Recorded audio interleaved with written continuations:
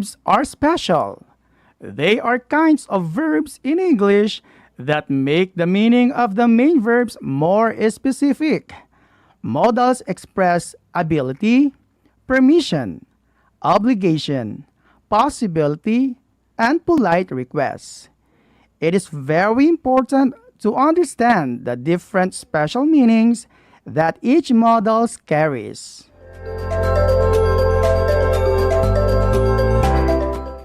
You have already learned the different kinds of modal verbs and their meanings in your previous lesson, right? Let us review some of the modal verbs and their meanings.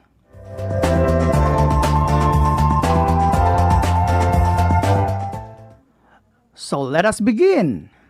What is the meaning of the modal verb can?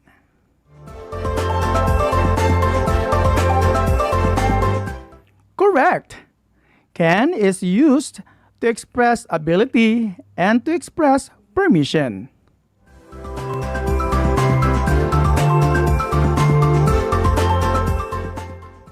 What is the meaning of the modal verb could?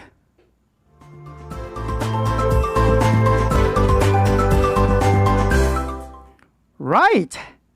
Could is used to express a past ability.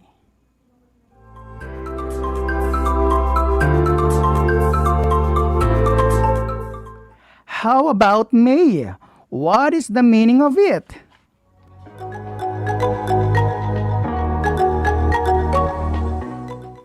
Very good. May is used to express a possibility that has a high chance of happening or to request or give permission.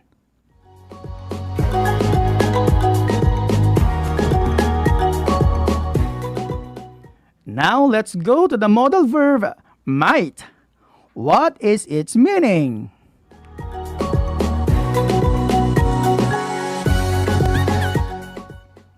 Amazing! Might is used to express a possibility that has a low chance of happening.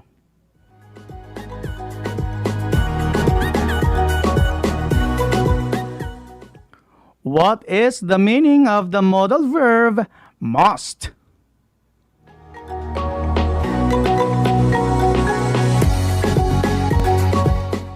Yes, you got the right answer.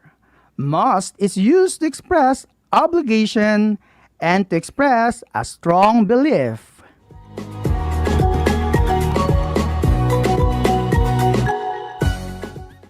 How about the modal verb should?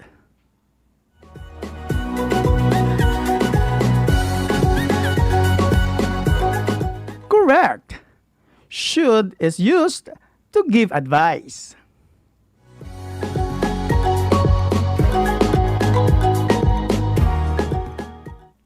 What is the meaning of the modal verb shall and will?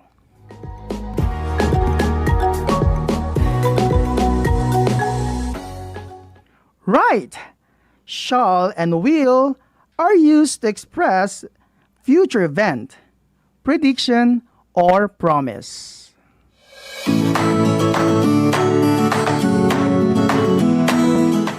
Next is the modal verb would. What is its meaning?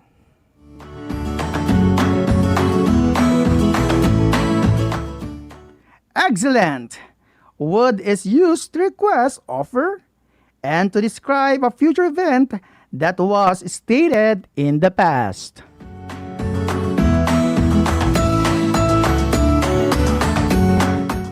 Great! I know that all of you did a good job. Give yourselves a five while listening on the discussion of the teacher broadcaster.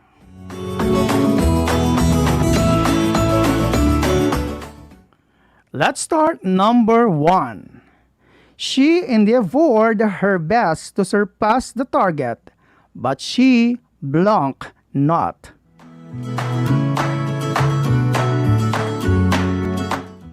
Correct. The answer is could. Number 2. You blank have to fulfill your promise under all the circumstances.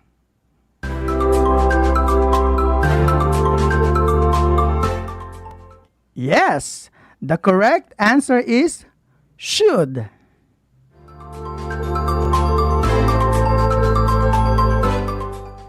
Number 3. I assure you that I shall help you in this matter if I blank. What is the answer?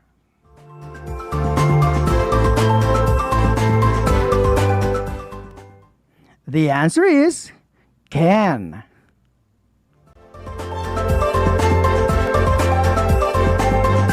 Let's go to number 4. He blank have succeeded in his business if he had conducted it sincerely.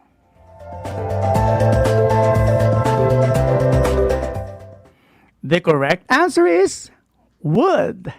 Very good.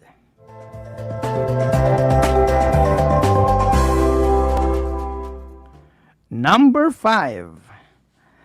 The teacher advised him to work hard on his test or he blank failed the examination.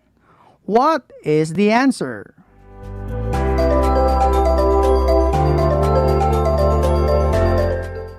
The correct answer is should.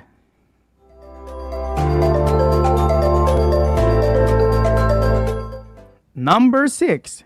They feared that the thieves blank have fled out of the city.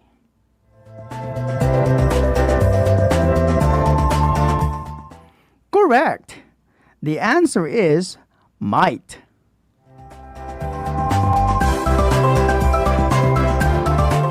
Number 7. His mentor helped him in his research work so that he blank complete it in time.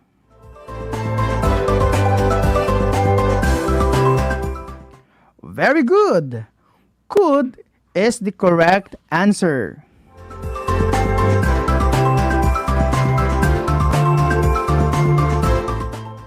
Number 8. Children blank respect their elders and get their blessings. What is the answer?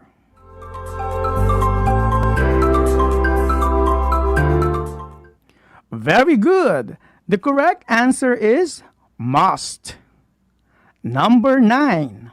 You blank tell me the truth for your own good.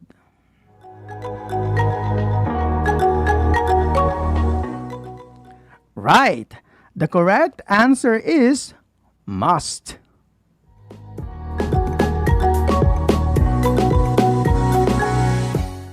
In our last number, number 10. Had the manager told the whole truth to the boss, he blank not have punished him. What is the correct answer?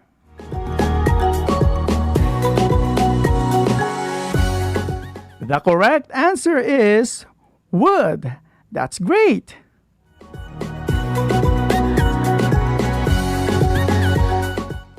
So what do you call those words again?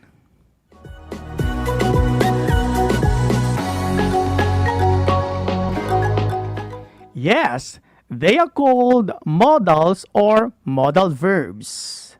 And what is the function of these modal verbs or modals? Modals express ability, permission, obligation, possibility, and polite request.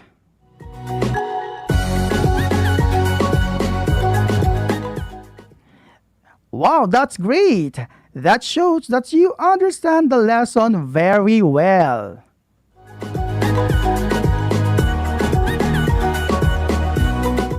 Now, let us check if you really understand the lesson. Get your paper and pen.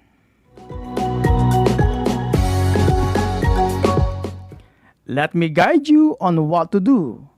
I will read the direction, questions, or statement. So, this is the direction.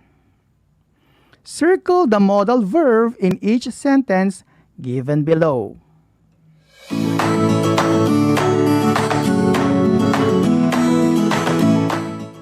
Number 1. He shall bring the food very soon.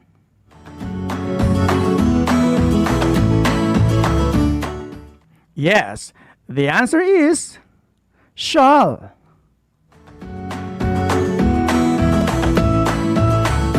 Let's go to number 2.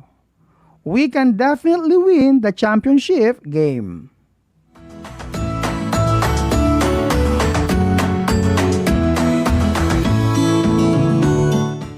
Yes, the answer is can.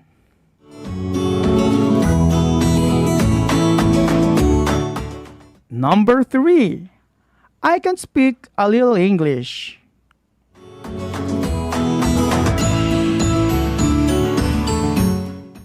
Very good. The answer is can.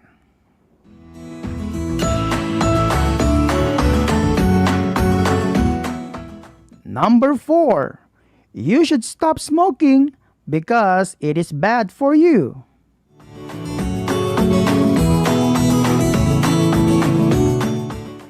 Great! The answer is should. Let's move on to number 5. May I sit down now?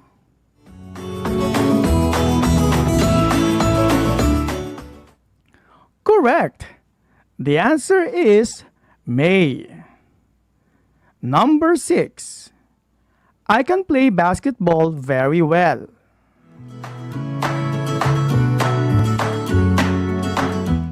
Yes, the answer is can.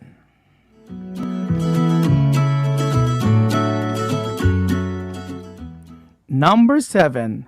I must go now.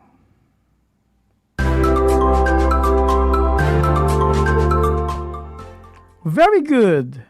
The answer is must. Number 8. Can you help me lift the coach?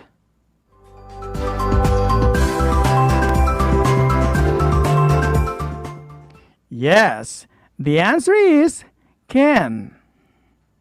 Number 9. I must tell the truth to the teacher.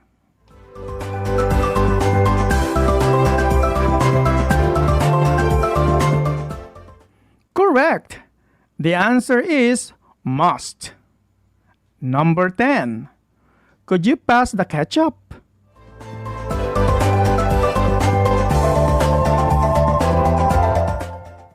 Great. The answer is could. Wow, that was an amazing performance.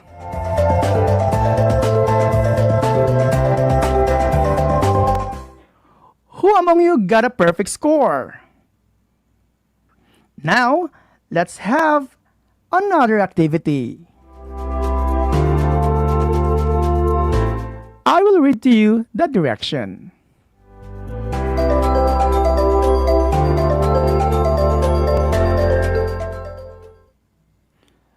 For those watching via Facebook Live, you can choose or send your answer to our comment section. So here is our direction. Fill in the blanks in the following sentences with appropriate modals. Modals are will, shall, would, should, can, could, may, and might. So you better listen carefully and answer the activity while listening to the story. I will read to you the story for 2 times. So let us read the story together.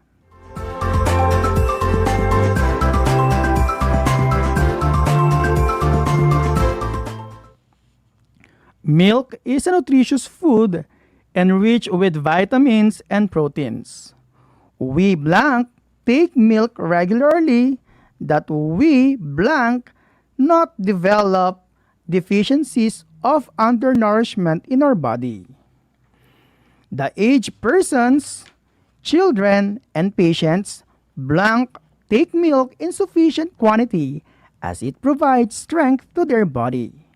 We blank supplement it with other elements of food like fruits, vegetables, and pulses for proper growth of our body.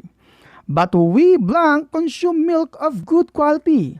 Only otherwise, it blank cause harm to the body.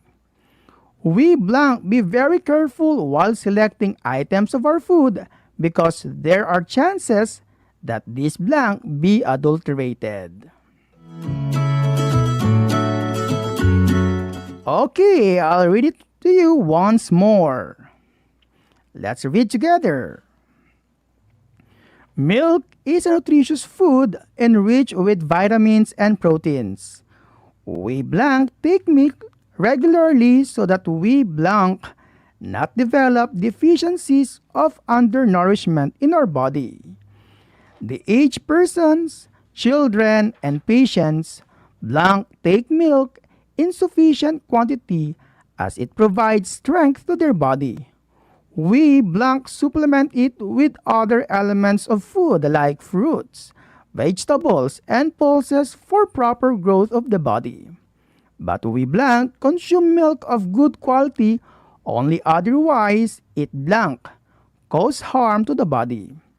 We blank be very careful while selecting items of our food because there are chances that this blank be adulterated.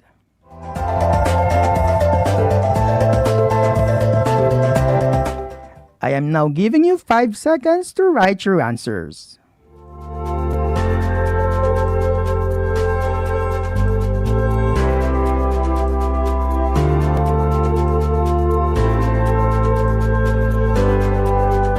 Okay, did you get the answers?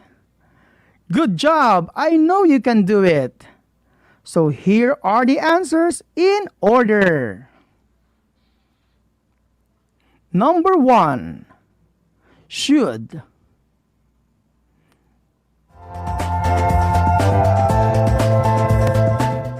Number 2, may.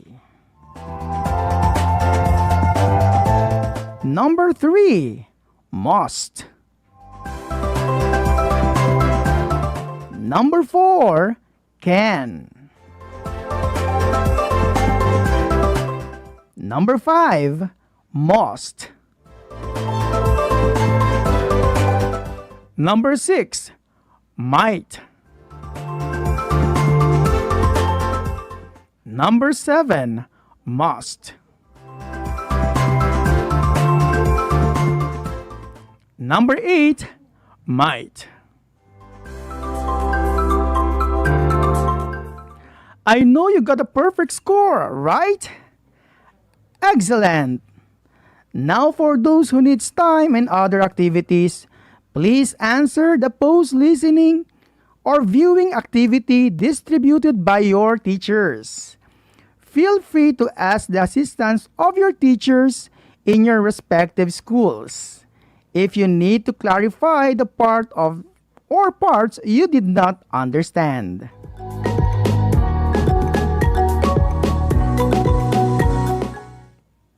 For our wrap-up, what do we call the words used to express ability, permission, obligation, possibility, and polite request?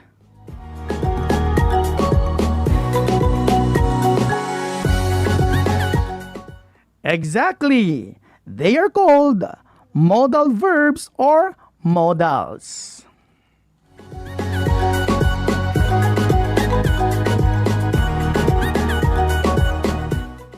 What are the common modal verbs that we have learned today?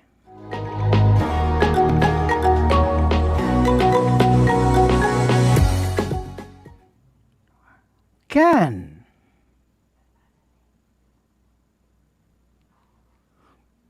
could, may, might, must, should, shall or will, would.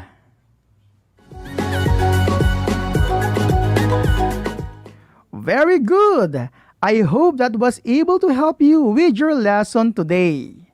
So before I will end our lesson today, I will leave you a quote to inspire others to learn in this time of pandemic. always remember that we need to be kind every time and everywhere because kindness costs nothing but needs everything. So be kind always. Alright, grade 5 learners, that ends our discussion for today. I expect you will get a perfect score for your post listening activity. For questions and clarifications, do not hesitate to ask for assistance from your family or your teacher. Watch us live on Facebook. Like and share our Facebook page at RTV Tarlac Channel 26. I hope you learned a lot today. I am Leopoldo G. Kitalik Jr., your grade 5 teacher anchor for today. Thank you for listening. God bless. Until next time.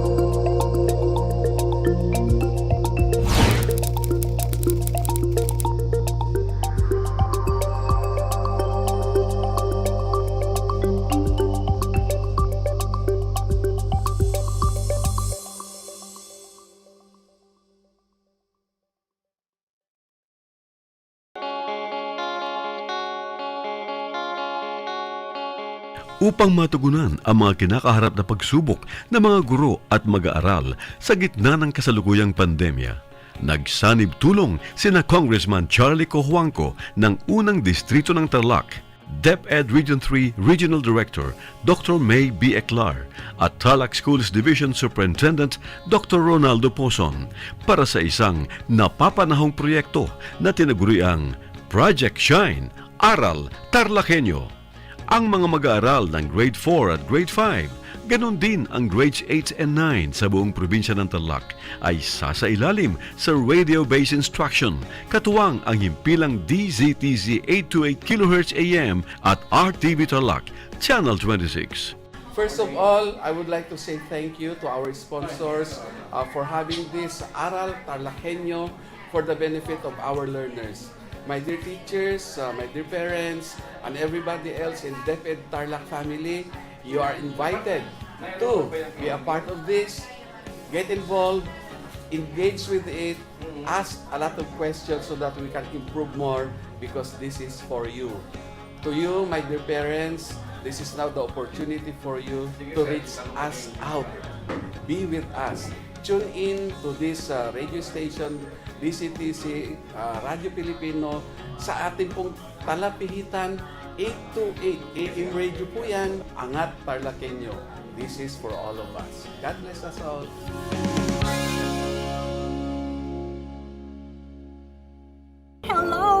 kabida! Ako po si Ana Roses at iniimbitahan ko po kayo, malapit na ang Bida Ka Mars!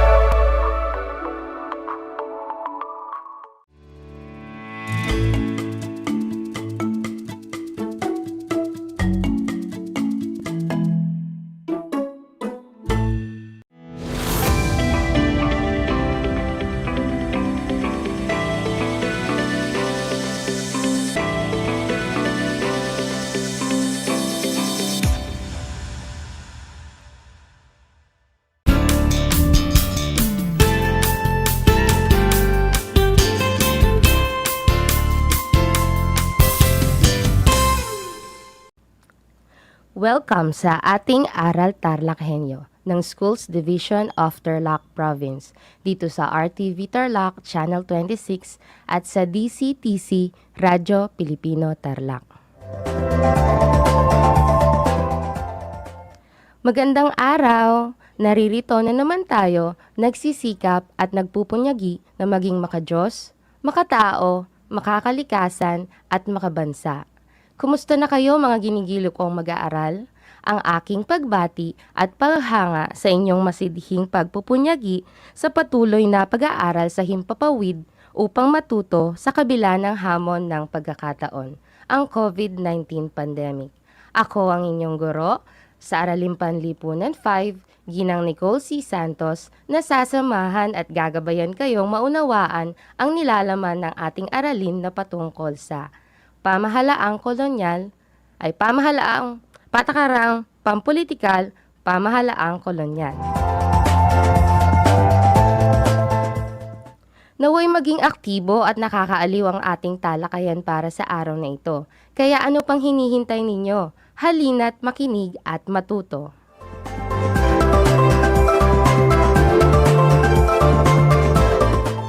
Sa puntong ito, nais kong kunin ninyo ang inyong module sa Araling Panlipunan 5 para sa ikawalong linggo ng ikalawang markahan, Module 8, Patakarang Pampolitikal, Pamahalaang Kolonyal. Ihanda na rin ang inyong ballpen at sulatang papel upang maitala ninyo ang mga mahalagang impormasyon na aking mababanggit.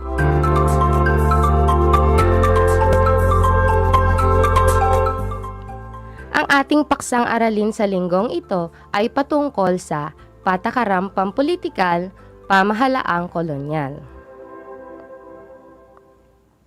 Bago tayo magsimula sa ating paksa ngayong araw, ay alalahanin muna natin ang ating naging aralin noong mga nakaraang linggo. Natatandaan pa ba ninyo? Magaling!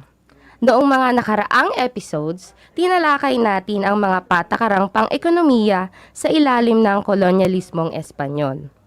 Ang mga patakarang pang-ekonomiya na ipinatupad noon sa ilalim ng kolonyalismong Espanyol ay ang mga sumusunod: sistema ng pagbubuwis, sistemang bandala, kalakalang galyon, monopolyo sa tabako, Royal Company at ang sapilitang paggawa o tinatawag na polo e-servisyo.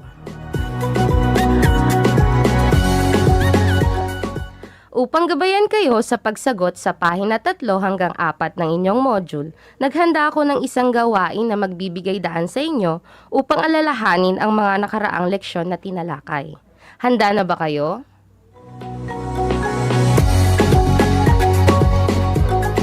Panuto, tukuyin kung anong patakarang pang-ekonomiko ang tinutukoy sa bawat pahayag. Para sa unang bilang. Blank ang tawag sa pagbubuwis na ipinataw ng mga Espanyol sa mga Pilipino noon.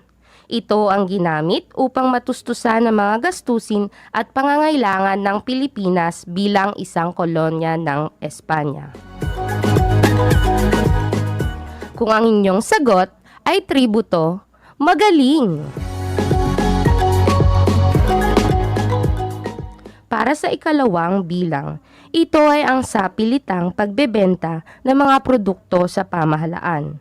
Ito ay isang uri ng dituwirang pagbubuwis sapagkat ang halaga ng mga produkto ay itinakda ng pamahalaan at hindi ayon sa hinihingi ng pamilihan. Naaalala niyo pa ba ito? Ano kaya ito? Kung ang inyong sagot ay sistemang bandala, tama! Para sa ikatlong bilang, tinawag ang kalakalang ito na blank sapagkat ginamit ang sasakyang pandagat na barko sa pagpapalitan ng mga produkto. Naaalala niyo pa ba ito? Ano kaya ito? Kung ang inyong sagot ay kalakalang galyon, mahusay!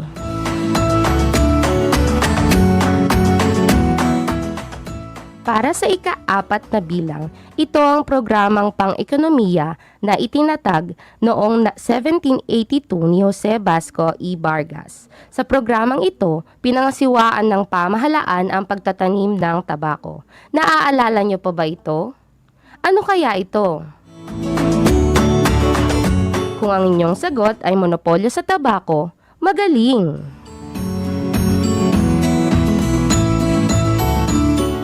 Para sa ikalimang bilang, ito ay isang kumpanya na may hangarin na paunlarin ang agrikultura at industriya ng kolonya. Nakatuon din ang ito sa pagpapalakas ng kalakalang panlabas ng Pilipinas at Espanya. Naaalala niyo pa ba ito? Ano kaya ito? Kung ang inyong sagot ay Royal Company o ang Real Compañía de Filipinas, tama! At para sa huling bilang, sa ilalim ng patakarang ito ay presahang pinalalahok ang mga kalalakihang Pilipino na nasa edad na 16 hanggang sa 60 taong gulang sa iba't ibang mabibigat na trabaho tulad ng pagtatayo ng mga infrastruktura, pagtutroso, paggawa ng barkong pangkalakalan. Naaalala niyo pa ba ito? Ano kaya ito? Kung ang inyong sagot ay polo y servicios, magaling!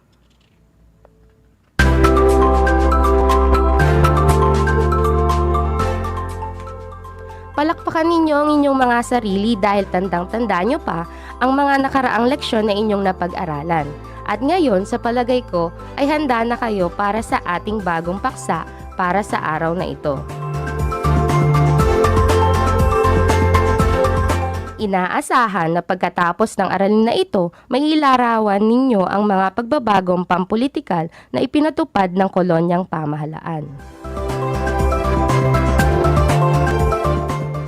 Sa ilalim ng pananakop ng mga Espanyol sa Pilipinas, binago nila ang maraming aspekto ng pamumuhay ng mga Pilipino.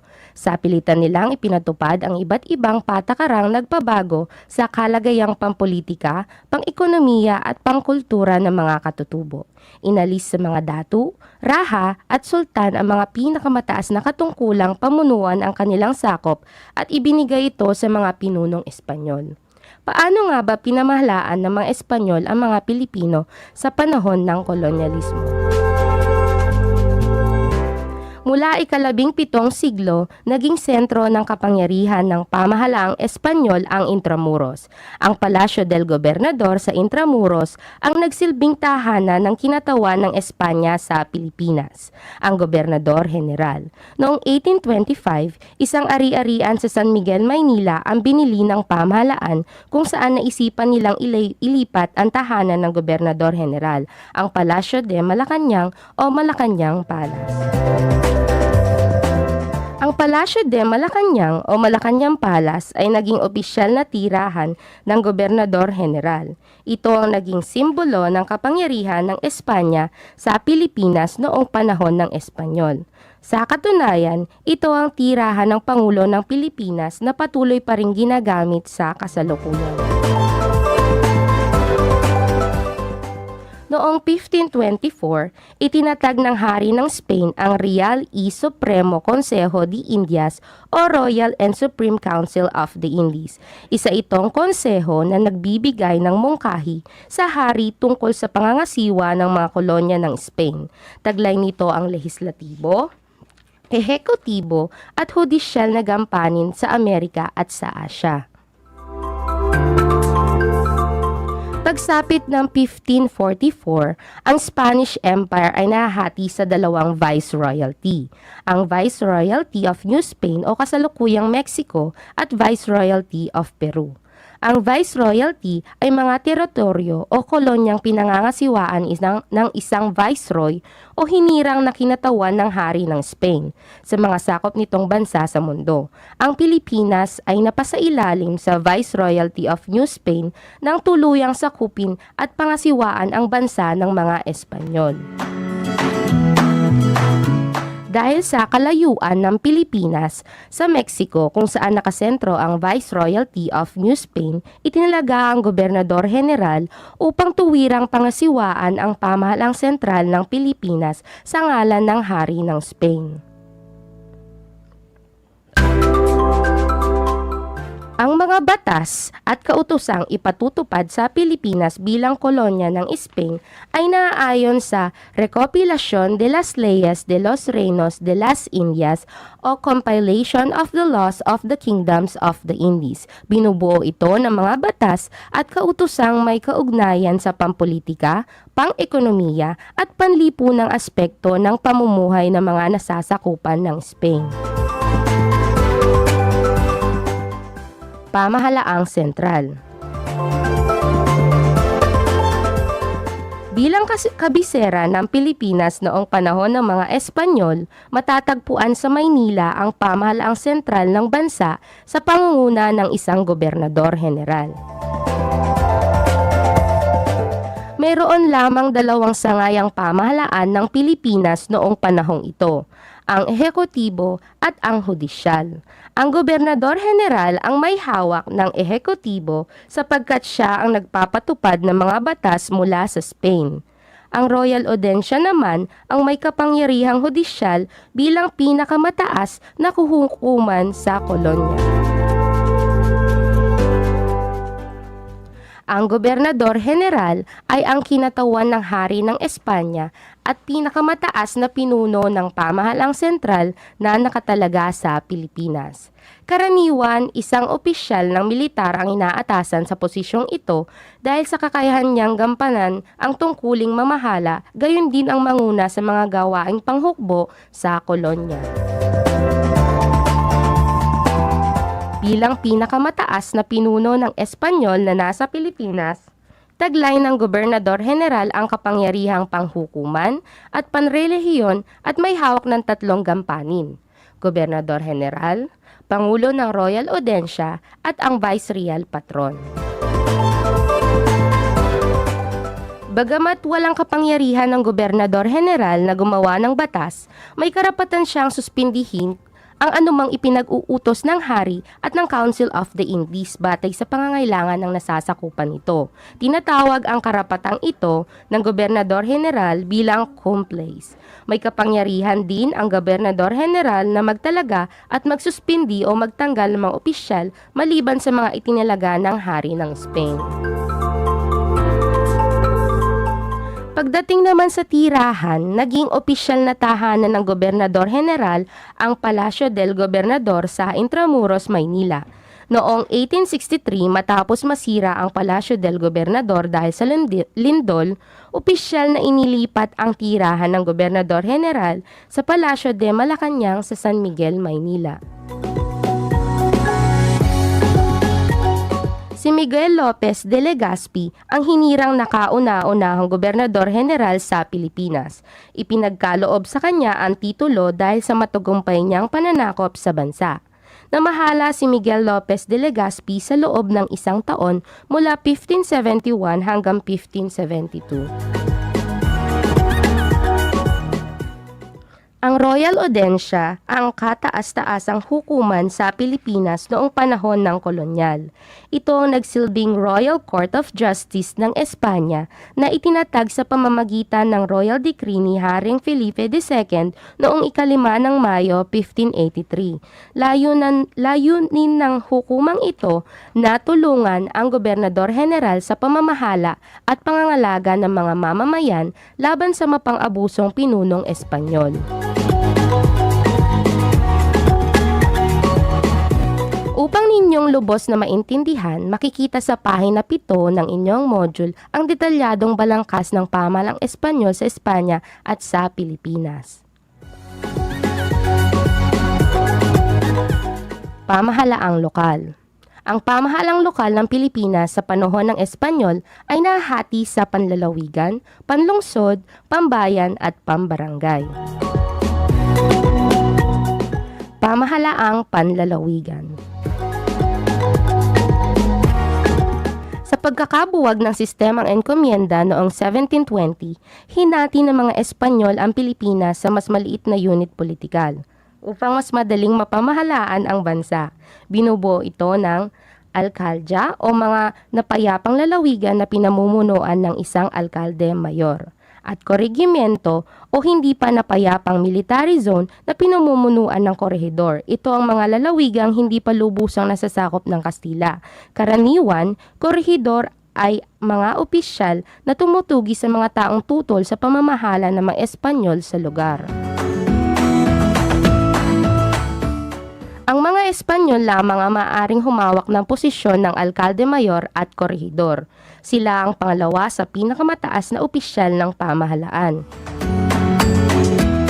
Ilan sa mga kapangyarihan nila ay ang gampanin bilang gobernador, hukom at ingat yaman sa mga lalawigan. Mayroon din silang pribilehiyo na makalahok sa kalakalan at negosyo na tinawag na indulto de comercio.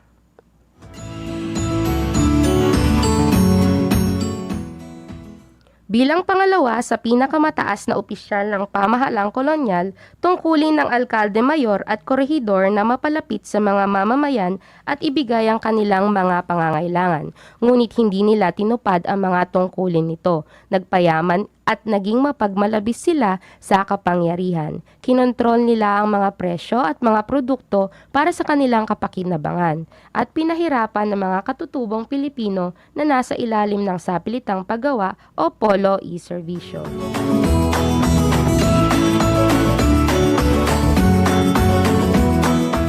Pamahalaang panglungsod. May itinatag ding lungsod o syudad ang mga Espanyol sa Pilipinas. Ito ay mga pueblo na binubuo ng malalaking populasyon kung kaya't higit na naging makapangyarihan ng mga Espanyol. Pinangasiwaan ito ng isang konseho o ayuntamiento o tinatawag ding kabildo sa pamumuno ng alkalde. Ito ay mga pueblo o bayan na binubuo ng malalaking populasyon kung kaya't higit na naging makapangyarihan ang mga Espanyol. Ang kabildo ay binubuo ng 2 alkalde, 4 hanggang 12 regidores o konsehal, 1 eskribano o kalihim at 1 alguacil o pulis. Ilan sa mga pamayanang naging syudad sa bansa ay ang Santissimo Nombre de Jesus o kasalukuyang Cebu, Maynila, Nueva Segovia, kasalukuyang Cagayan at Nueva Cáceres o kasalukuyang Camarines.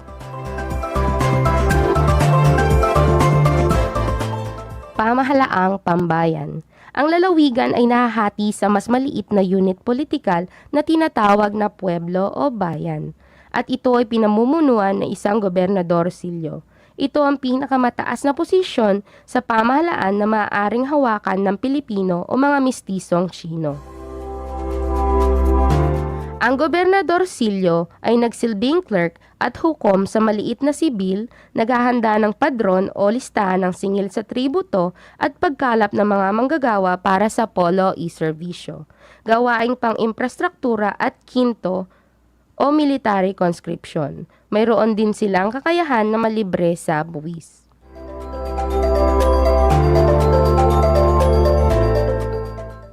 Pamahalaang pambarangay. Pinanatili ng mga Espanyol ang mga barangay bilang pinakamaliit na unit ng pamahalaang lokal. Pinamumunuan ito ng kabesa de barangay. Karaniwan sa mga itinalagang kabesa ay mga katutubong dato o kamag-anak nito na naabutan ng mga Espanyol na namamahala sa sinaunang barangay. Tulad ng Gobernador Silio, ang kabesa de barangay ay may tungkulin na lumikom ng tributo o buwis. Narito ang balangkas ng pamahalang lokal sa kolonyalismong Espanyol. Ngayon, tayo naman ay dumako sa mga epekto ng pagbabagong politikal sa Pilipinas. Nagdulot ng malaking pagbabago sa larangan ng politika ang pagiging kolonya ng Pilipinas sa Espanya. Sa pagkakatatag ng pamahalaang sentral, napasailalim ang malaking kapuluan sa pamumuno ng Espanyol. Dahil dito, tuluyang napag-isa ang watak-watak na pamahalaan ng mga dato sa kani-kanilang barangay. Ikalawa, bago pa dumating ang mga Espanyol, ang ganap na kapangyarihang mamuno sa isang pamayanan ay hawak ng datu. Siya ang punong tagapagbatas, tagapagpaganap at tagapaghukom. Sa panahong kolonyal, inalis sa datu ang kapangyarihang ito. Ikatlo, pinanatili man nila ang posisyon ng datu, naglaho naman ang kanyang ganap na pamamahala at naging pangunahing tungkulin na laman ng mga datu ang maningil ng buwis bilang bahagi ng kolonya ng Espanya. Ika-apat, nakaapekto rin ang pagbabago ng kalagayang politikal ng bansa sa mga Pilipino sa panahong kolonyal. Naging mahirap ang pagsunod sa batas at sa mga patakarang ipinatutupad ng mga dayuhan. Ikalima, ang mga Pilipino ay naging mga tagasunod lamang sa sariling lupain na pinamumunuan ng banyaga.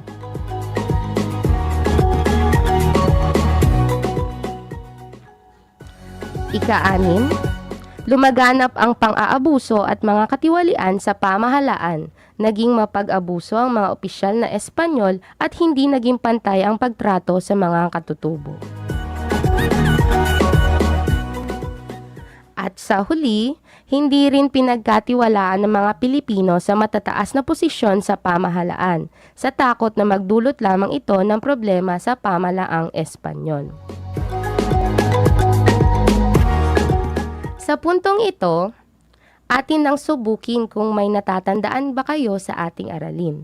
Panuto, basahin at unawain ang mga sumusunod na pahayag. Punan ng tamang letra ang bawat bakanteng linya upang mabuo ang tinutukoy na kasagutan. Handa na ba kayo mga bata? Para sa unang pahayag, ito ang uri ng pamahalaan na itinatag ng mga Espanyol. Kung ang inyong sagot ay pamahalang sentral, mahusay, pamahalang sentral ang uri ng pamahalaan na itinatag ng mga Espanyol. Para sa ikalawang pahayag, siya ang pinakamataas na pinuno ng pamahalaang sentral at kinatawan ng hari ng Espanya. Kung ang inyong sagot ay Gobernador General, tama, Gobernador General ang pinakamataas na pinuno ng pamahalaang sentral. Para sa ikatlong pahayag, lugar kung saan naninirahan ang itinalagang pinuno ng Pilipinas noong panahon ng mga Espanyol. Dito din naninirahan ang Pangulo ng kasalukuyang administrasyon. Kung ang inyong sagot ay Malacañang Palace, magaling! Ito ang lugar kung saan naninirahan ang itinalagang pinuno ng Pilipinas noong panahon ng Espanyol. Para sa ika-apat na pahayag, tawag sa kataas-taasang hukuman sa Pilipinas noong panahon ng Espanyol.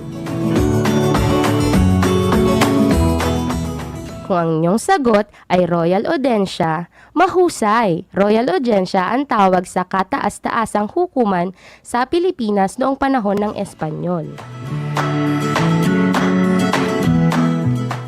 Para sa ikalimang pahayag, ito ay nahahati sa panlalawigan, panlungsod, pambayan at pambarangay. Kung ang inyong sagot ay pamahalang lokal, tama! Para sa ika-6 na pahayag, ito ang tawag sa namumuno sa mga korehiyemento. Kung ang iyong sagot ay korehedor, magaling! Para sa ika-7 pahayag, ito ang tawag sa namumuno sa alkaldya o sa mga lalawigang payapa na.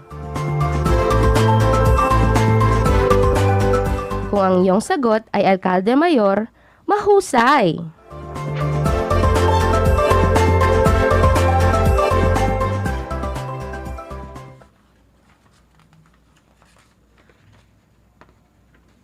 Ito ay pinamumunuan ng isang gobernador-silyo. Kung ang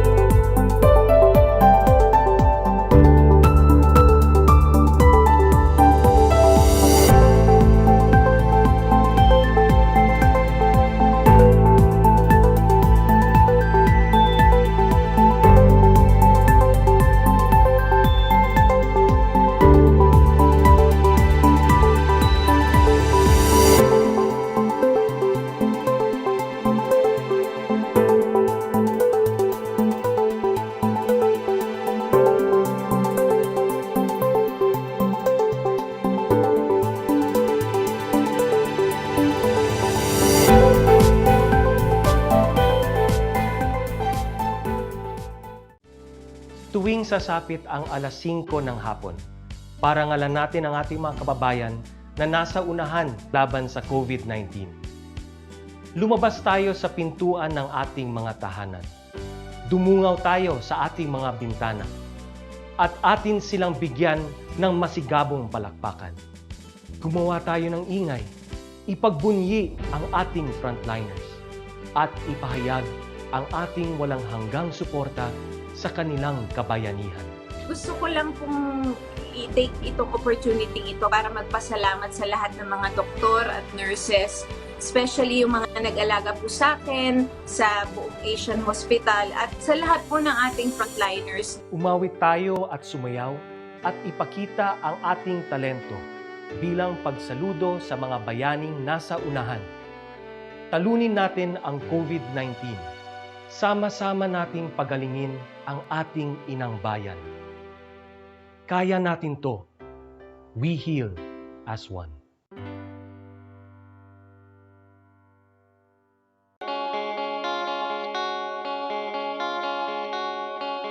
Upang matugunan ang mga kinakaharap na pagsubok ng mga guro at mag-aaral sa gitna ng kasalukuyang pandemya, nagsanib tulong sina Congressman Charlie Cojuangco ng unang distrito ng Tarlac, DEPED Region 3 Regional Director Dr. May B. Eclar at Tarlac Schools Division Superintendent Dr. Ronaldo Pozon para sa isang napapanahong proyekto na tinaguriang Project Shine, Aral TarlakHenyo.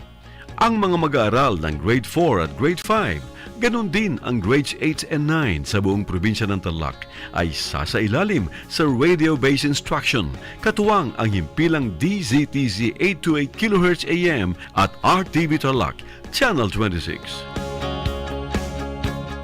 Buhay mga bata at lalong-lalo na syempre sa mga batang nasa ika-5 baitan. Hello! Magandang araw din sa inyo, mahal naming magulang. Ito ang Aral TarlakHenyo ng SDO Tarlac Province dito sa RTV Tarlac, Channel 26. at DZTC Radio Pilipino, Tarlac.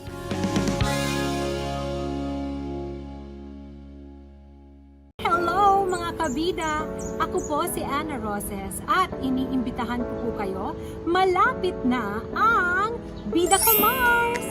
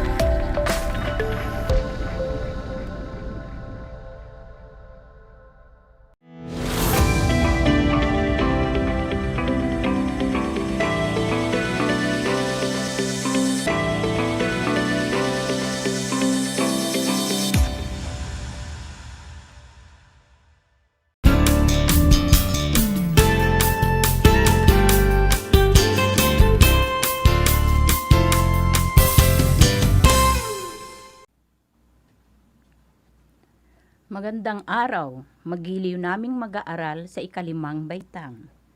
Sumasa inyo ang TarlakHenyo mula sa RTV Tarlac, Channel 26 at sa bayang naririnig sa DZTC, Radyo ng Pilipino, Tarlac.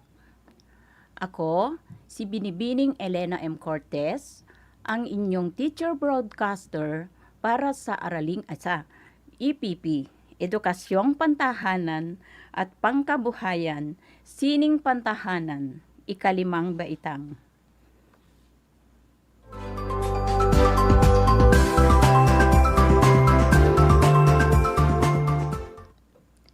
Inaasahan ko na kayo ay nasa maaliwalas na lugar at maayos na naririnig ang ating broadcast.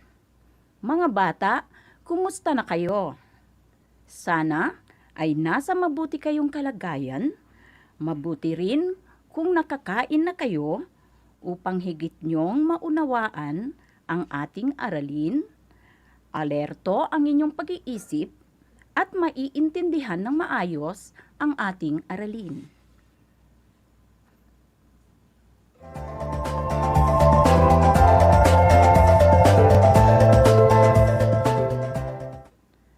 Sa puntong ito, ay kunin na ninyo ang inyong mga compendium of notes para sa aralin natin ukol sa pagtatala ng mga sangkap sa pagluluto ng sinigang na baboy o baka. Tatalakayin din natin kung paano ang tamang pagluluto nito.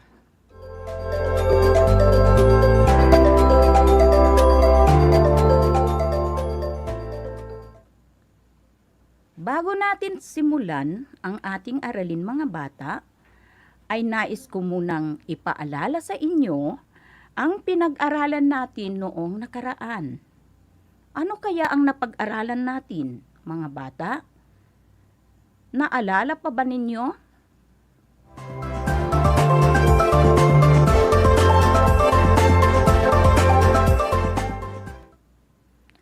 Napag-aralan natin ang mga alituntunin sa matalinong pamimili. Sana ay naalala pa ninyo ang lahat ng mga ito. Sige nga, atin ngang balikan mga bata.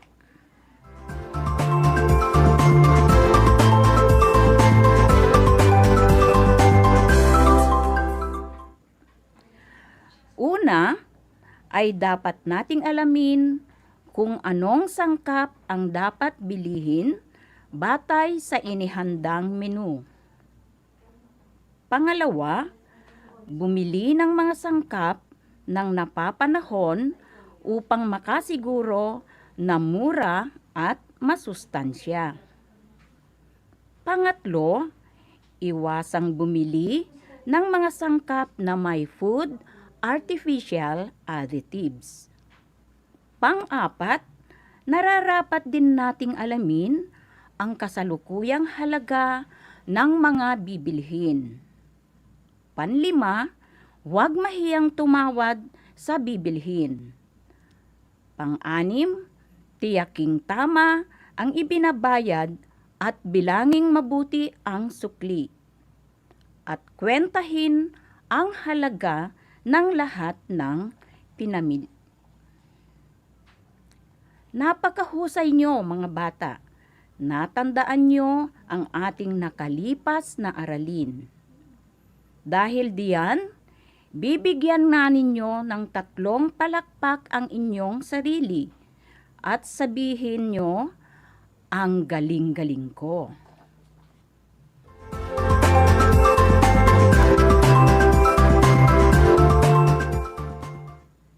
Ngayon ay handa na tayo para sa panibagong aralin. Handa na ba kayo mga bata? Kaya mga bata, manatili tayo sa ating mga lugar dahil sa isang saglit lang ay ihahatid ko na ang bago nating aralin.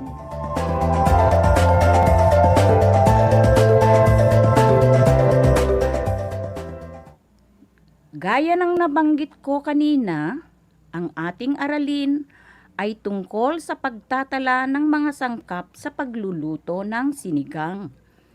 Kuhanin ninyo ang inyong compendium of notes para masundan niyong maigi ang ating aralin ngayong araw.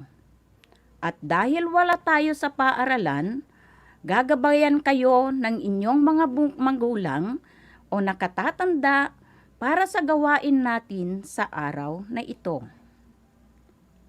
Kung mayroon kayong katanungan, huwag mag-alinlangan na humingi ng tulong o kumonsulta sa inyong mga guro o kasama sa bahay. Excited na ba kayong matutong muli mga bata? Kung gayon, ay maari na ninyong buksan ang inyong compendium of notes sa pahina 11 at atin nang sisimulan ang ating aralin.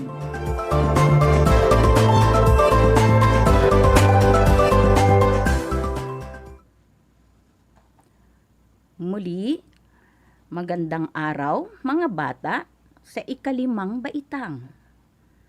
Kung noong nakaraan ay napag-aralan ninyo ang mga alituntunin sa matalinong pamimili, ngayon naman ay tatalakayin natin ang pagtatala ng mga sangkap sa pagluluto ng sinigang na baboy o baka at kung paano ito lulutuin.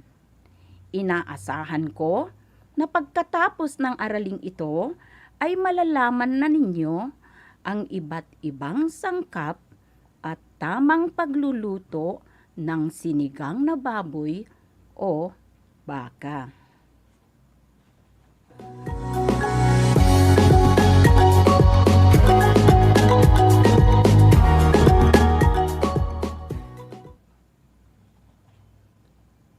Mga bata, kunin na ninyo ang inyong notebook at ballpen at magsisimula na tayo. Handa na ba kayo?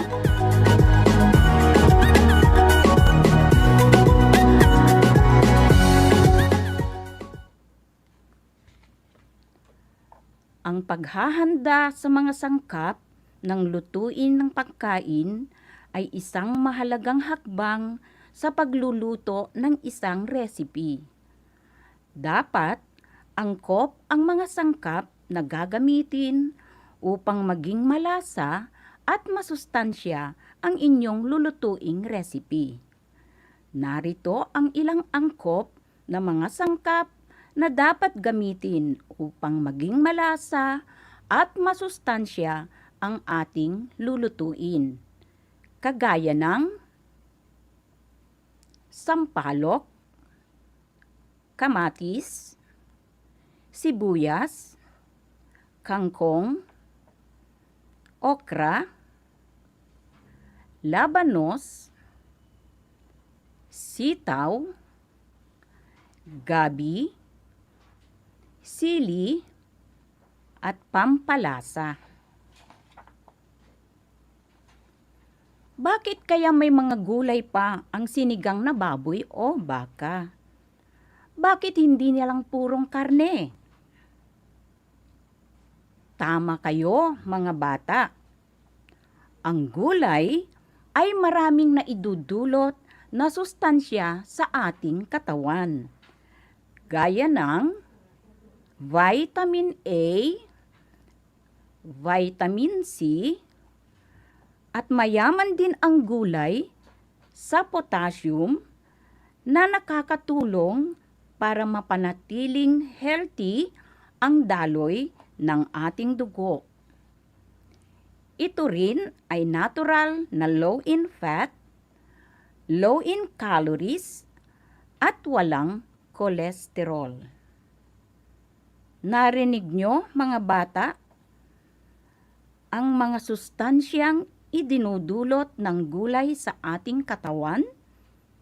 Kaya, ugaliing kumain ng mga ito para mapanatiling malusog ang ating katawan at laging tatandaan, mga bata, ang nilutong pagkain ay kaaya-aya sa panlasa ng mga kumakain kapag ito ay kumpletong mga sangkap.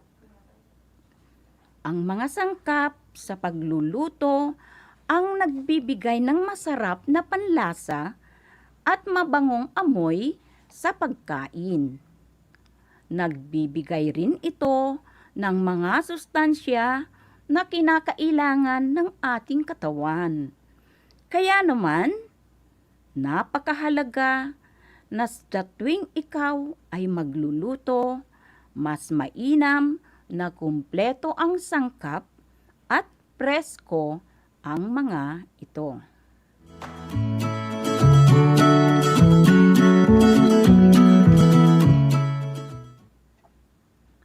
Pakinggan niyong mabuti, mga bata, at babanggitin ko ang mga sangkap sa pagluluto ng sinigang na baboy o baka.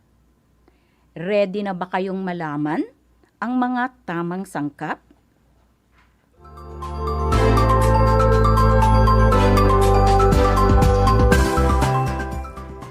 Narito ang mga sangkap sa pagluluto ng sinigang na baboy o baka.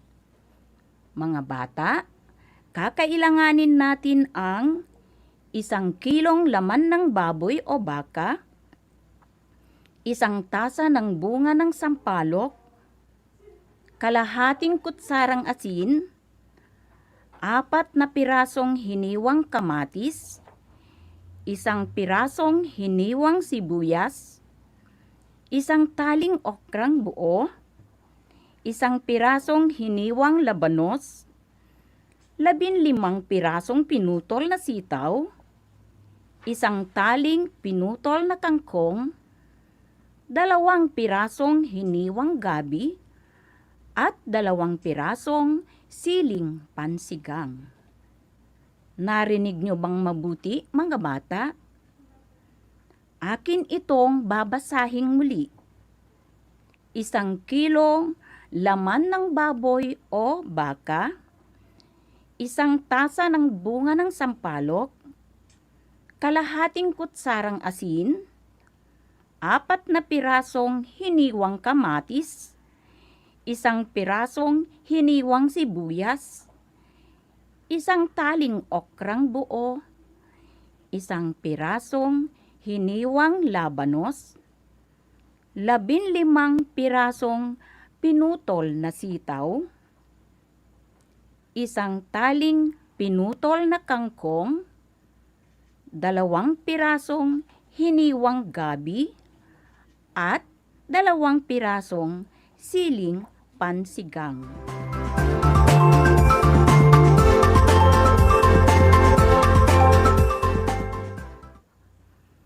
Mga bata, sa paghahanda ng pagkain ay may mga gawain na dapat isagawa ng maayos upang makasigurong masarap at malinis ang nilulutong pagkain.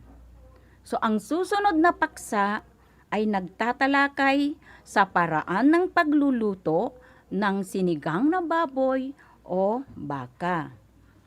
Ngayon naman ay babangkitin ko sa inyo ang paraan sa pagluluto nito.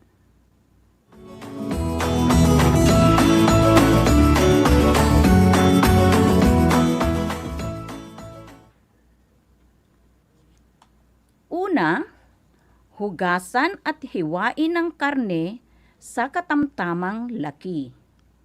Uulitin ko, hugasan at hiwain ang karne sa katamtamang laki. Pagkatapos, pakuluan ang karne kasama ang pampaasim na sampalok, kamatis, at sibuyas. Uulitin ko, pakuluan ang karne kasama ang pampaasim na sampalok, kamatis, at sibuyas. Sunod nito ay hanguin ang pampaasim kapag malambot na at durugin upang makuha ang katas, salain at ibalik ang katas sa pinakukulaang karne. Ulitin ko, hanguin ang pampaasim kapag malambot na at durugin upang makuha ang katas, salain at ibalik ang katas na sa pinagkukuloang karne. Hinaan ang apoy at hayaang kumulo ng atay-atay hanggang sa lumambot ang karne. Hinaan ang apoy at hayaang kumulo ng atay-atay hanggang sa lumambot ang karne. Kasunod nito, ilagay ang gabi at palambutin. Isunod ang mga gulay ayon sa ganitong pagkakasunod-sunod. Una, sitaw, okra, labanos, kangkong, at siling pansigang.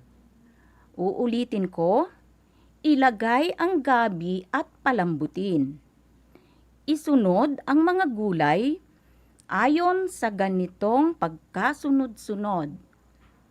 Sitaw, okra, labanos, kangkong, at siling pansigang. Timplahin ng asin ayon sa panlasa. So, timplahin ng asin ayon sa panlasa. At pagkatapos nito, pakuluan ng konti at pwede na itong ihanda. Pakuluan ng konti at pwede na itong ihanda. Kaya mga bata, luto na ang ating sinigang na baboy o baka.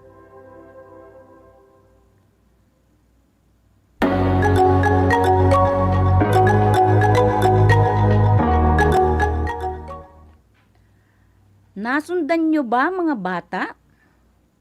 Magaling kung ganon. Ako ay natutuwa dahil siguradong kayang-kaya nyo nang magluto ng isang masarap na sinigang na baboy o baka.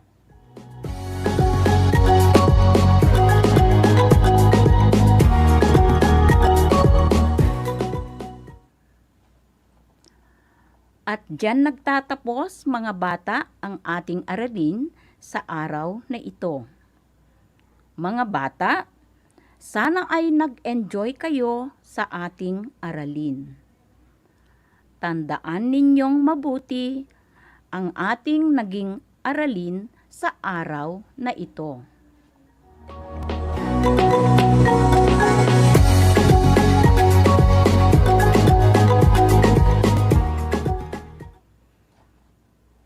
Ngayong tapos na ang ating aralin, oras na para sukatin ang ating kaalaman sa natapos na aralin. Kumuha kayo ng isang malinis na papel, isulat ang pangalan at ang petsa ngayon at sasagutan natin ang pagpapahalaga.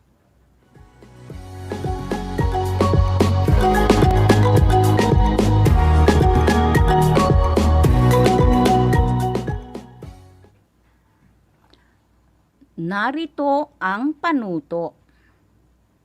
Isulat ang tama kung ang pangungusap ay nagsasaad ng tamang paghahanda ng mga sangkap sa pagluluto ng sinigang na baboy o baka at isulat naman ang mali kung hindi.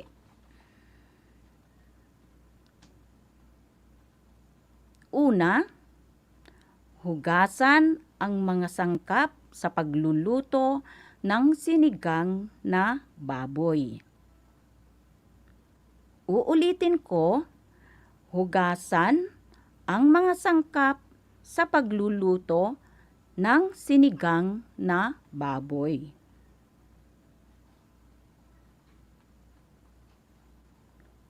Ikalawa, mga bata, hiwain ang mga sangkap sa katamtamang laki at tamang hugis.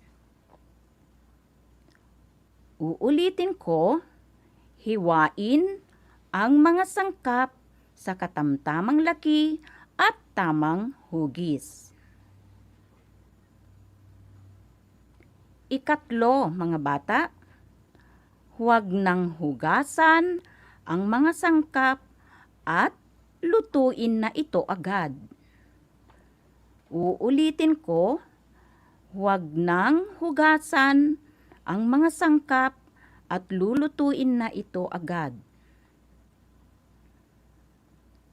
Pang-apat, mga bata, siguraduhing sariwa ang mga sangkap sa pagluluto.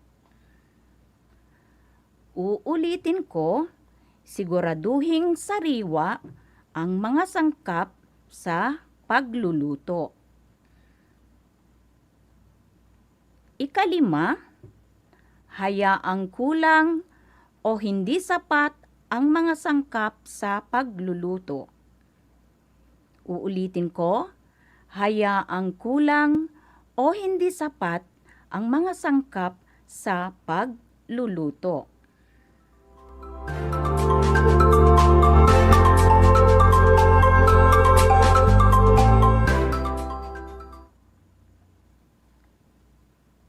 Tapos na ba kayo, mga bata? Ngayon naman ay aking ibibigay ang mga tamang kasagutan. Tingnan nga ninyo, mga bata, kung ang mga sagot nyo ay tama o mali.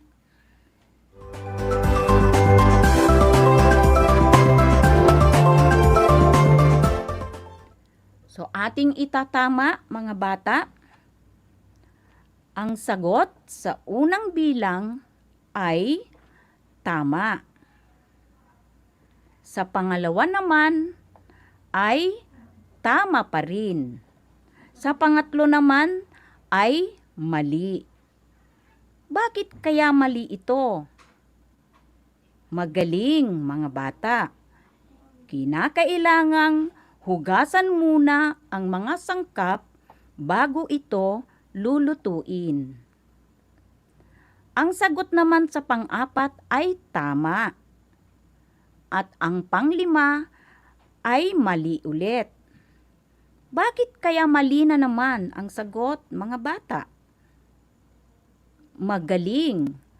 Dapat sa pagluluto ay kumpleto ang mga sangkap nito upang malasa, masarap, at masustansya ang pagkain.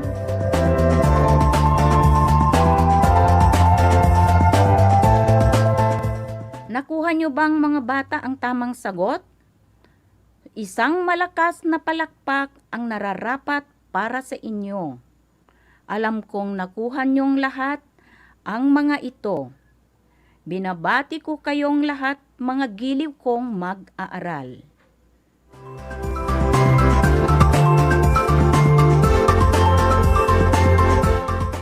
Para naman sa inyong takdang aralin, magsaliksik gamit ang internet ng mga sangkap sa pagluluto ng sinigang o nilagang baboy o anumang pagkain na gusto ng inyong pamilya. Ihanda ang mga ito sa tulong ng inyong nanay o nakakatandang kapatid at gamitin ang rubrik sa iyong pagtataya sa iyong ginawang ipaghahanda. Ito ang rubrik o scorecard sa paghahanda ng napiling recipe. Tingnan niyong mabuti mga bata at isulat sa kwaderno ang inyong score sa paggawa ng paghahanda ng mga sangkap sa pagluluto ng napiling recipe.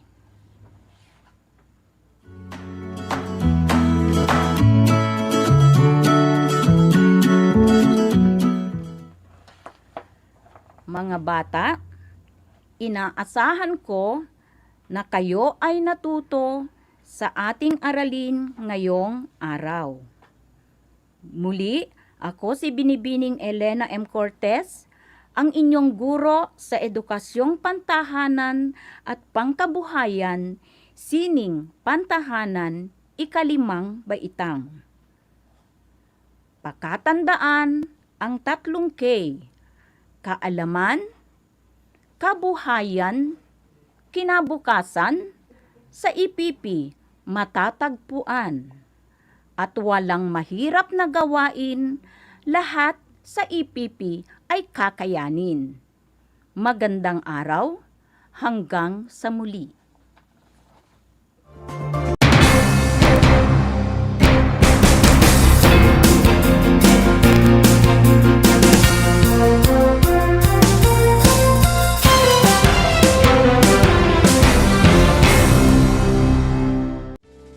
Tuwing sasapit ang alas 5 ng hapon, parangalan natin ang ating mga kababayan na nasa unahan laban sa COVID-19. Lumabas tayo sa pintuan ng ating mga tahanan. Dumungaw tayo sa ating mga bintana. At atin silang bigyan ng masigabong palakpakan. Gumawa tayo ng ingay, ipagbunyi ang ating frontliners, at ipahayag ang ating walang hanggang suporta sa kanilang kabayanihan. Gusto ko lang pong i-take itong opportunity ito para magpasalamat sa lahat ng mga doktor at nurses, especially yung mga nag-alaga po sa akin, sa buong Asian Hospital, at sa lahat po ng ating frontliners. Umawit tayo at sumayaw at ipakita ang ating talento bilang pagsaludo sa mga bayaning nasa unahan. Talunin natin ang COVID-19. Sama-sama nating pagalingin ang ating inang bayan. Kaya natin to. We heal as one. Hello mga kabida! Ako po si Ana Roses at iniimbitahan ko po kayo, malapit na ang Bida Ka Mars!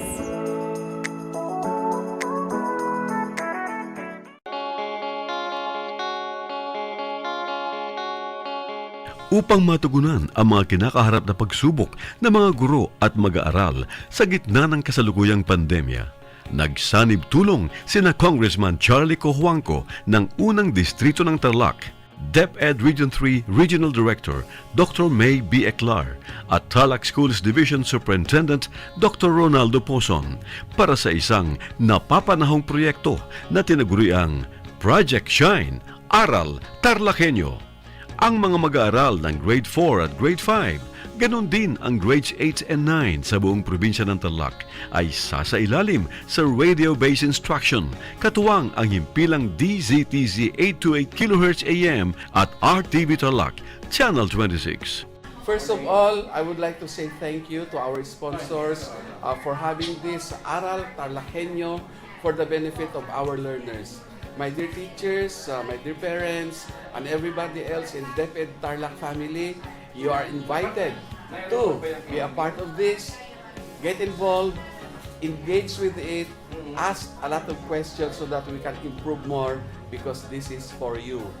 To you, my dear parents, this is now the opportunity for you to reach us out. Be with us. Tune in to this radio station, DCTC, Radio Pilipino, sa ating pong talapihitan, 8 to 8 AM radio po yan, Angat TarlakHenyo. This is for all of us. God bless us all.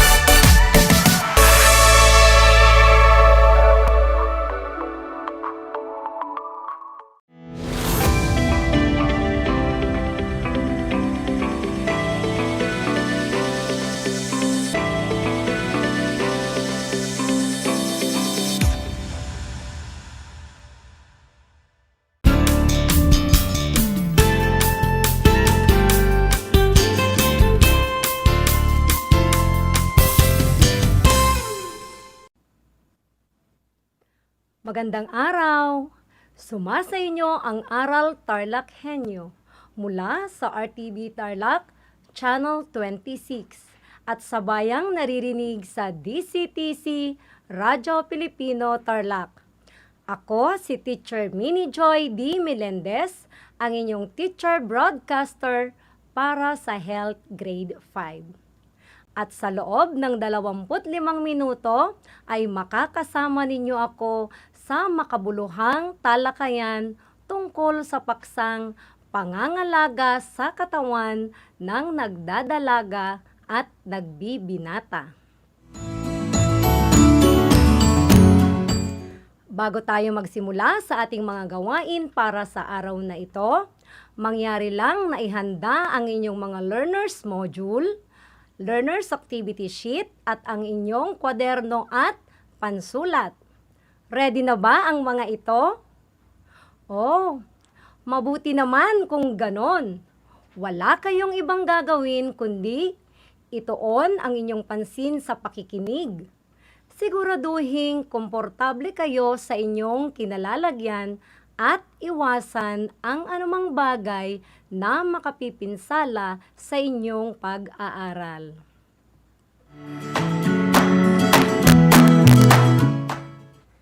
Sa puntong ito, nais kong sabihin sa inyo ang magandang balita.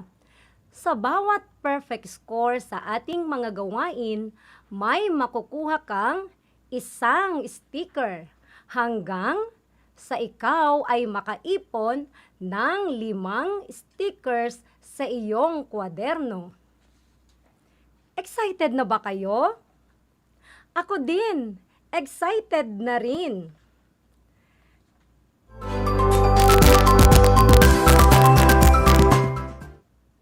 Ngayon ay atin munang alamin ang mga bagay na dapat nating matutunan. Una, na ipapakita ang mga paraan kung paano pangasiwaan ang mga usaping pangkalusugan na may kaugnayan sa pagdadalaga at pagbibinata. Pangalawa, na isasagawa ang wastong pangangalaga ng sarili sa panahon ng pagdadalaga at pagbibinata.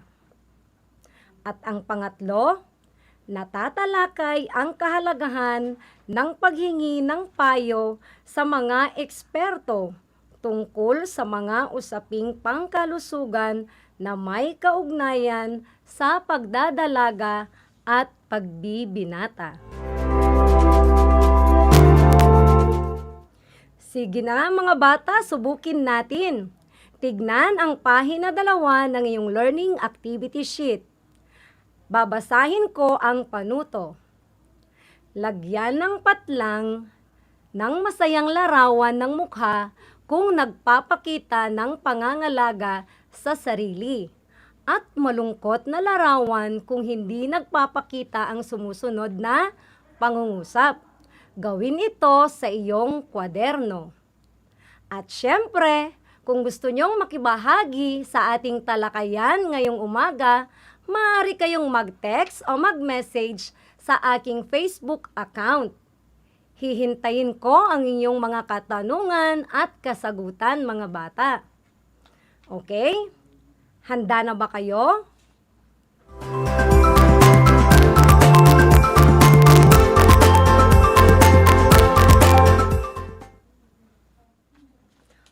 Una, ang pagpapalit ng malinis na damit at damit panloob araw-araw. Pagpapalit ng malinis na damit at damit panloob araw-araw. Ano ang iyong sagot? Masayang muka. Tama. Pangalawa, ang pag-ehersisyo ay isagawa kung may panahon lamang.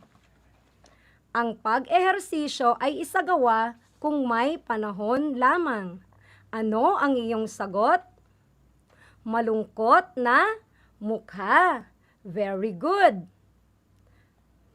Pangatlo, gumamit ng deodorant, tawas o kalamansi sa kilikili at singit upang mabawasan ang amoy sa katawan.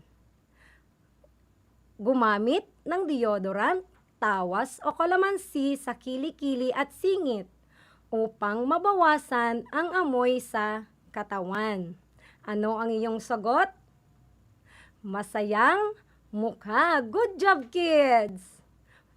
Pang-apat, dalasan ang paghihilamos upang maiwasan ang pagkakaroon ng tigiyawat. Dalasan ang paghihilamos. Kung perfect ang score mo, may sticker ka ng isa. Kung hindi naman, well, huwag kayong mag-alala. Don't worry, be happy. Unang gawain pa lamang yan. Ang mahalaga ay isinangkot mo ang iyong sarili sa gawain. At higit sa lahat, hindi mo dinaya ang iyong score.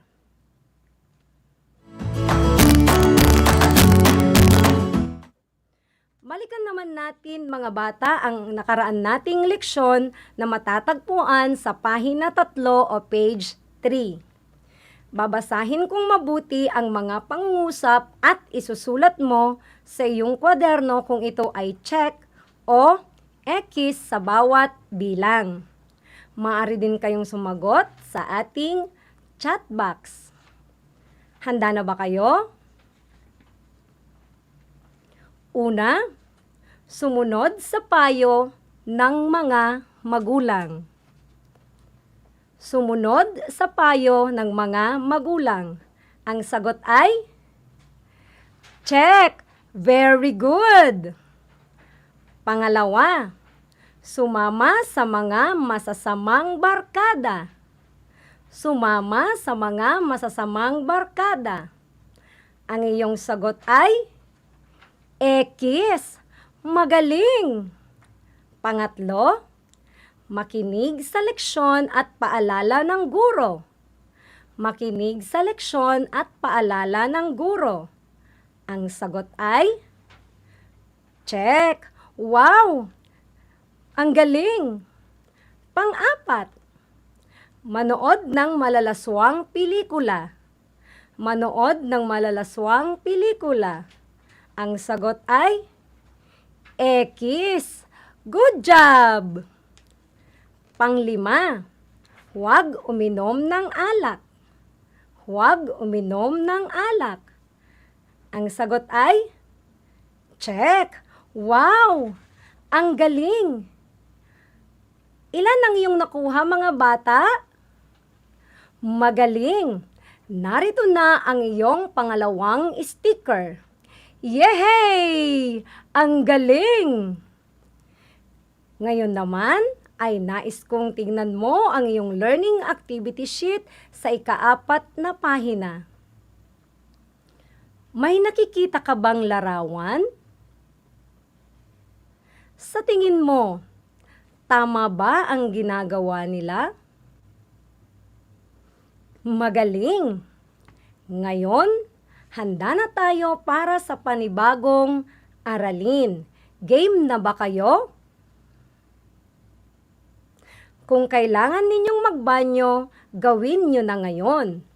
Tawagin na si nanay, si tatay, ate o kuya upang ikaw ay magabayan.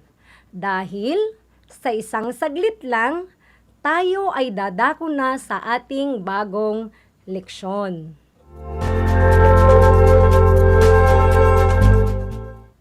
Muli, hawakan ang inyong learning activity sheet at buksan ito sa pahina 4 o page 4 ng iyong learning activity sheet. Babasahin ko ito at susundan mo. Pangangalaga sa sarili ng nagdadalaga at nagbibinata. Ang kalinisan at kaayusan ng katawan ay nagpapaginhawa at nagpapagaan sa ating kalooban. Ano-ano ang iyong mga ginagawa pagkagising sa umaga? Bakit may mga taong maganda, ngunit sadyang hindi nakakatawag pansin at mayroon din namang hindi maganda, ngunit nakakaakit sa ibang tao? Ano ang dahilan ng masamang amoy sa katawan? Paano ito maiiwasan?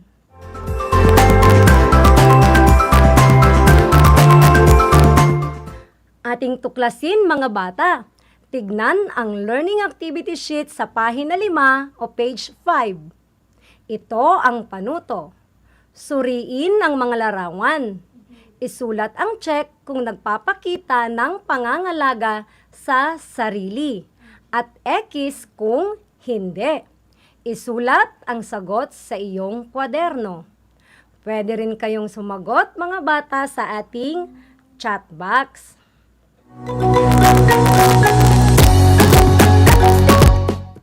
Narito ang unang larawan.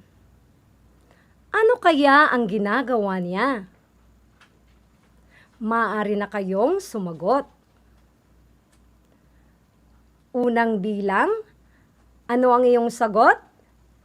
Check ba? Wow! Magaling! Pangalawang larawan. Ano ang ginagawa ng lalaki? Maaari na kayong sumagot, mga bata. Sa ikalawang bilang, ano ang iyong sagot? Check ba? Ang galing! Pangatlong larawan. Sa tingin mo, ano ang ginagawa niya? Maaari na kayong sumagot. Ikatlong bilang, ano ang iyong sagot? X ba? Good job! Pang-apat na larawan, ano ang ginagawa niya? Maaari na kayong sumagot, mga bata. Ika-4 na bilang, ano ang iyong sagot? X ba? Yay! Ang galing! Panghuling bilang. Ano kaya ang ginagawa niya? Maaari na kayong sumagot, mga bata. Sa ikalimang bilang, ano ang iyong sagot? Check ba? Good job! Napakahuhusay ninyo, mga bata. Dahil dyan, heto na ang iyong pangatlong sticker. Yay! Idikit mo ito sa iyong kwaderno. Ngayon naman, nais kong ikaw ay makinig at mag-concentrate dahil narito na ang ilan sa mga paraan na maaari mong gawin sa pangangalaga ng iyong katawan bilang ikaw ay nagdadalaga o nagbibinata na. Ang kasanayan sa mga pamamaraan sa pag-aalaga ng sarili ay nakatutulong sa nagdadalaga at nagbibinata na lumaki at mamuhay ng malinis, malusog at ligtas. Ang payo ng mapagkakatiwalaang nakakatanda at ng mga nasa propesyong medikal ay lubos ding mahalaga.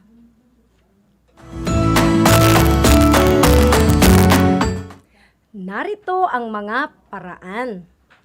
Una, tignang mabuti ang larawan sa pahina 6 o page 6 ng iyong learning activity sheet. Ano ang kanyang ginagawa? Tama! Maligo araw-araw at hugasan ang lahat ng panlabas na bahagi ng katawan ng may sabon at tubig. Mas makakaiwas tayo sa anumang sakit kung napapadalas ang pagligo at paghugas ng kamay. Pangalawa, tignang mabuti ang larawan sa sumunod na pahina. Ano ang ginagawa nila? Sila ba ay nagbibihis o nagpapalit ng damit? Magaling! Ganyan din ba ang ginagawa mo? Tama! Dahil ang pangalawang paraan ng pangangalaga sa katawan ng nagdadalaga at nagbibinata ay ang pagsuot ng malinis na damit panloob at baguhin ang mga ito ng madalas hanggat kinakailangan. Habang tumatagal na nakasuot ang damit sa ating katawan, mas nagkakaroon ito ng mas maraming mikrobyo na nagdudulot ng sakit. Pangatlo, ilipat ang iyong learning activity sheet sa ikapitong pahina o page 7. Nakikita mo ba ang larawan dito? Wow! Mahusay! Kumakain ka ba nito? Kung oo ang sagot mo, ikaw ay tama. Dahil ang isa sa mga paraan ng pangangalaga sa katawan ng nagdadalaga at nagbibinata ay ang pagkain ng balanseng pagkain. Ang tamang uri at dami ng pagkain ay mahalaga sa kalusugan ng tao. Kaya simula ngayon, ugaliin mo na ang pagkain ng wasto at balanseng pagkain. Pang-apat na larawan, nakikita mo ba ang mga taong nagja-jogging? Mahilig ka bang mag-jogging o magbisikleta?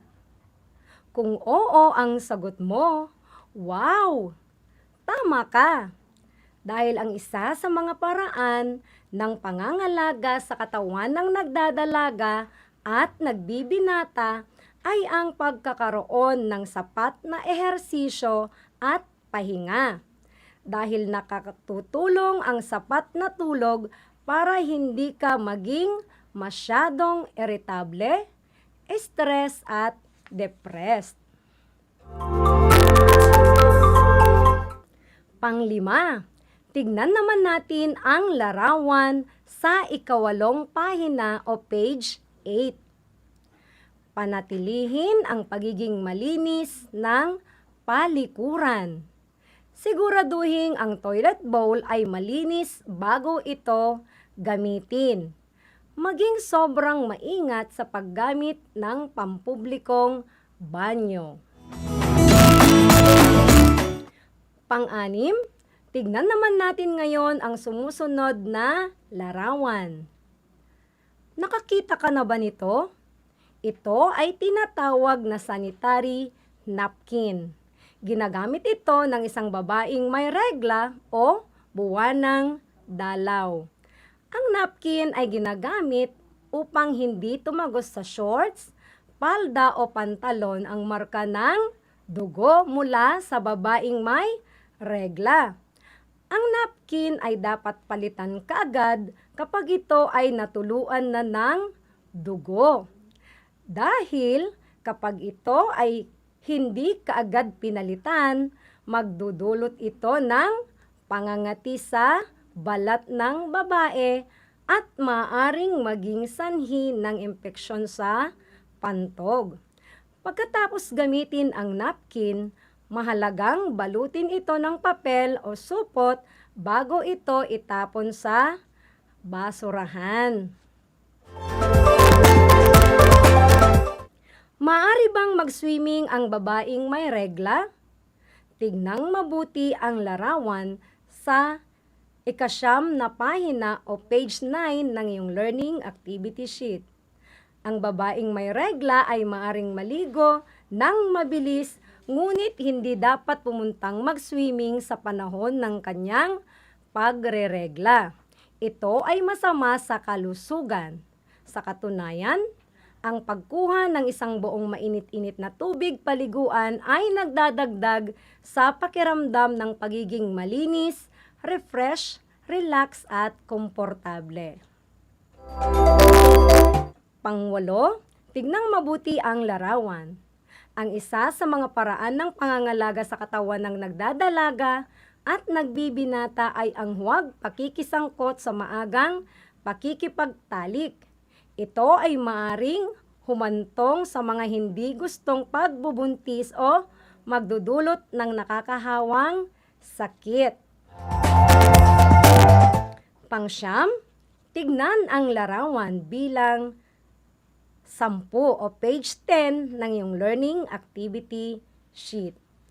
Ang mga lalaki ay dapat sumailalim sa pagtutuli. Upang maiwasan ang impeksyon ng bagong nagpatuli, magpalit ng pantalon o palda at hugasan ang mga sugat ng may antiseptiko. Pagkatapos ay itali ng may napakalinis na gasa. Dapat ding iwasan ang paglalaro o paglalakad sa labas ng bahay upang maiwasan ang paglanghap ng dumi. Pang-10, huwag mag-atubiling bumisita o kumonsulta sa manggagamot kapag nakakaranas ng hindi mabuting karamdaman. Naunawaan ba ninyo ang ating leksyon, mga bata? Wow! Napakahusay mong makinig. Ngayon at nalaman mo na ang mga pamamaraan ng pangangalaga sa nagbibinata at nagdadalaga, nais kong sagutin mo ang mga sumusunod. Kilalanin kung tama o mali ang bawat pangungusap. Isulat ang iyong sagot sa patlang. Una, ang isang batang babae ay hindi dapat maligo sa panahon ng regla dahil ito ay maaring makaepekto sa estado ng kanyang pag-iisip at maging sanhi ng impeksyon. Ang sagot ay tama. Pangalawa, ang lubos na pag-iingat at kalinisan ay kailangan para sa mabilis na paggaling ng sugat ng bagong tuli. Ang sagot ay tama. Pangatlo, ang paliligo ay ginagawa ayon sa kondisyon ng katawan. Ang sagot ay tama. Pang-apat, ang mga panloob na kasuotan ay dapat pinapalitan araw-araw o mas madalas pa rito. Ang sagot ay tama, magaling.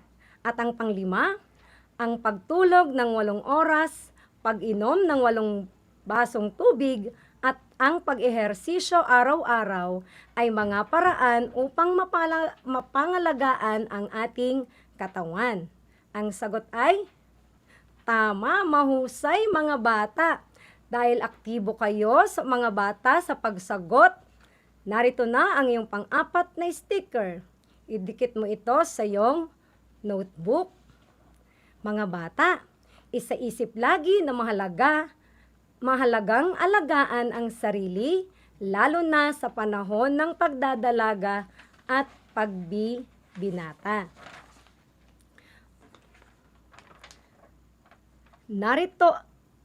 Para sa karagdagang gawain, tignan ang pahina 12 o page 12 ng inyong learning activity sheet at sagutin ang mga katanungan ng tama o mali.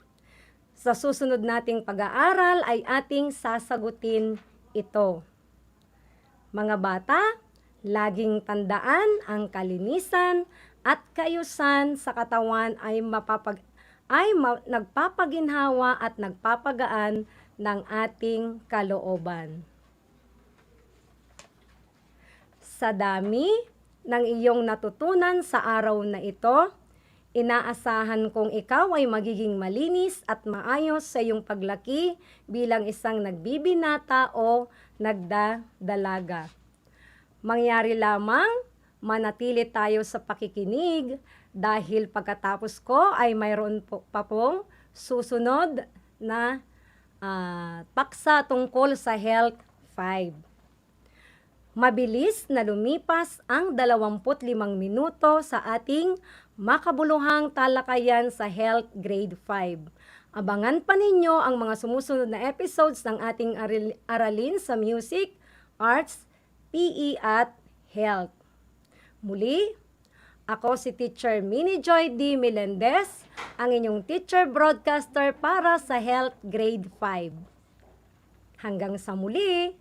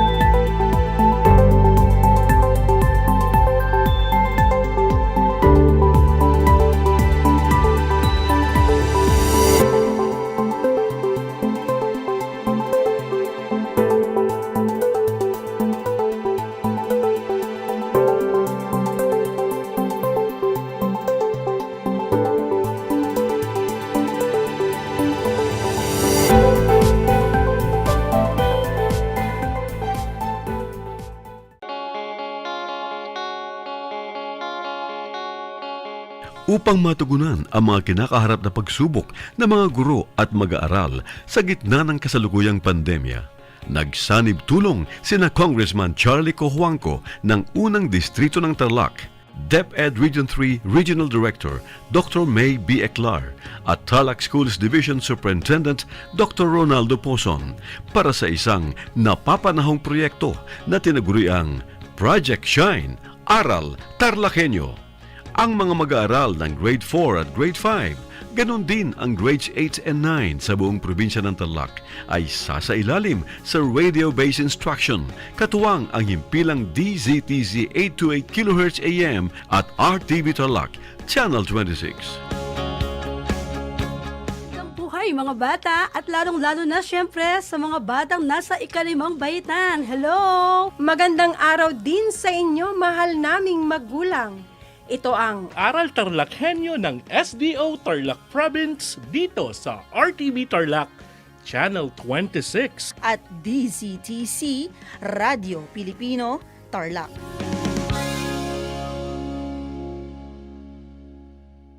Hello mga kabida! Ako po si Ana Roses at iniimbitahan ko po kayo, malapit na ang Bida Ko Mars!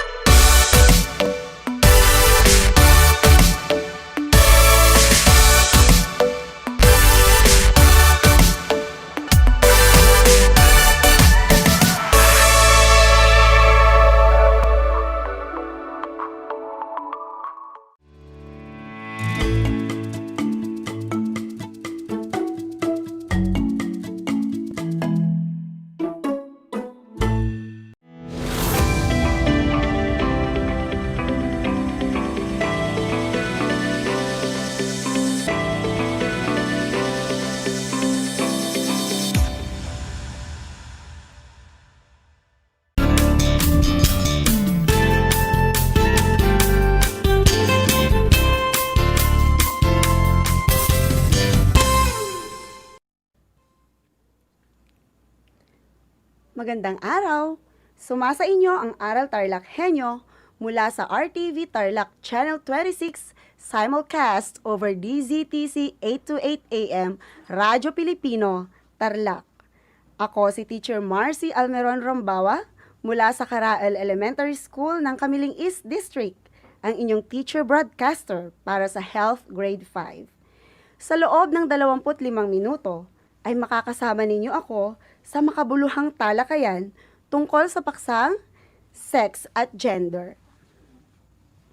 Sa pagsisimula ng ating aralin sa araw na ito, nais ko lamang na malaman mo na sa pagtatapos ng ating aralin at talakayan, ikaw ay inaasahang una, natutukoy mo ang pagkakaiba ng sex at gender. Pangalawa, na ilalarawan mo kung papaano na pagtitibay ng pamilya, media, relihiyon, paaralan at lipunan ang gampaning pangkasarian. At pangatlo, na ipapakita ang paggalang sa pagkakaiba-iba ng kasariang pagkakakilanlan at gampaning pangkasarian. Sa bawat perfect score sa ating mga gawain, may makukuha kang isang sticker. Wow! Sa tingin ko, gusto mo ng stickers. Excited ka na ba? Ako din, excited na din. Halika na at makinig at matuto. Ngayon, nais ko munang malaman kung naaalala mo pa ang ating pinag-aralan kani-kanina lamang tungkol sa pangangalaga sa sarili ng nagbibinata at nagdadalaga. Kunin ang iyong ballpen at learning activity sheet. Buksan ito sa unang pahina o page 1. Babasahin natin ang bawat pangungusap sa bawat bilang. Isulat ang salitang tama kung tama ang tinutukoy ng pangungusap at salitang mali naman kung ito ay mali.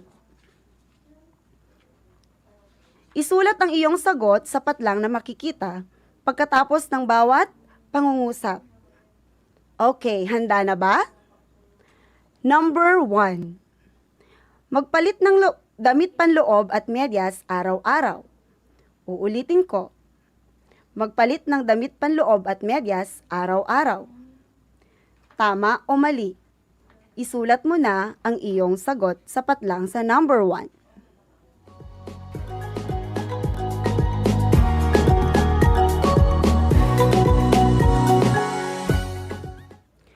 Number 2. Kumain lagi ng wasto at masusustansyang pagkain. Uulitin ko. Kumain lagi ng wasto at masusustansyang pagkain. Tama o mali? Maaari mo nang isulat ang iyong sagot sa patlang sa number 2.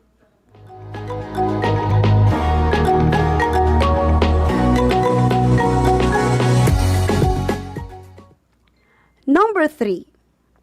Ugaliing maglaro ng cellphone at manood ng TV maghapon o magdamag at huwag sumali sa mga laro at pisikal na gawain. Ulitin ko. Ugaliing maglaro ng cellphone at manood ng TV maghapon o magdamag at huwag sumali sa mga laro at pisikal na gawain. Tama ba o mali? Maaari mo nang isulat ang iyong sagot sa patlang sa number 3.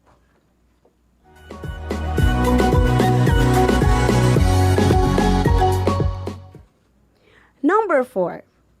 Para sa mga nagdadalaga, ugaliing magpalit ng napkin upang maiwasan ang pangangati ng balat ng babae. Uulitin ko. Para sa mga nagdadalaga, ugaliing magpalit ng napkin upang maiwasan ang pangangati ng balat ng babae. Tama ba o mali? Maaari mo nang isulat ang iyong sagot sa patlang sa number 4.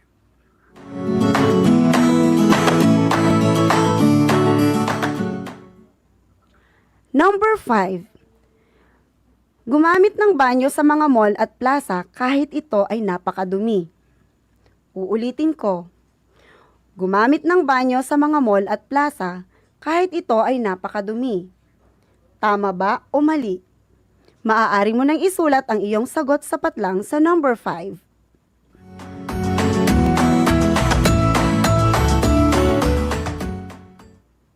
Ngayon, i-check natin ang inyong ginawa. Ilabas muli ang iyong ballpen at tayo ay mag-check na.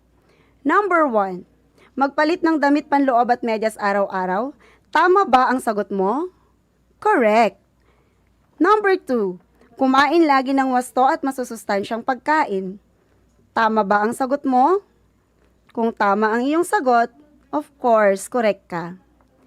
Number 3, ugaliing maglaro ng cellphone at manood ng TV maghapon o magdamag at huwag sumali sa mga laro at pisikal na gawain. Mali ba ang sagot mo? Kung mali ang iyong isinulat, correct ka. Number 4, mali ba ang sagot mo? Kung mali ang iyong sinulat, abay, check ka. Number 5, gumamit ng banyo sa mga mall at plaza kahit ito ay napakadumi. Mali ba ang sagot mo? Kung mali ang iyong sinulat, correct ka. Natutuwa akong malaman na iyo pang natatandaan ang ating aralin kanina lamang. Bilangin ang iyong correct answers.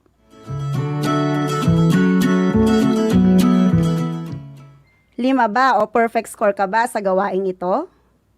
Wow, napakahusay mo. Narito ang iyong first sticker. Ididikit ko ito sa iyong notebook o kaya sa wall mo. Masaya ba? Yehey! Ang galing-galing mo. Meron ka ng isang sticker. Gusto mo pa bang madagdagan yan? Galingan mo pa sa mga susunod nating mga gawain. Ngayon, nais kong ilipat mo ang iyong learning activity sheet sa ikalawang pahina o page 2. Mga bata, may nakikita ka bang larawan o simbolo? Saan mo ito madalas makita? Sa CR ba? Tama, napakahusay mo. Pag-usapan pa nating mabuti ang tungkol dito sa araling ngayong araw.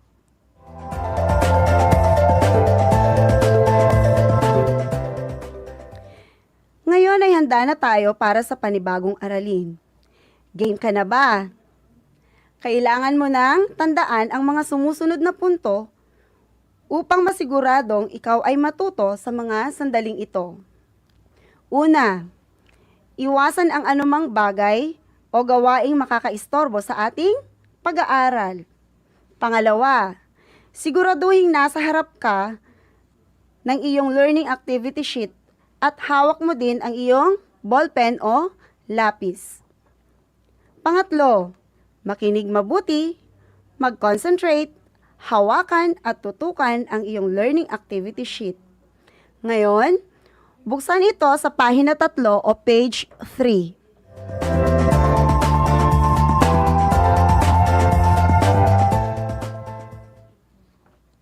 Nasa page 3 ka na ba? Nakasulat sa itaas na bahagi ng page ang pamagat ng ating leksyon ngayong araw. Babasahin ko muna. Pagkatapos ay uulitin mo. Okay ba? Sex and gender. Ngayon, ikaw naman ang magbasa. Wow, napakahusay.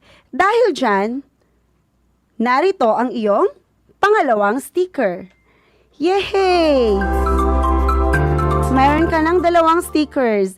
Ididikit ko na ito sa iyong wall. Wow!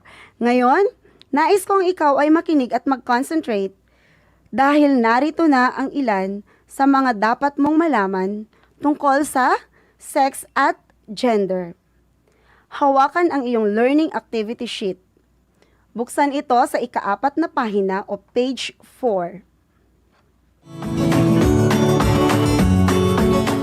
Una, tingnan mabuti ang nasa larawan. Ano ang iyong nakikita? Kung nakikita mo ay larawan ng isang babae at isang lalaki, tama ka. Bigyan natin ng pansin ang mga braso ng lalaki at babae. Nakikita mo ba ang pagkakaiba nila?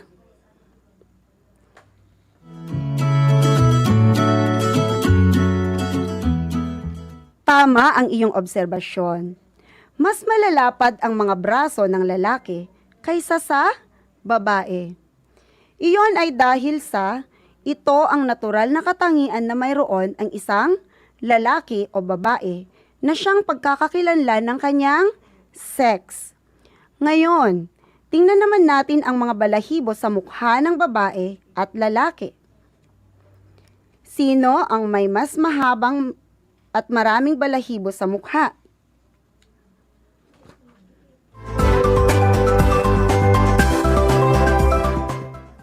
Tama. Mas mabalahibo ang mukha ng mga lalaki kaysa sa mga babae.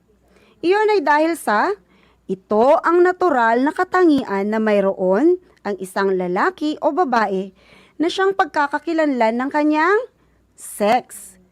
Susunod nating titingnan ang mga dibdib nila.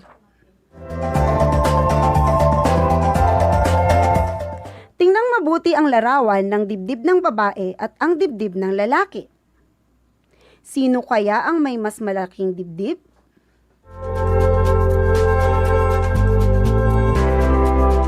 Kung ang sagot mo ay ang babae, ang may mas malalaking dibdib kaysa sa lalaki, tama ka.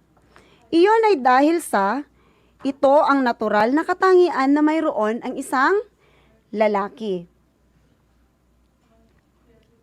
Iyan ay dahil sa ang isang tao ay ipinanganak na may natural na katangian o sex.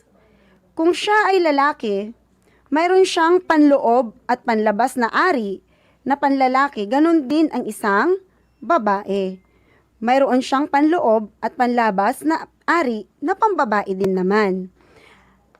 Ang natural na katangian na ito, mayroon ang isang lalaki o babae, ay siyang pagkakakilanlan ng kanyang sex. Ito rin ay tumutukoy sa mga biological at physiological na bahagi ng katawan ng lalaki at babae. Maaaring nasa loob ito ng katawan ng babae o lalaki at maaari rin ang mga bahagi ng katawan na ito ay nasa may bandang labas. Ngayon, tingnan mo ang iyong sarili. Ano ang natural na pagkakakilanlan ang meron ka? Pambabae ba o panlalaki? Ako ay natutuwa at nakikilala mo ang iyong natural na katangian o sex. Napakahusay mo. Isa kang matalino at magandang babae. At para sa mga lalaki naman, isa kang matalino at magkisig na lalaki. Dahil naintindihan mo ang ibig sabihin ng natural, physiological at biological na pagkakakilanlan o sex, narito na ang iyong third sticker. Ididikit ko na ito ngayon sa iyong wall. Wow! Mayroon ka na ngayon 3 stickers. Gusto mo pa bang madagdagan ng iyong stickers? Galingan mo pa ang iyong pakikinig at pakikilahok sa ating mga gawain. Ilipat mo ngayon ang iyong learning activity sheet sa page 5. Nakikita mo ba ang larawan ng mga simbolo at kung ano-ano pang mga larawan?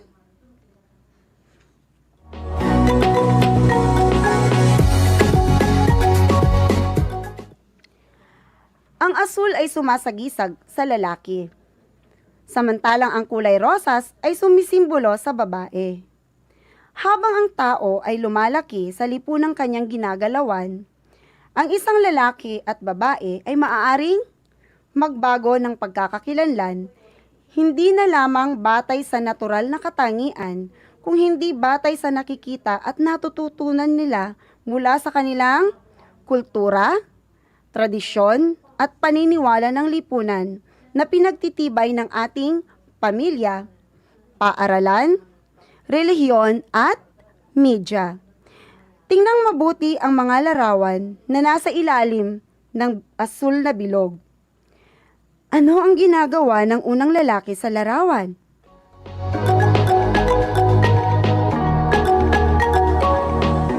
Tama. Ang unang lalaki sa larawan ay nagkukumpuni ng sirang gamit.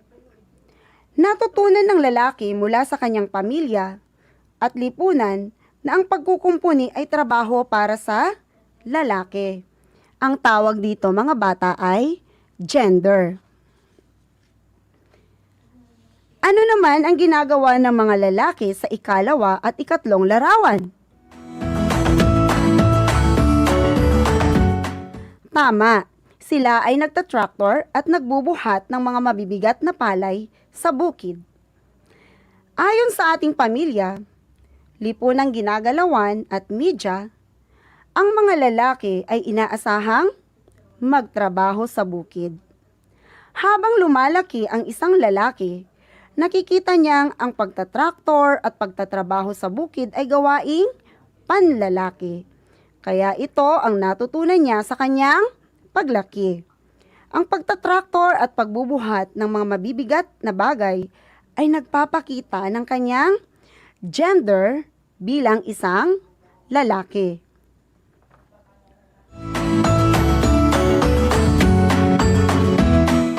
Tingnan naman natin ngayon ang larawan sa pahina 6 sa ilalim ng kulay rosas na bilog. Ano-ano ang mga ginagawa ng mga kababaihan sa larawan? Tama. Ang galing mo. Ang unang larawan ay nagpapakita ng nanay na nag-aalaga ng kanyang anak. Sa pangalawang larawan naman, makikita ang isang babaeng naglalaba. At sa huli ay ang babaeng, tama, naghuhugas ng plato. Habang lumalaki ang isang babae, nakikita niya sa loob ng kanyang tahanan, sa lipunan at sa media na ang paglalaba, paghuhugas ng plato at ang pagtatrabaho sa loob ng bahay ay mga gawaing pambabae. At ito ang nagpapakita ng kanyang kasarian o gender bilang isang babae. Ang mga gawaing pinagtitibay ng pamilya, relihiyon, paaralan at mga impormasyong naririnig at nakikita sa media ay nagbibigay ng epekto sa kasarian ng lalaki na siyang nagiging daan para makilala pa niya ang kanyang pagkatao kung siya ba ay talagang isang lalaki o babae o isa pang kasarian. Ang ibang pagkakakilanlan na nararamdaman ng isang tao na hindi nababase sa unang kategoryang pangkasarian ay maaaring mangyari depende sa kanyang pinaniniwalaan batay sa dikta ng lipunan. Dito na ngayon papasok mga bata ang tinatawag na kasariang pagkakakilanlan o gender identity. Ang gender identity ay isang paraan ng pagkilala ng kanyang sarili sa isang kategoryang pangkasarian. Dito na pumapasok mga bata ang terminong bakla, tomboy at iba pang pangkategoryang pangkasarian mayroon sa ating lipunan. Dahil sa pagkakakilanlang pangkasariang ito, ang kanyang kilos, gawain at kaugalian ay nagbabago. Ang lalaki, babae, bakla, tomboy, at ibang kategoryang pangkasarian ay may kanya-kanyang gampaning pangkasarian o gender role base sa idinidikta ng kultura, tradisyon at paniniwala sa ating lipunan. Kaya mapapansin mo na may mga lalaki na ginagawa na rin nila ang mga gawaing pambabae kagaya ng pagbibihis at pagkikilos, babae. Dahil dito nila iniuugnay ang kanilang sarili bilang kanilang pagkakakilanlan. Ganoon din sa kaso ng ibang mga babae. Ang mahalaga, igalang natin ang bawat isa kahit ano pa mang pagkakakilanlan mayroon ang bawat isa sa atin. Ngayon, nais kong ilipat mo na ang iyong learning activity sheet sa ika-6 na pahina o page, ika-7 pahina rather, o page 7.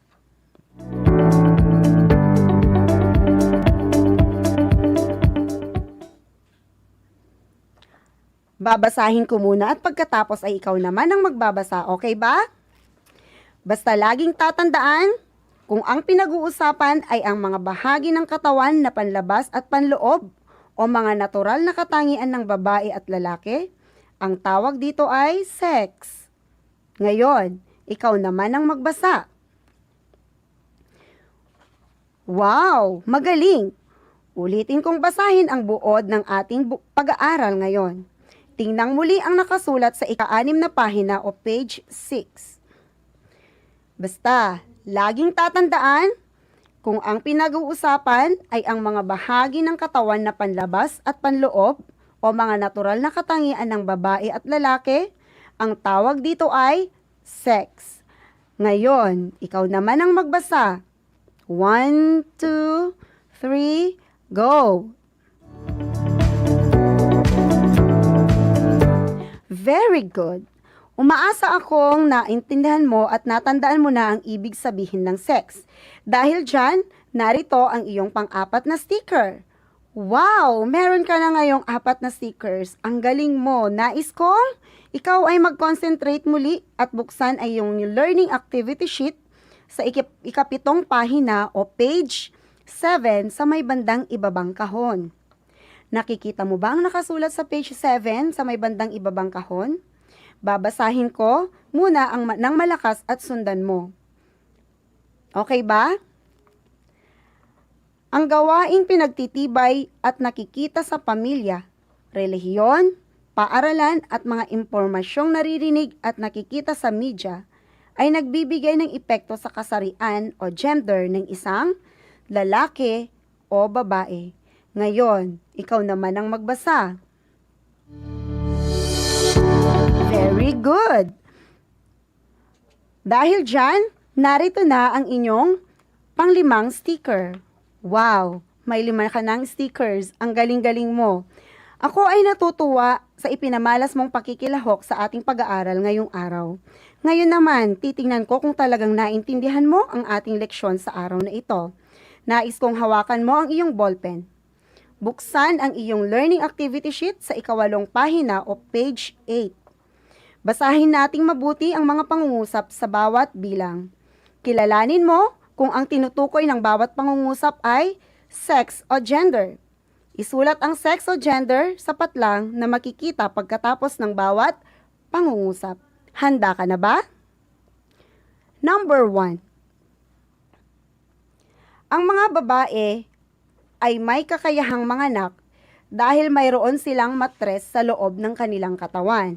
Uulitin ko, ang mga babae ay may kakayahang manganak dahil mayroon silang matres sa loob ng kanilang katawan. Sex ba ito o gender? Maaari mo nang isulat ang iyong sagot sa patlang. Number 2. Nagme-makeup si Sarah dahil may pupuntahan siyang party. Ulitin ko, nagme-makeup si Sarah dahil may pupuntahan siyang party. Sex ba ito o gender? Isulat mo na ang iyong sagot. Number 3. Nagro-rosaryo gabi-gabi si Liza dahil iyon ang ipinamana ng kanyang lola, tita at nanay. Ulitin ko, nagro-rosaryo gabi-gabi si Liza dahil iyon ang ipinamana sa kanya ng kanyang lola, tita at nanay. Sex ba ito o gender? Isulat mo na ang iyong sagot. Number 4. Napansin ni Ana na ngayong grade 5 na siya ay lumalaki na ang kanyang dibdib. Sex ba ito o gender? Number 5.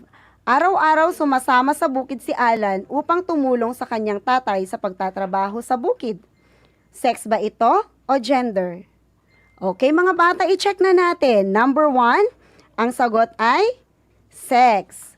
Number 2, ang sagot ay gender. Number 3, ang sagot ay gender. Number 5, ang sagot ay gender. Bilangin ang tamang sagot. At ito na ang iyong perfect score at panghuling sticker. Ngayon, binabati kita, tumayo at sabihin ang ating deklarasyon para sa araw na ito. Sabihin mong, masaya akong naintindihan ko na ang pagkakaiba ng sex at gender. Igagalang ko ang mga lalaki, babae, bakla, tomboy sa lahat ng pagkakataon. Hanggang sa muli, paalam! Inaasahan kong ikaw ay natuto para sa araw na ito. Hanggang sa muli, paalam!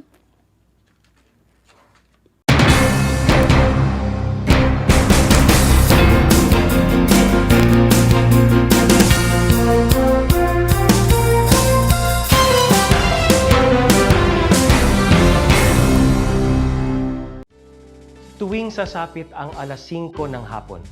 Parangalan natin ang ating mga kababayan na nasa unahan laban sa COVID-19. Lumabas tayo sa pintuan ng ating mga tahanan. Dumungaw tayo sa ating mga bintana. At atin silang bigyan ng masigabong palakpakan. Gumawa tayo ng ingay. Ipagbunyi ang ating frontliners. At ipahayag ang ating walang hanggang suporta sa kanilang kabayanihan.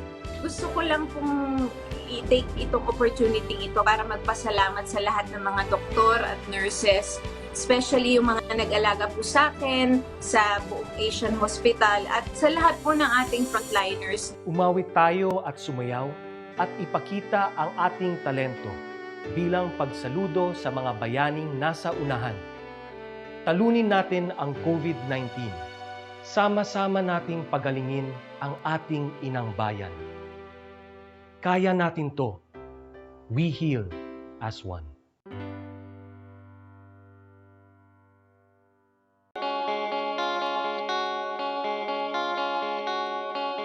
Upang matugunan ang mga kinakaharap na pagsubok ng mga guro at mag-aaral sa gitna ng kasalukuyang pandemya, nagsanib tulong sina Congressman Charlie Cojuangco ng unang distrito ng Tarlac, DEPED Region 3 Regional Director Dr. May B. Eclar at Tarlac Schools Division Superintendent Dr. Ronaldo Pozon para sa isang napapanahong proyekto na tinaguriang Project Shine, Aral TarlakHenyo. Ang mga mag-aaral ng Grade 4 at Grade 5, ganon din ang Grades 8 and 9 sa buong probinsya ng Tarlac ay sasailalim sa radio-based instruction, katuwang ang himpilang DZTZ 828 kHz AM at RTV Tarlac, Channel 26. To our partners in DEPED, thank you po sa inyong entusiasmo in helping our province meet the gap between distance learning and the quality of education for our children. Sa mga TV ninyo, pwede kayo manood ng DEPED sa Channel 26. This is first and only TV station in Tarlac owned by Radio Pilipino Media Group na nagpartner kasama ng DEPED na gumawa ng Aral TarlakHenyo. Proyekto po ito ng DEPED Tarlac Province in partnership with DZTC Radio Pilipino Tarlac and RTV Tarlac Channel 26. So, yung mga walang tablet or walang internet, pwede manood dito sa programang ito at doon nyo po makikita at masusundan ang mga module ng DEPED sa distance learning. Yung iba pong nakatira, hindi sa Tarlac City, kailangan po mag-Facebook at i-punch in nyo RTV Tarlac Channel 26 on Facebook. Makikita nyo rin yung mga module sa mga handheld devices o cellphones o tablet niyo. So, thank you again to DEPED for being open-minded and helping us meet the challenges of tomorrow.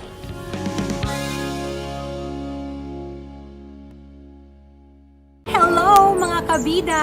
Ako po si Ana Roses at iniimbitahan ko po kayo, malapit na ang Bida Ka Mars!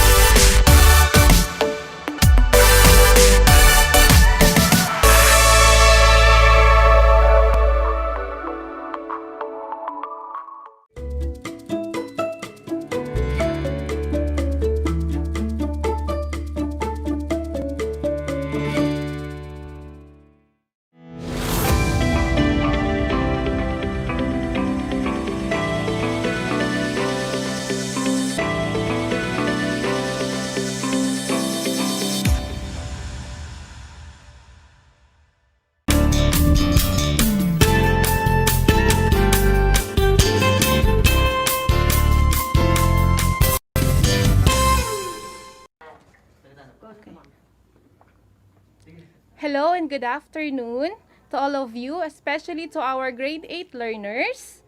Once again, welcome to Aral TarlakHenyo here on RTV Tarlac, Channel 26, simulcast over DZTC, Radio Filipino Tarlac. How are you doing today? I hope everyone is doing well. Today is our 9th episode of Learning in English 8 for the second quarter. Join me today as we will be together in listening and learning in English 8.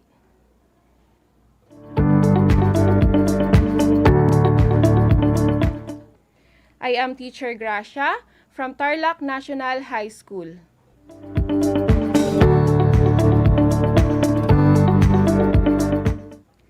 Before anything else, my dear students, I want you to get your Quarter 2 Module 2 pen, activity sheet, and be in a place where you are most comfortable.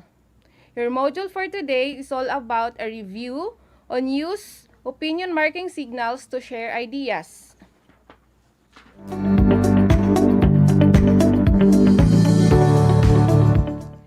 Again, find a place where you are most comfortable while listening.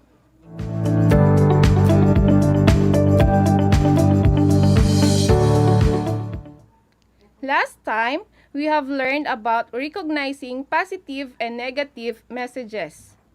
When we say tone, it refers to the emotion or attitude that the writer embeds in writing. In reading, we need to interpret the sentence carefully and add a layer of emotional context if you are in that specific situation. By doing so, it will be easy for you to identify if a sentence is a positive or a negative one.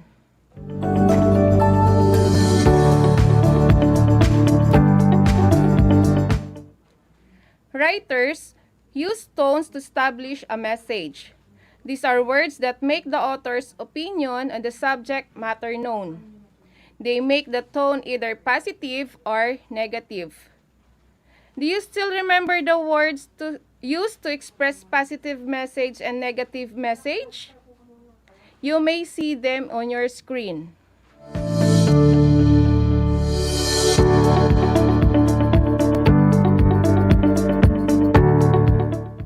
Positive tone words. We have benevolent, sympathetic, tolerant, generous, caring, truthful, straightforward, honest, unreserved, praising, glorify, honor, diplomatic, tactful, sensitive, thoughtful, respectful, factual, joyful, positive, and optimistic.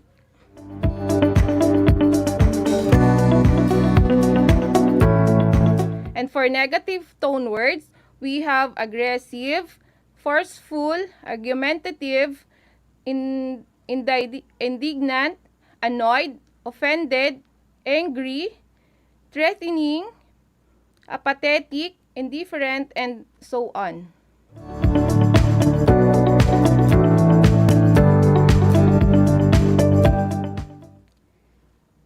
Using these words will help us to identify if a sentence is positive or negative.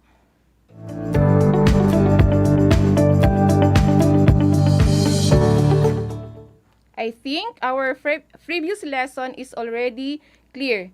Now, are you ready to enjoy and learn new English lesson?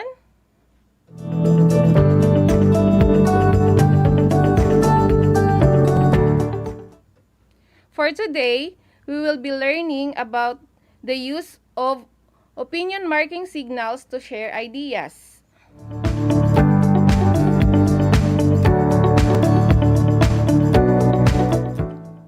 Now, ready your module, pen, activity sheet, and I will be reading 5 sentences twice. In your activity sheet, write fact if you can approve or disapprove the statement with evidence, whereas write opinion if the statement is a belief or a position. Are you ready?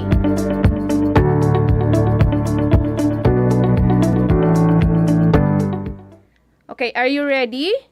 Again, I will read the 5 sentences twice. You need to determine if the sentence is a fact or opinion by writing the words fact and opinion. Take note.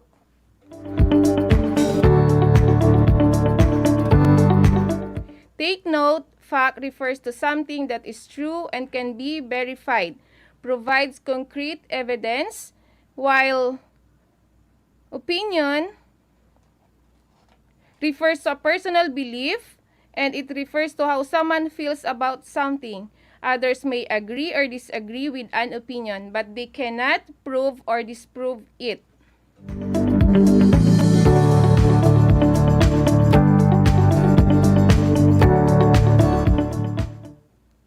Okay, sentence number 1. Eid is a religious festival celebrated by Muslims twice a year. Again, Eid is a religious festival celebrated by Muslims twice a year.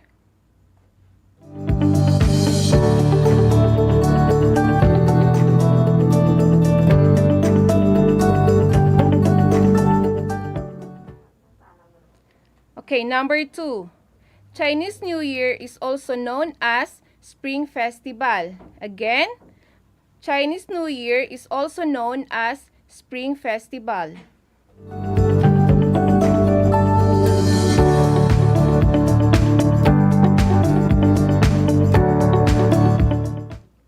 And for number 3, personally, I think upholding our cultural practices through fiestas should be preserved for future generations.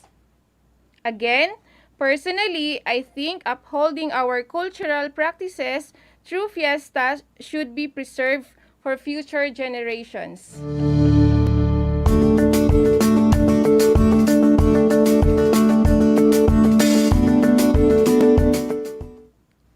And for number 4, although widely celebrated, some find festivities impractical and expensive. I'll repeat. Although widely celebrated, some find festivities impractical and expensive.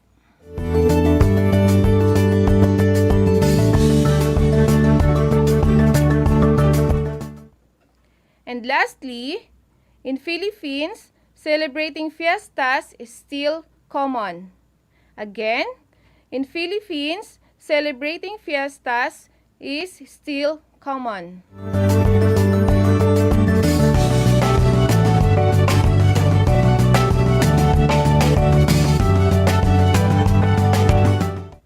Now, are you done answering?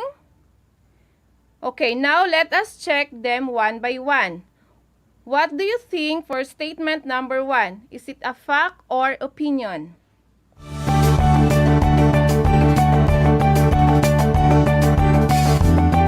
Okay, very good. The answer for number 1 is fact.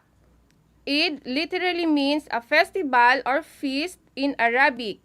There are 2 major Eids in the Islamic calendar per year. It is Eid al-Fitr and Eid al-Adha.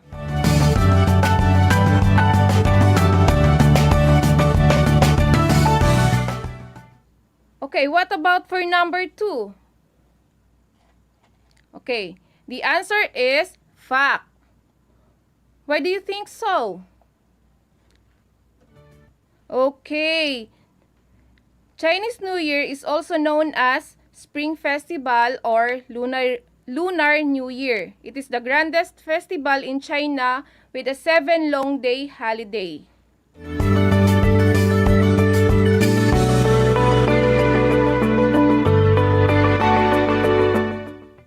And for number 3, the answer is opinion. Very good. You got it right.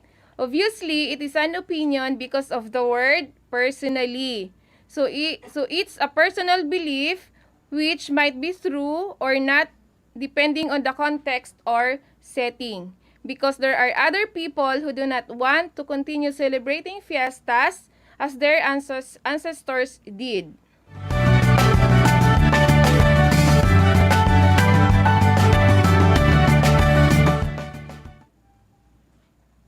Okay, for number 4, the answer is opinion. That's right. It is just an opinion because it doesn't have any concrete details or evidence that festivities are truly impractical and expensive.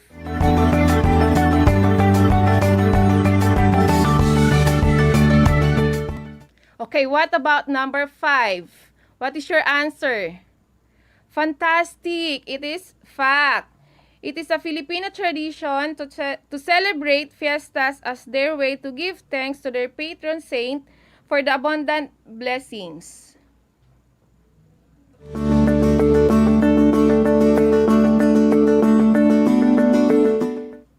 Did you get all them correctly? If you get good scores on this activity, that really means that you can distinguish fact from opinion. But if not, you definitely need more practice, and that's our mission for today, to give you more knowledge about identifying fact and opinion.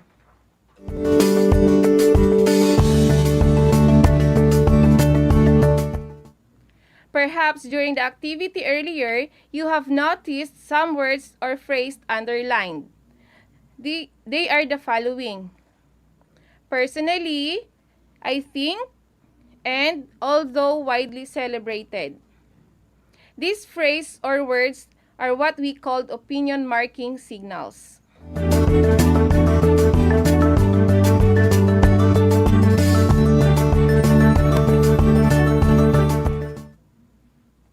What opinion marking signals then? Okay, opinion marking signals are words and phrases that signify opinion-based statements. Opinion markers improve the way we express our ideas. It also improves our reading and listening comprehension. Expressions like I believe, in my opinion, and I see it are examples of opinion markers.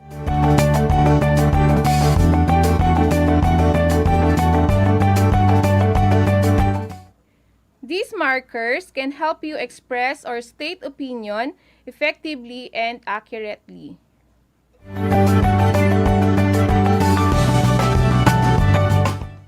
Okay, now let's examine this scenario.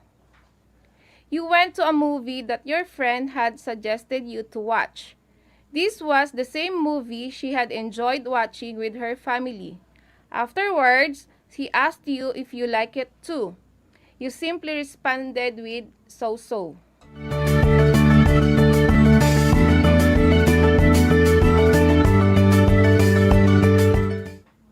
With your response to your friend that is so-so, do you think you will have a meaningful conversation?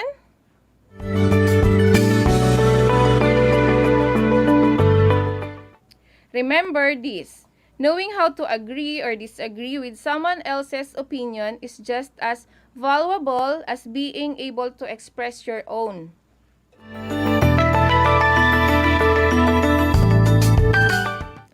Then maybe you can tell your friend, it's okay, but it seems that the previous season is way better.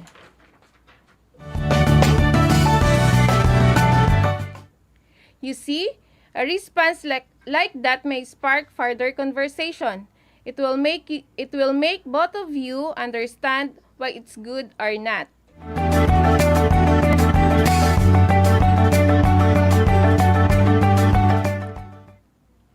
Opinion markers allow the speaker to state his or her opinion as well as state agreement and disagreement with someone else's opinion.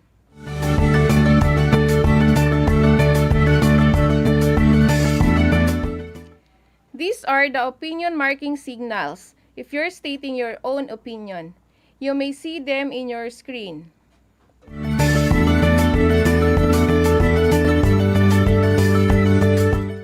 These are, it seems to be that, in my opinion, I take the view that, my personal view is that, in my experience, as far as I understand, see, can, if I am not mistaken, I am not certain, sure, it is claimed that, I believe one can say.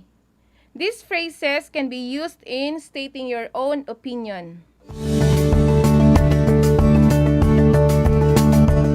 For example, if I am not mistaken, haiku is a type of short-form poetry originally from Japan.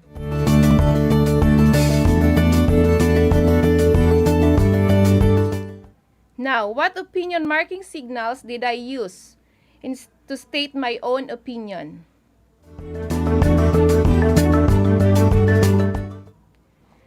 Very good. If I am not mistaken, that is the opinion marking signals that I used. Okay, another example.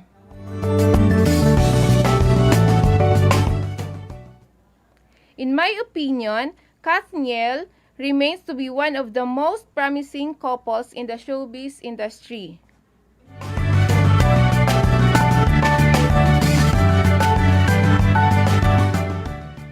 Now, what opinion marking signals used in the sentence?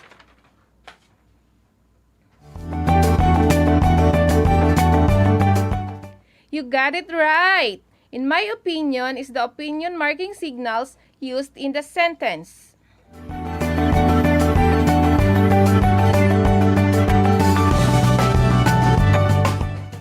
Next, here are some opinion marking signals that you can use to state your agreement. Again, to state your agreement with someone else's opinion.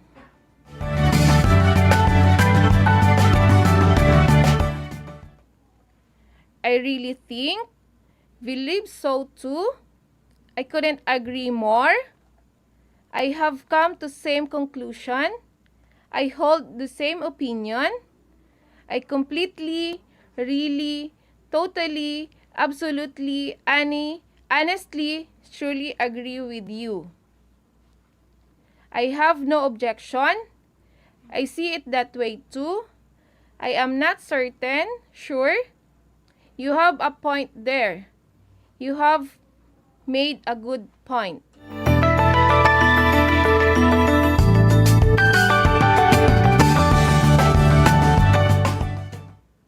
For example, I totally agree that Filipinos are very, very resilient in times of calamities and catastrophes. Again, I totally agree that Filipinos are very resilient in times of calamities and catastrophes.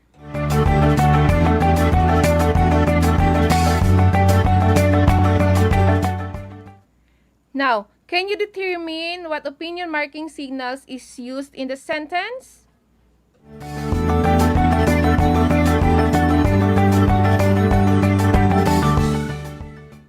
You are right. I totally agree. That is the opinion marking signals that used in the sentence.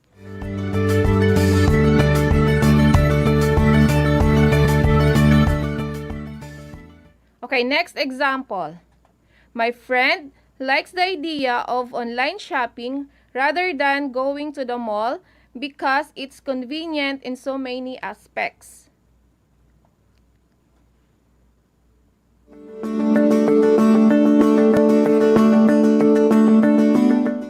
Class, can you determine what opinion marking signals used in the sentence?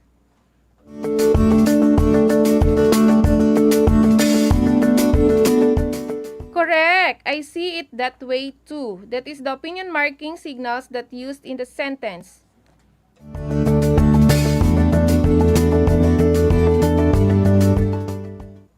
And lastly, here are some opinion marking signals that you can use to state your disagreement with someone else's opinion.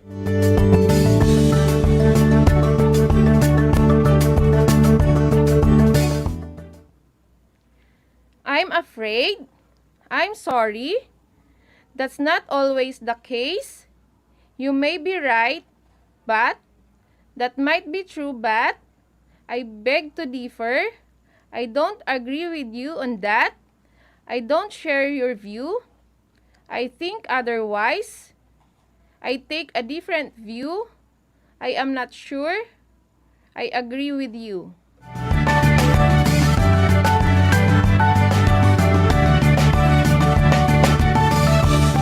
I'll give you an example. I don't agree with you that job satisfaction is much more important than salary.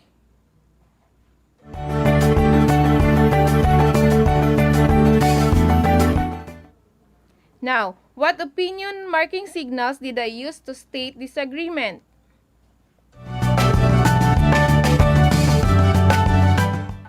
Oh, Zam, you got it right. I don't agree with you is the opinion marking signals used in the sentence.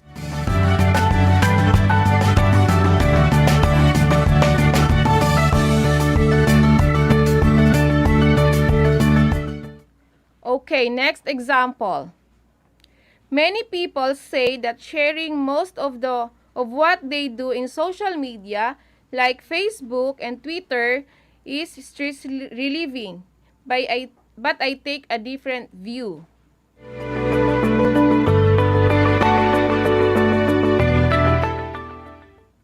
Now, what opinion marking signals did I use to state disagreement?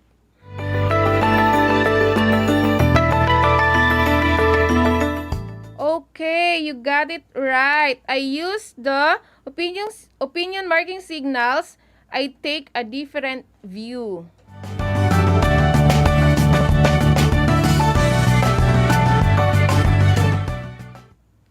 Now, you were able to learn opinion marking signals that you can use in stating your own opinion, stating agreement and disagreement with someone else's opinion.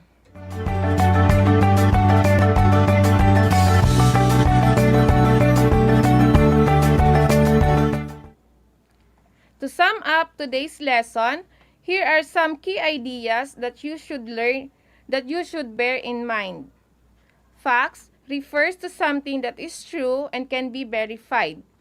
Facts provide concrete evidence, and opinion refers to a personal belief, and it refers to how someone feels about something. Others may agree or disagree with an opinion, but they cannot prove or disprove it. Opinion marking signals play an important role in signifying that the statements are opinion-based.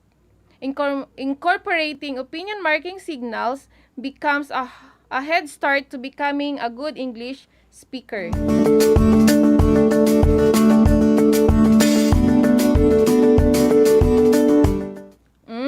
Now that we are done, it's time to check your understanding.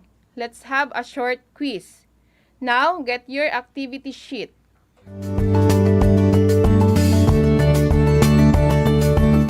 Okay, read and analyze the statements. Identify whether each statement is fact or an opinion. Write your answer on your activity sheet. Okay, for number 1, agriculture is the main source of income of rural inhabitants, primarily in farming and fishing. Okay, for number 2, I am also convinced that lack of scarcity of material possession is brought about by economic, political, and social elements.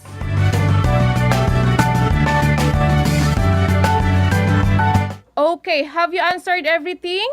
Wow, congratulations everyone. On our next episode, we will learn more about using opinion marking signals through more examples that will be discussed by our next English teacher broadcaster. I hope that you have enjoyed and learned a lot today in our lesson. Again, I am Teacher Gracia, your anchor teacher. Till next time, grade 8 learners, have a great day. Bye!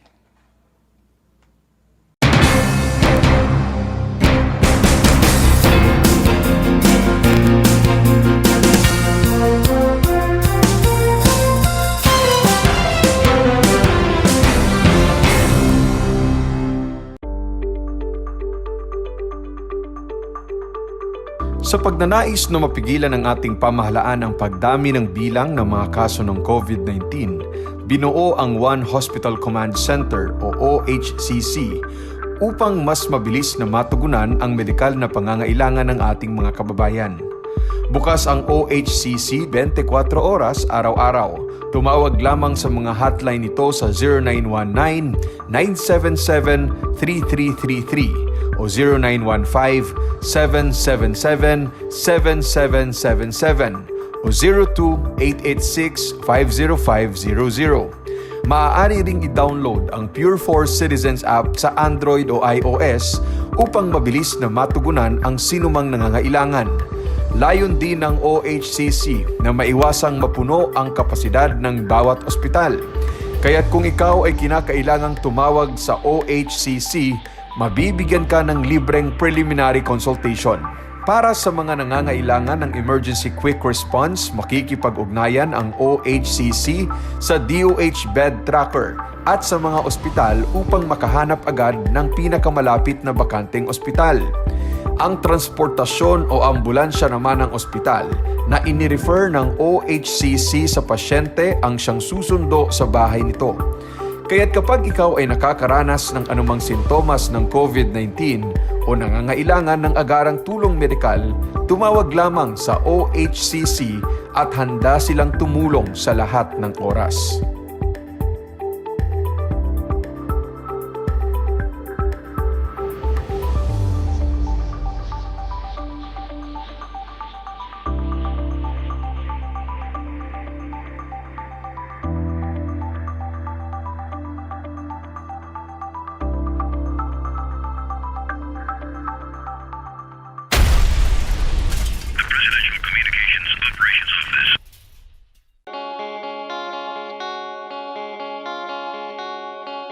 Upang matugunan ang mga kinakaharap na pagsubok ng mga guro at mag-aaral sa gitna ng kasalukuyang pandemya, nagsanib tulong sina Congressman Charlie Cojuangco ng unang distrito ng Tarlac, DEPED Region 3 Regional Director Dr. May B. Eclar at Tarlac Schools Division Superintendent Dr. Ronaldo Pozon para sa isang napapanahong proyekto na tinaguriang Project Shine, Aral TarlakHenyo.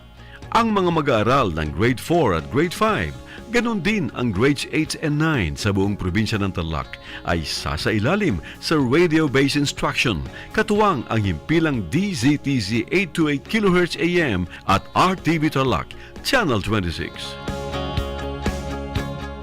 Buhay mga bata at lalong-lalo na syempre sa mga batang nasa ika-5 baitan. Hello! Magandang araw din sa inyo, mahal naming magulang. Ito ang Aral TarlakHenyo ng SDO Tarlac Province dito sa RTV Tarlac, Channel 26 at DZTC Radio Pilipino, Tarlac.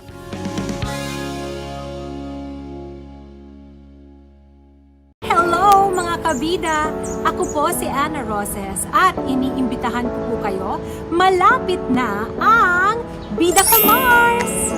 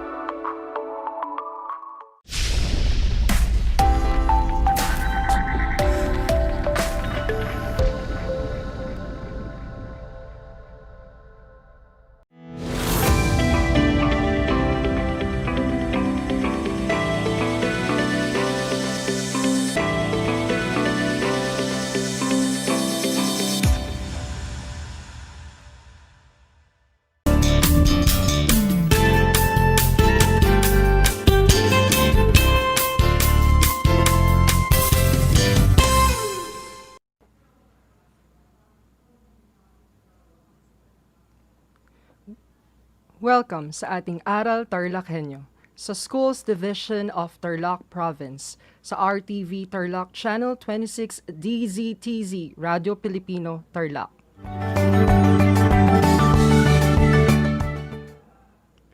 Magandang araw, narito na naman tayo nagsisikap at nagpupunyagi na maging makadiyos, makatao, makakalikasan at makabansa.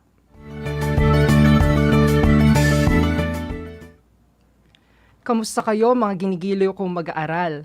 Ang aking pagbati at paghanga sa inyong masidhing pagpupunyagi na sa patuloy na pag-aaral sa himpapawid upang matuto sa kabila ng hamon ng pagkakataon, ang COVID-19 pandemic.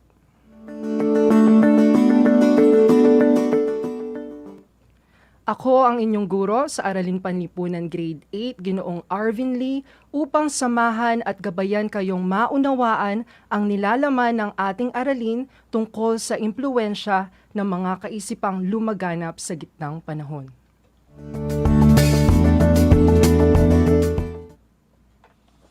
Sa lahat pa ng mga magulang at mag-aaral sa ika-8 baitang, nakasalukuyang nakasubaybay sa ating live broadcast. Kung kayo po ay may katanungan o nais linawin ukol sa ating paksa ngayong araw, ay maaari kayong mag-text sa aking numero 0938-0789-207. Inuulit ko, 0938-0789-207. Kaya text na!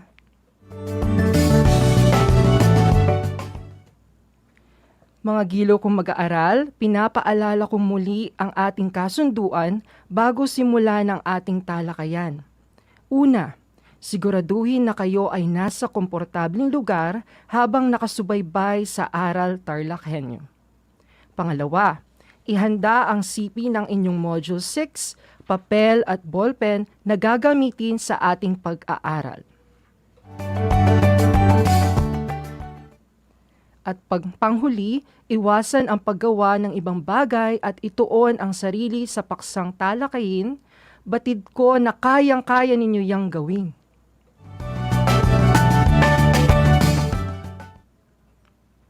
Balikan muna natin ang paksang tinalakay noong nakaraang linggo. Subukan ninyong sagutin ang 5 tanong na aking ibibigay ukol sa impluwensyang politikal at impluwensyang pang-ekonomiya sa gitnang panahon. Para sa balik-aral, ihanda ang inyong papel at ballpen at isulat sa sagutang papel ang sagot sa aking 5 katanungan. Handa na ba kayo?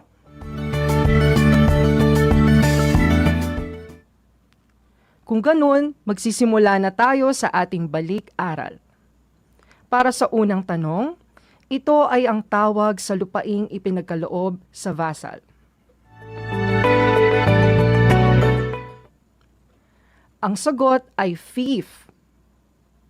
Para sa ikalawang tanong, isa itong seremonya kung saan nangangako ang vasal ng kanyang katapatan sa Panginoong may lupa.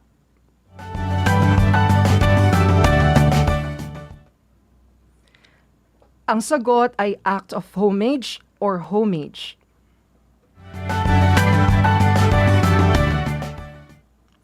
Para sa ikatlong tanong, isa itong sistema ng katangian at pagpapahalaga na dapat taglayin ng isang knight.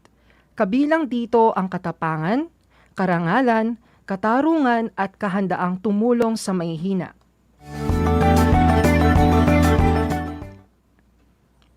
Ang sagot ay chivalry.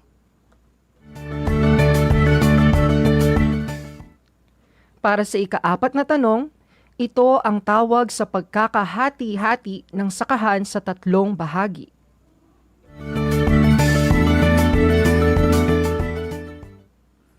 Ang sagot ay 3-field system. At para sa pang-5 tanong, ito ang tawag sa pagpapalitan ng produkto o sistema ng kalakalan na hindi gumagamit ng salapi o pera. Ang sagot ay barter.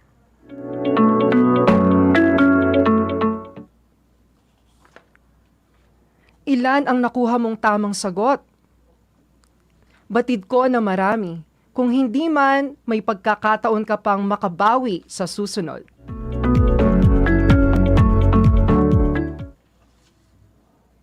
Tinalakay na atin namang tatalakayin ngayon ang tungkol sa aspetong sosyo-kultural ng gitnang panahon. Inaasahan natin na pagkatapos ng ating leksyon, ito ay kaya na ninyong maisa-isa at masuri ang mga impluensya sa aspetong sosyo-kultural na lumaganap sa gitnang panahon. Handa na ba kayo?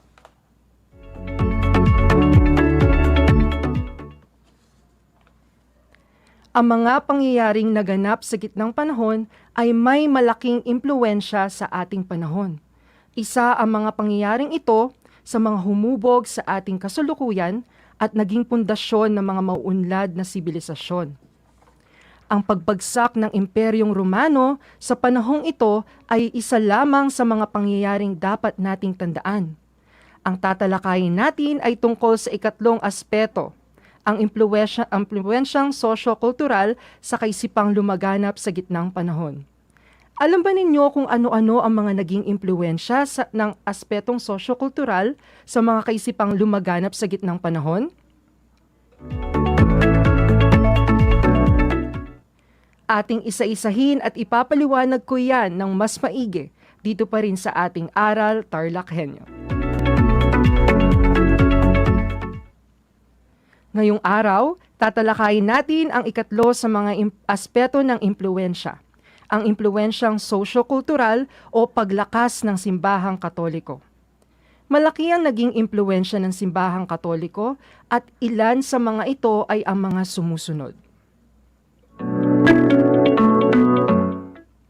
Una, nang bumagsak ang Holy Roman Empire, bumaling ang mamamayan sa simbahang Katoliko sa pamumuno at kaligtasan. Pangalawa, nahikayat nila ang mga barbaro na magpabinyag bilang Katoliko at maging tapat sa mga pari. Pangatlo, pinamunuan ng isang obispo ang mga lungsod ng mga Kristiyano. Pang-apat, arsobispo ang tawag sa mga obispo na nakatira sa malalaking lungsod na naging unang sentro ng Kristyanismo. Panglima, tinatawag na Papa ng obispo ng Rome, kinilalang pinakamataas na pinuno ng simbahang Katoliko. Pang-anim, noong ika-11 siglo, ang pagpili ng Papa ay sa pamamagitan ng palakpakan lamang. Pang-7, ang kapapahan ay tumutukoy sa panahon ng panunungkulan at kapangyarihan ng pangrelihiyon ng Papa bilang pinuno ng simbahang Katoliko. Pang-8, nakatulong ang mahusay na mga pinuno ng simbahang Katoliko sa paglakas nito. Atin namang kilalanin ang mga importanteng tao ng simbahang Katoliko sa gitnang panahon. Una sa ating listahan ay si Constantine the Great, at ang mga sumusunod ay ang mga bagay na naiambag niya. Una, pinagbuklod niya ang Kristiyano sa buong imperyo ng Roma. Pangalawa, itinatag ang konseho ng Nicea. Ito ang konsilyo ng mga obispong Kristiyano na tinipon sa Nicea sa Bithynia.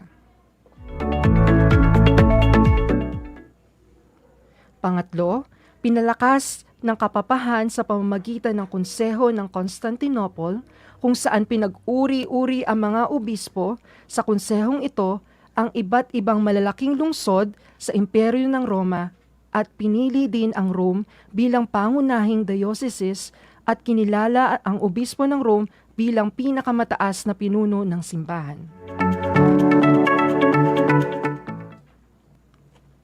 Ikalawa sa ating listahan ay si Papa Leo the Great, at ang mga sumusunod ay ang mga bagay na naiambag niya. Una, pinagtibay niya ang Petrine Doctrine.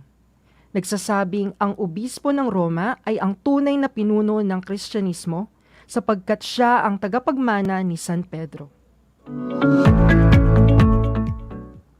Pangalawa, ipinag-utos niyang kilalanin ng hari ng Rome ang kapangyarihan ng obispo bilang pinakamalakas na pinuno ng simbahan. Pangatlo, ibinigay ang katawagang Papa sa obispo ng Rome. Pang-apat, Sa kanyang panahon, kinilala ang kapangyarihan ng Papa sa buong kanlurang Europe. Panglima, tumanggi ang silangang Europe na kilalanin ito.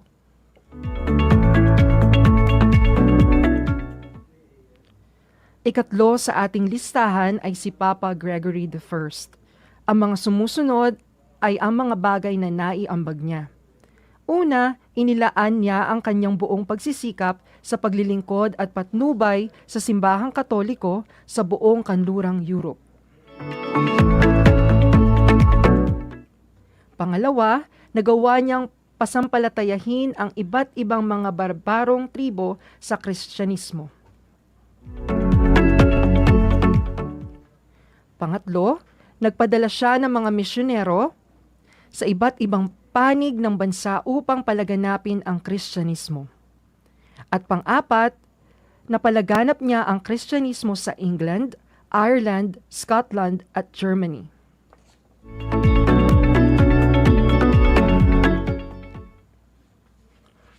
Ikaapat sa ating listahan ay si Papa Gregory VII. At ang mga sumusunod ay ang mga naging ambag niya. Una, nagkaroon ng labanan sa kapangyarihan ng sekular at ecclesiastical na pamumuno patungkol sa investiture noong kapanahunan ni Haring Henry IV.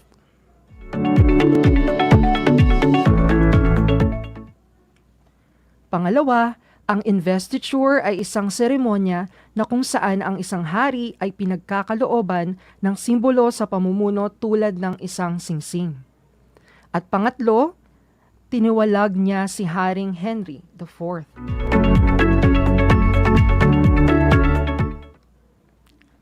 Atin namang talakayin ang iba pang naglilingkod sa simbahang Katoliko. Ito ay ang mga monghe.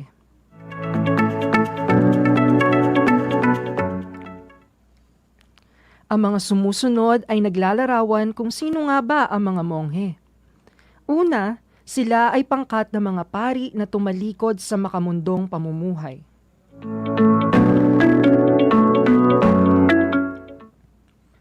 Pangalawa, sila ay nakatira sa isang monasteryo upang manalangin.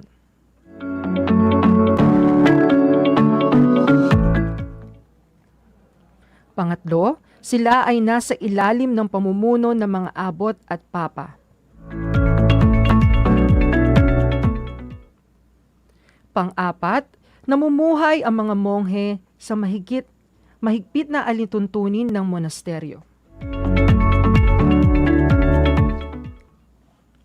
Panglima, dahil sa kanilang paniniwalang ang pagtatrabaho at pagdarasal, nagsikap sila na linangin ang pagtatanim sa paligid ng monasteryo.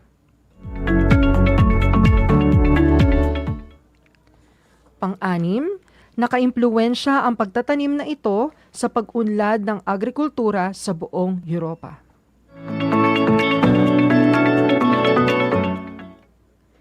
Nakamamanghang isipin na sa gitnang panahon na natili ang pananalig sa Diyos ng mga tao. Mga giliw kong mag-aaral, kayo ba ay aktibo sa simbahan o sa kahit anong pook dasalan at maging sa pagdarasal?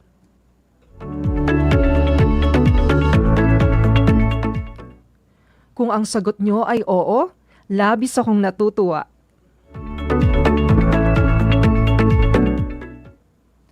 Lalo na ngayon sa nararanasan nating pandemya, kahit gaano kadilim ang ating daanang nilalakaran, gaano man kalugmok ang ating buhay, matuto pa rin tayong magdasal at manalig sa Panginoon. Sang-ayon ba kayo? Mabuti kung ganon. Thumbs up para sa ating patuloy na nagdarasal at nananalig sa Panginoon.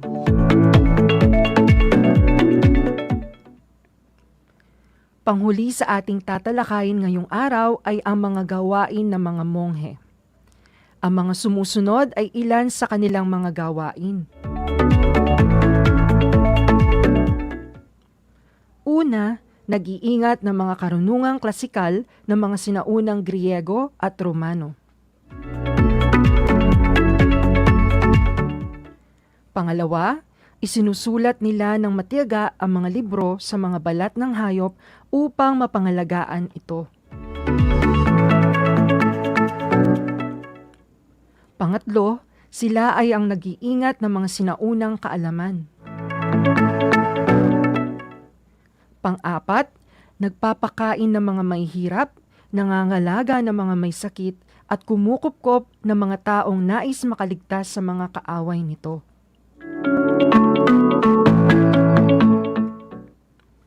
Panglima, sila rin ang isa sa mga nagpalaganap ng Kristyanismo sa utos ng Papa sa iba't ibang parte ng kanlurang Europe.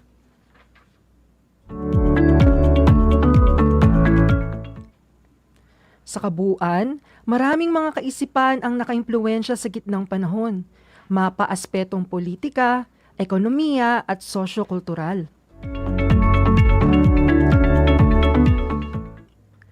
Ating tandaan, nang humina at tuluyang bumagsak ang imperyo ng Roma, ay siya namang pag-unlad at pag-usbong ng simbahang Katoliko, na isa rin sa mga pinakamahalagang impluwensya noong gitnang panahon ng Europa at sa kasalukuyan.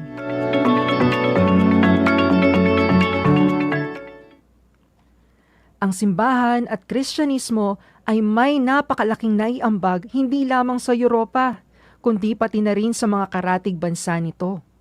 Napagtanto nyo rin ba itong mga giliw kong mag-aaral sa ikawalong baitang?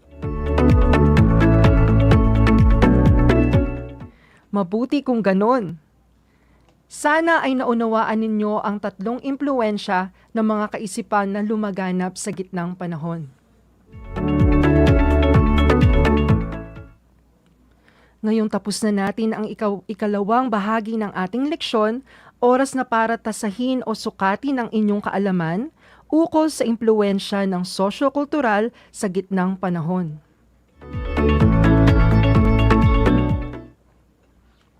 Ihanda ang inyong kwaderno at ballpen para sa inyong gawain.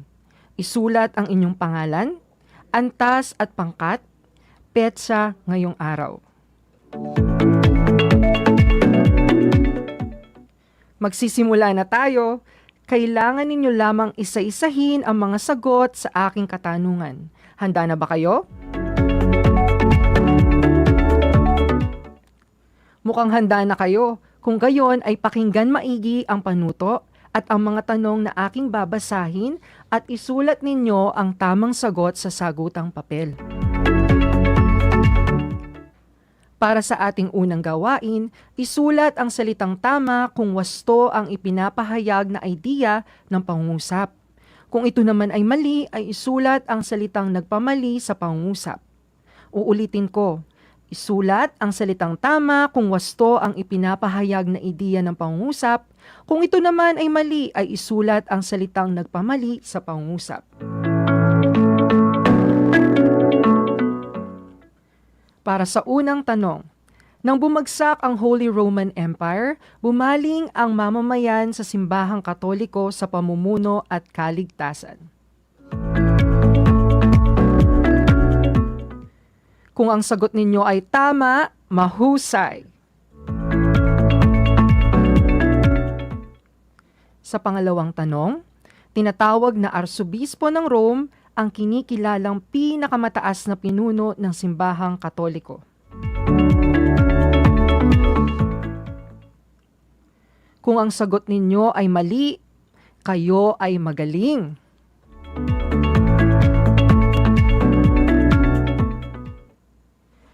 Ang arsobispo ang nagpamali sa pahayag dahil ang kinikilalang pinakamataas na pinuno ng simbahang Katoliko ay ang Papa.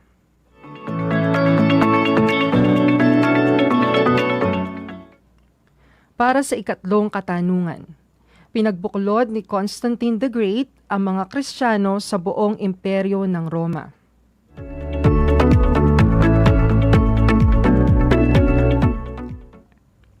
Kung ang sagot ninyo ay tama, kayo ay tama.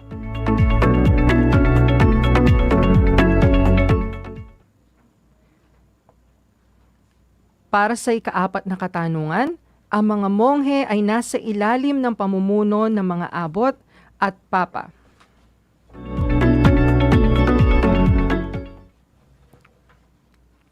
Kung ang sagot ninyo ay tama, mahusay.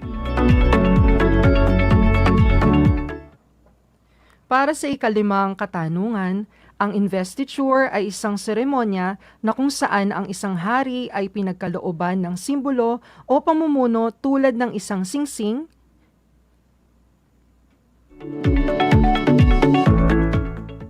kung ang sagot ninyo ay tama, napakahusay.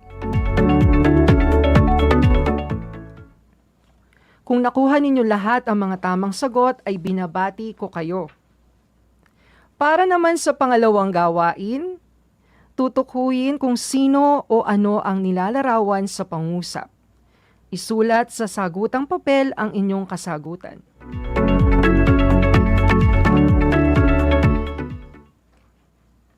Para sa unang tanong, ito ay ang mga pangkat ng mga pari na tumalikod sa makamundong pamumuhay at naninirahan sa mga monasteryo.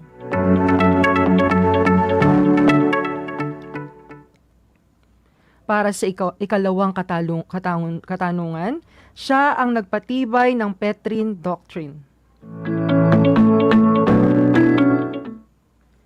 At para sa ikatlong katanungan, isang seremonya kung saan nangangako ang vasal ng kanyang katapatan sa Panginoong may lupa.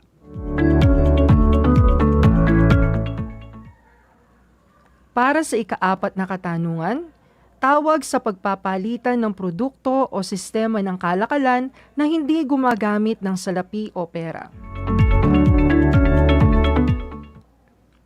At para sa ikalimang katanungan, tumutukoy sa panahon ng panunungkulan at kapangyarihang pangrelihiyon ng Papa bilang pinuno ng Simbahang Katoliko.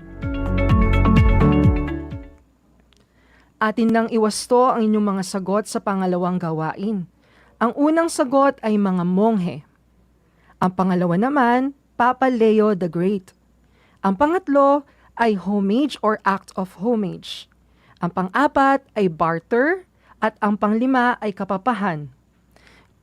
Kung inyong nakuha ang mga tamang sagot ay binabati ko ulit kayo sa inyong kahusayan.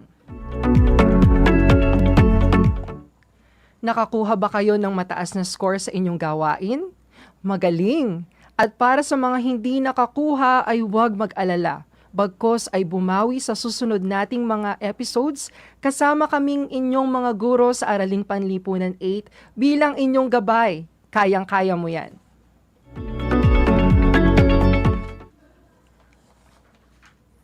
Bilang gawain sa pagganap sa huling module sa ikalawang markahan, kayo ay gagawa ng isang slogan na nagpapakita ng pagpapahayag ng mga magagandang kaisipan na lumaganap sa gitnang panahon.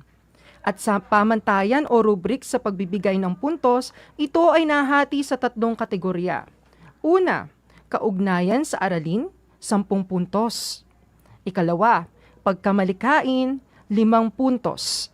Ikatlo, originality, 5 puntos. Inyo itong ibigay sa inyong mga guro bago magsimula ang ikatlong markahan.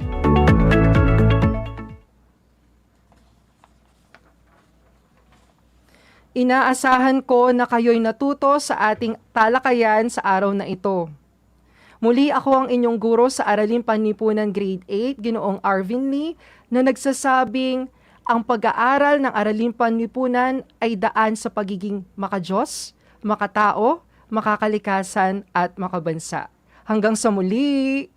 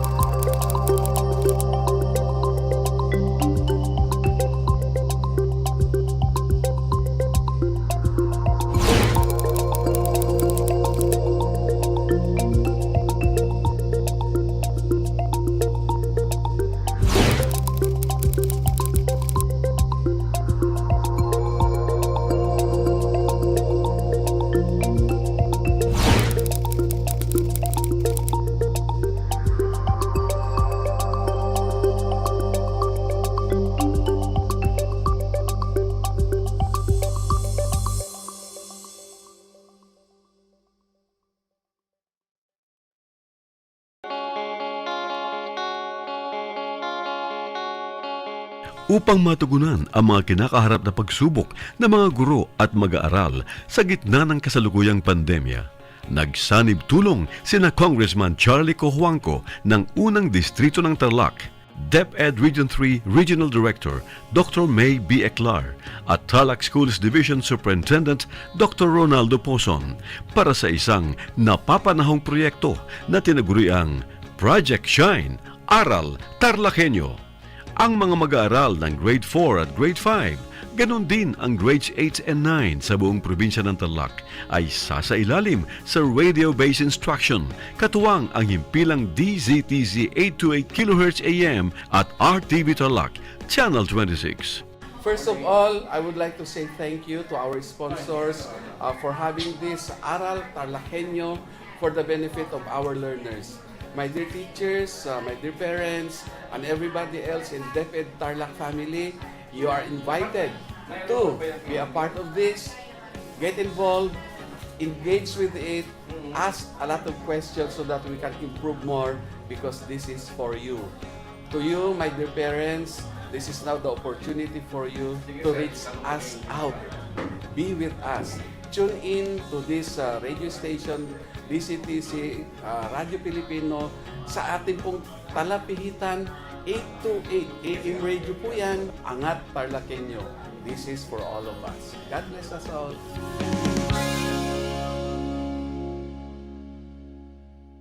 Hello mga kabida! Ako po si Ana Roses at iniimbitahan ko po kayo, malapit na ang Bida Ka Mars!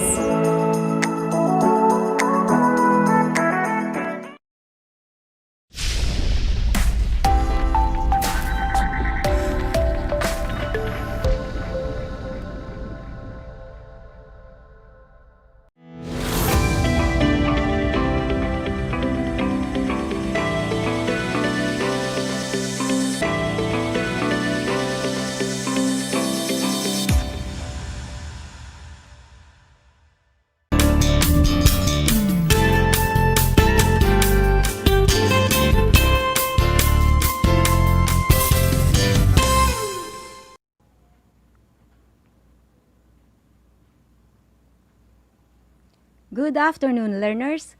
Welcome to Aral TarlakHenyo here on RTV Tarlac, Channel 26, simulcast over DZTC, Radio Pilipino Tarlac.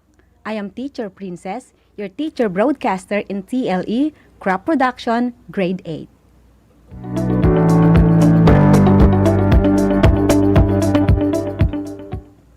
I'm so happy that you are tuned in with your new favorite school on the air through radio and television. This is Project Shine, Aral TarlakHenyo.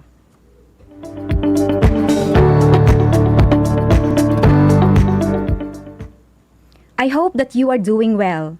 And to our dear parents and guardians, we would like to thank you for your unwavering support to your children.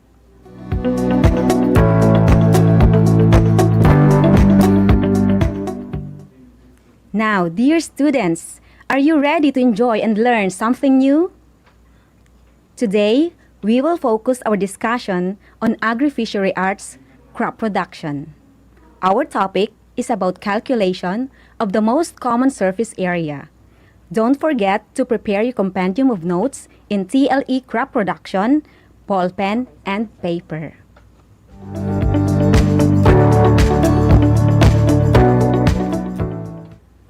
Let us start by reviewing your past lesson, which is the farm inputs, labor requirements in planting, and labor requirements for plant care. Will you name some of the farm inputs?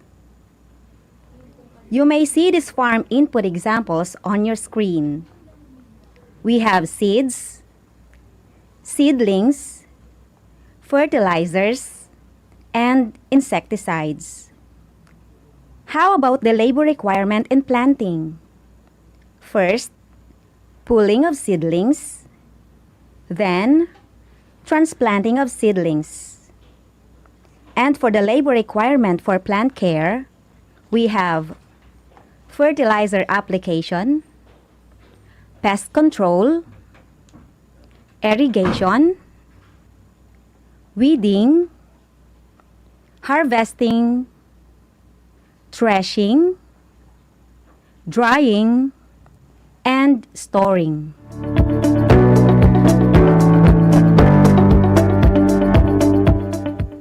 And now, prepare yourself for another lesson. Let's begin. Open your compendium of notes in crop production on page 11. It is about calculation of some of the most common surface areas. It is important to be able to measure and calculate surface areas. For example, the surface area of the cross-section of a canal, or the surface area of a farm.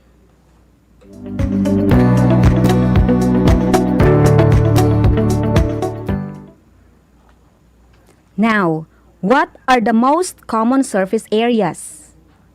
We have square, rectangle, triangle, circle, rhombus, parallelogram, and trapezoid.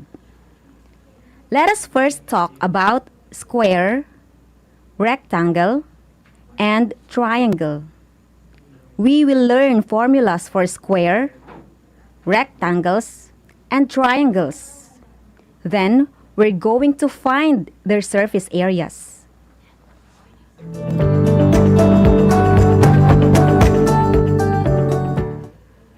You know that formulas are often written with just the first letter of each word as abbreviations. So let's get familiarized with abbreviations. We're going to use in finding surface areas.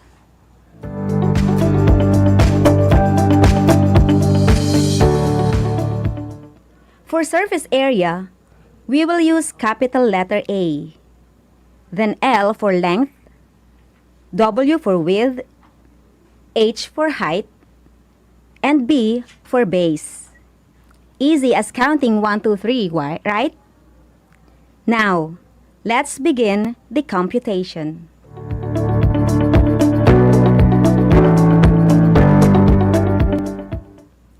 To find the surface area of any square or rectangle, all we have to do is multiply its two side dimensions together.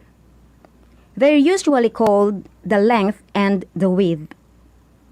So the formula for square and rectangle is area is equal to length times width, or A equals L times W. The width of a square or a rectangle is the distance from a top corner to the opposite side called length. The width is the vertical line in a square or a rectangle, and the length is the horizontal line. The length is always perpendicular to the width. In a square, the lengths of all four sides are equal, and all four angles are right angles. In a rectangle, the lengths of the opposite sides are equal, and all four angles are also right angles.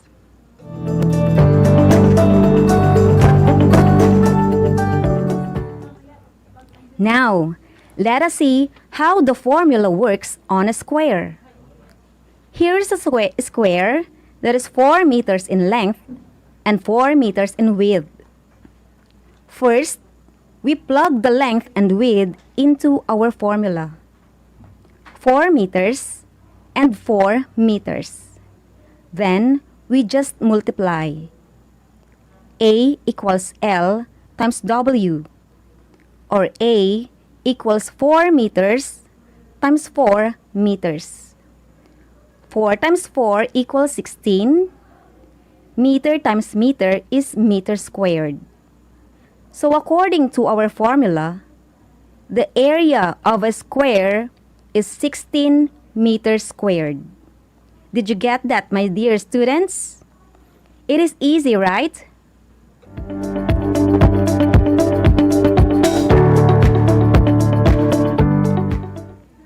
I'll give you another example.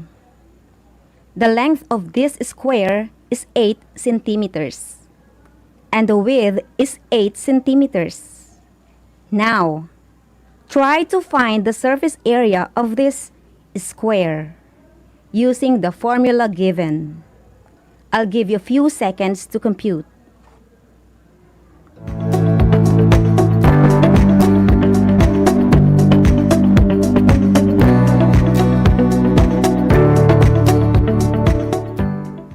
Okay, are you done? Let us see if your answer is correct. First, plug the length and width into our formula. So that is A equals 8 centimeters times 8 centimeters. 8 times 8 is equal to 64. Centimeter times centimeter is centimeter squared. What is your answer, my dear students? Okay, the surface area of this square is 64 centimeter squared. Did you get it? Okay, that's great.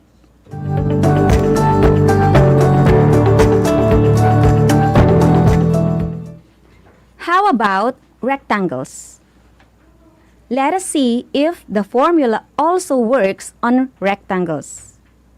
Again, our formula is A equals L times W. Here's a rectangle that is 5 meters wide and 2 meters long or tall. Same procedure. Plug the length and width into our formula. So that is A equals 5 meters times 2 meters. 5 times 2 equals 10. Meter times meter equals meter squared. And that is 10 meters squared.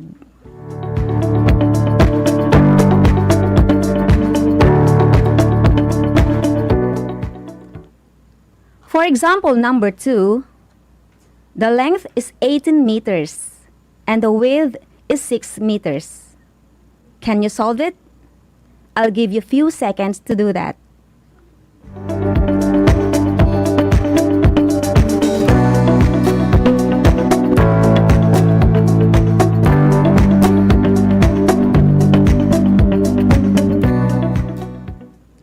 I guess you are done, so let us check.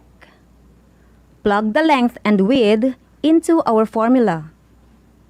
A equals 18 meters times 6 meters. And that is? Yes, it's 108 meters squared. Are you following? Okay, that's great. So let us continue with the triangles.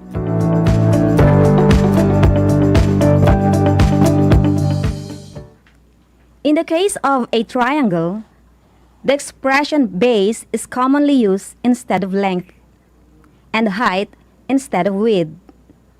The base is flat on the ground, and the height is from the tip of a triangle to the ground or base.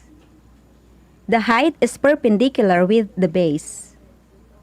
Again, we're gonna use base and height for any kinds of triangles, like obtuse triangle, acute triangle, and right triangle, just like what you see on your screen. The formula for finding the surface area of any triangle is A equals 0.5 or just 1/2 times base times height. So that is A equals 1/2 times B times H.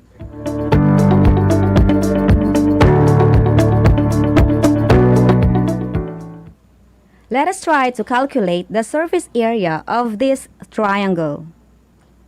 The base is 6 meters and the height is 4 meters.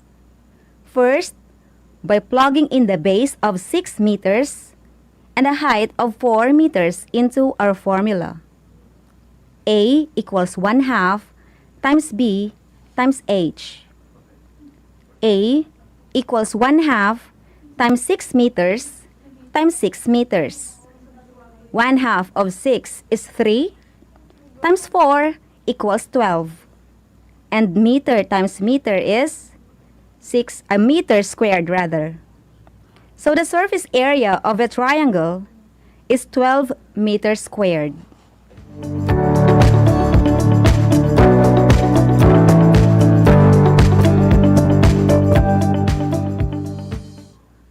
Another example for a triangle, the base is 10 centimeters and the height is 30 centimeters. Can you solve this example? Okay, let's do this together. Again, our formula is A equals 1/2 times B times H. Replace the base and the height with the given number. A equals 1/2 times 10 centimeters times 30 centimeters. 1/2 of 10 is 5 times 30 equals 150. Then, centimeter times centimeter is equal to centimeter squared. So the answer is 150 centimeters squared. Did you get the correct answer? Of course, I know you did.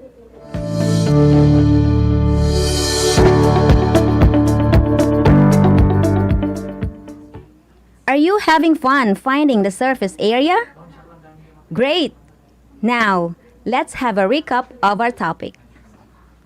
Some of the most common surface areas are square, rectangle, and triangle.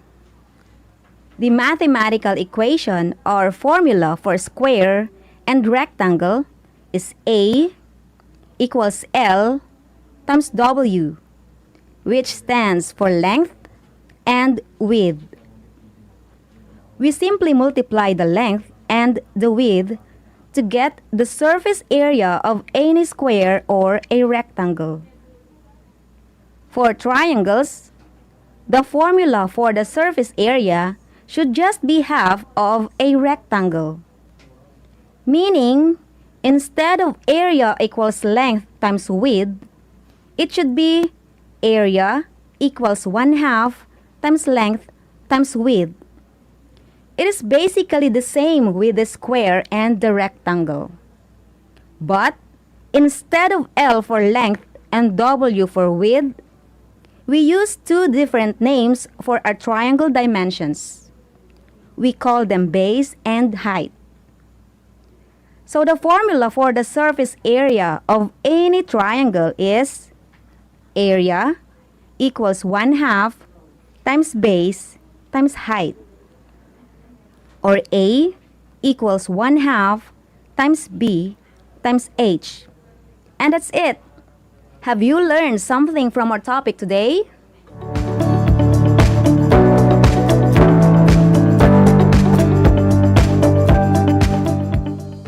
Now, let us try to apply what you have learned. Here's a picture of a garden or a lawn.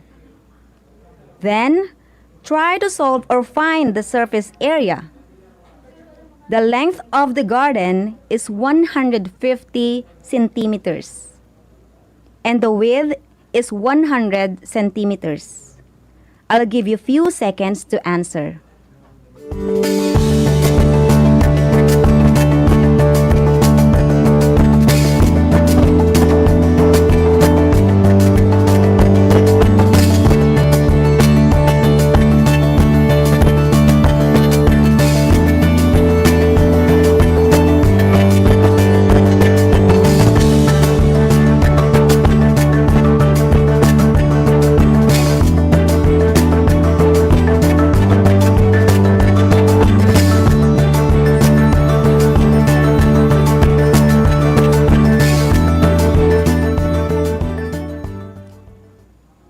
I guess you are all done. Let us check. So what is the shape of the garden? Yes, it is rectangle. Again, what is the formula for rectangle? It is A equals L times W. What is the length? It is 100 centimeters. And the width is 150 centimeters. Then, what is the surface area of the garden? Okay, let us see. Again, the formula is A equals L times W. The length is 100 centimeters and the width is 150 centimeters. That is A equals 100 centimeters times 150 centimeters. 100 times 150 is equal to 15,000. Centimeter times centimeter is centimeter squared. So, what is the surface area of the garden? Yes, you are right. The surface area of the garden is 15,000 centimeters squared. Tap your shoulder for a job well done.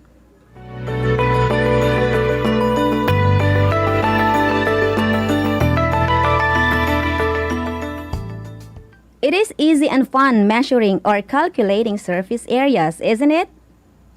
Now, get a sheet of paper to measure your understanding on the topic we discussed.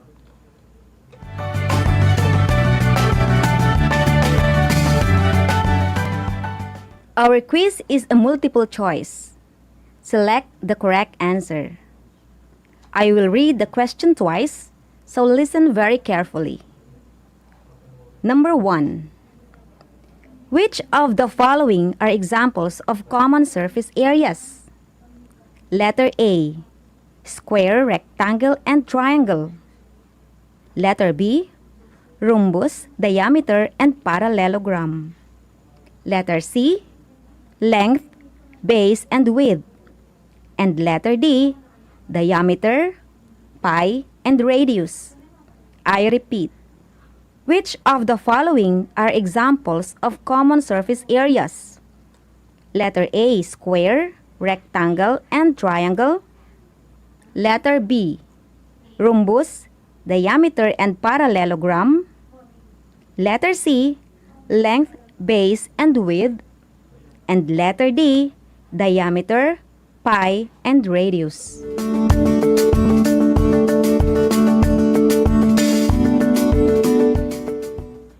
Number 2. What is the formula for the surface area of a square and a rectangle? Letter A. A equals 1/2 times B times H. Letter B. A equals 1/4 times 3.14 times D squared. Letter C. A equals B times H. And letter D. A equals L times W. Again, what is the formula for the surface area of a square and rectangle? Letter A. A equals 1/2 times B times H. Letter B. A equals 1/4 times 3.14 times D squared. Letter C. A equals B times H. And letter D. A equals L times W.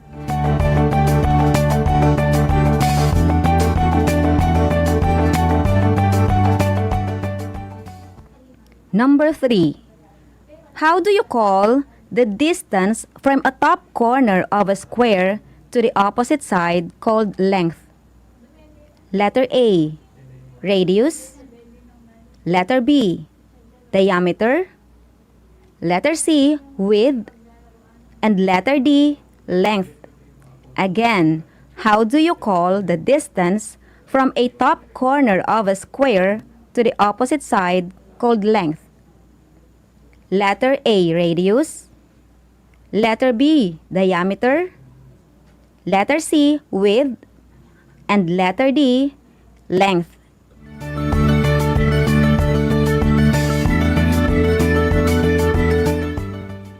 Number 4.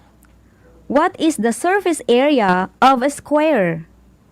The length is 5 meters and the width is 5 meters. Letter A. 10 meters squared. Letter B, 25 meters squared. Letter C, 10 meters. And letter D, 25 meters. I repeat, what is the surface area of a square? The length is 5 meters and the width is 5 meters. Letter A, 10 meters squared. Letter B, 25 meters squared. Letter C, 10 meters. And letter D, 25 meters. I'll give you a few seconds to compute.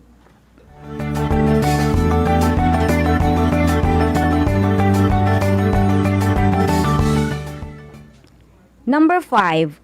Find the surface area of a triangle. The base is 8 centimeters and the height is 4 centimeters. Letter A, 16 centimeters squared. Letter B, 16 centimeters. Letter C, 32 centimeters. And letter D, 32 centimeters squared. Again, find the surface area of a triangle. The base is 8 centimeters and the height is 4 centimeters. Letter A, 16 centimeters squared. Letter B, 16 centimeters. Letter C, 32 centimeters. And letter D, 32 centimeters squared. I'll also give you a few seconds to answer.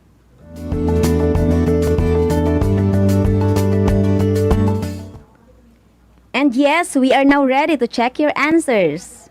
For number 1, we have letter A, square, rectangle, and triangle. For number 2, letter D, A times L times W. Number 3, letter C, width. And number 4, letter B, 25 meters squared. And for number 5, it is letter A, 16 centimeters squared. Okay, count your scores.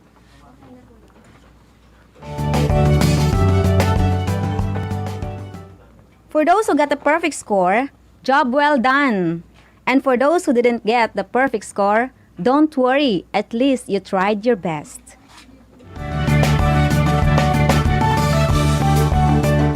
Alright, that ends our session this afternoon.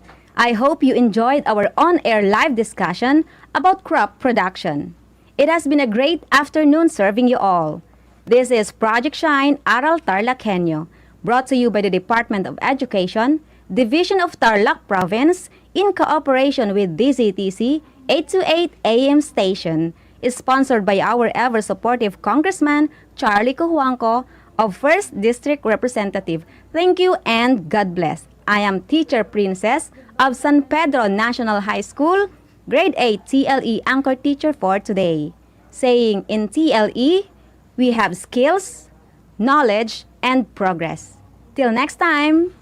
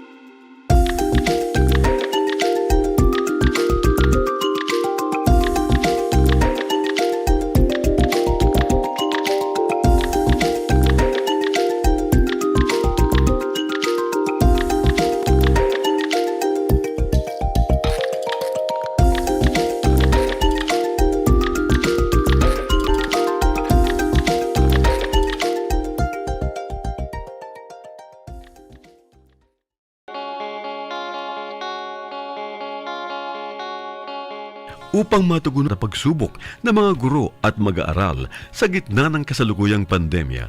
Nagsanib tulong sina Congressman Charlie Cojuangco ng unang distrito ng Tarlac, DEPED Region 3 Regional Director Dr. May B. Eclar at Tarlac Schools Division Superintendent Dr. Ronaldo Poson para sa isang napapanahong proyekto na tinaguriang Project Shine Aral TarlakHenyo.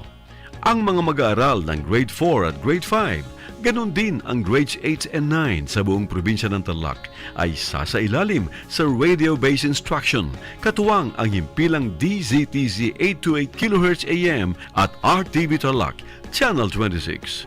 First of all, I would like to say thank you to our sponsors for having this Aral TarlakHenyo for the benefit of our learners. My dear teachers, my dear parents, and everybody else in DEPED Tarlac family, you are invited to be a part of this, get involved, engage with it, ask a lot of questions so that we can improve more because this is for you. To you, my dear parents, this is now the opportunity for you to reach us out. Be with us. Tune in to this radio station, DCTC, Radio Pilipino, sa ating pong talapihitan, 828 AM radio po yan, Angat TarlakHenyo. This is for all of us. God bless us all.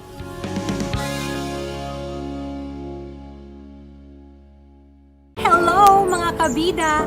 Ako po si Ana Roses at iniimbitahan ko po kayo, malapit na ang Bida Ka Mars!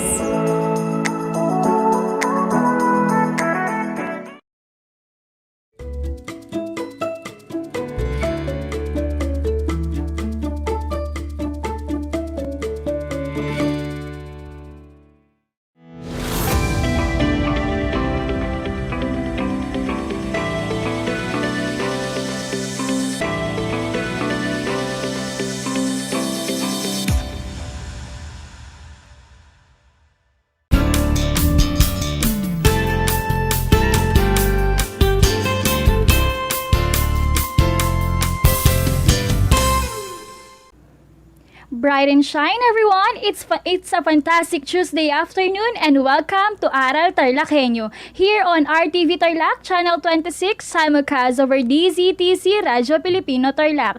I am your Health Aid teacher broadcaster na hindi naman puyat pero mukhang laging nakapikit kahit nakamulat, Sheila Pungay Tayag. Today is another episode of our schooling not only on air but also online and on television.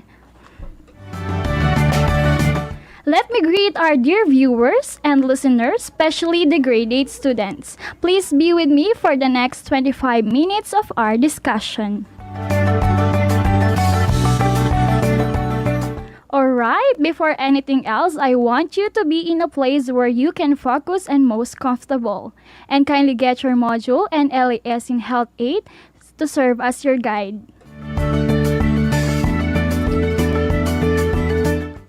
If you can still remember, in our previous lesson, you learned that choosing a lifetime partner and before getting married, it has some processes. Crush and infatuation, dating, courtship, and engagement are practice and exercise. With that, before we proceed to our next lesson, I prepared a simple segment entitled Kanta Mo, Hugot Ko. I will play a song entitled Anak by Freddie Aguilar. Even though I cannot see you, class, I want you to sing along, enjoy the song, and I want you to remember all the sacrifices of your parents in raising you. Afterwards, you can send your comments, messages in our FB Live, or you can message me through Messenger, Sheila May Itayag. Then I will going to read your messages here on live. And then, without further ado, let's start.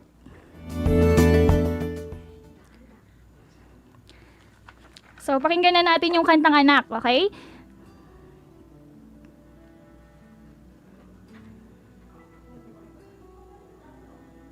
Naririnig nyo ba? Makikanta kayo, ah! Makikanta kayo, ah!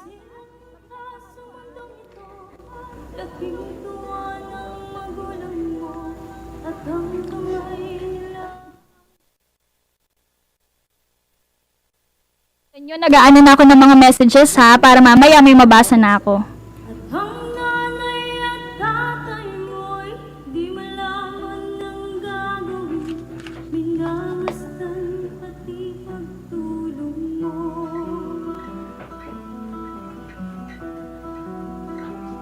At sa gabi napupuyat ang iyong nanay sa pagtimpla ng gatas mo.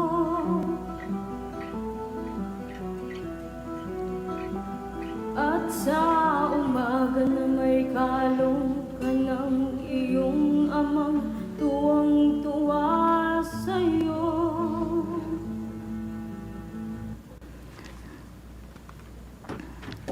Alright, what a beautiful and emotional song. After hearing this song, I remember and realize a lot. I know you too. Kaya naman magbabasa tayo ng mga comments ninyo at mga messages ninyo, okay?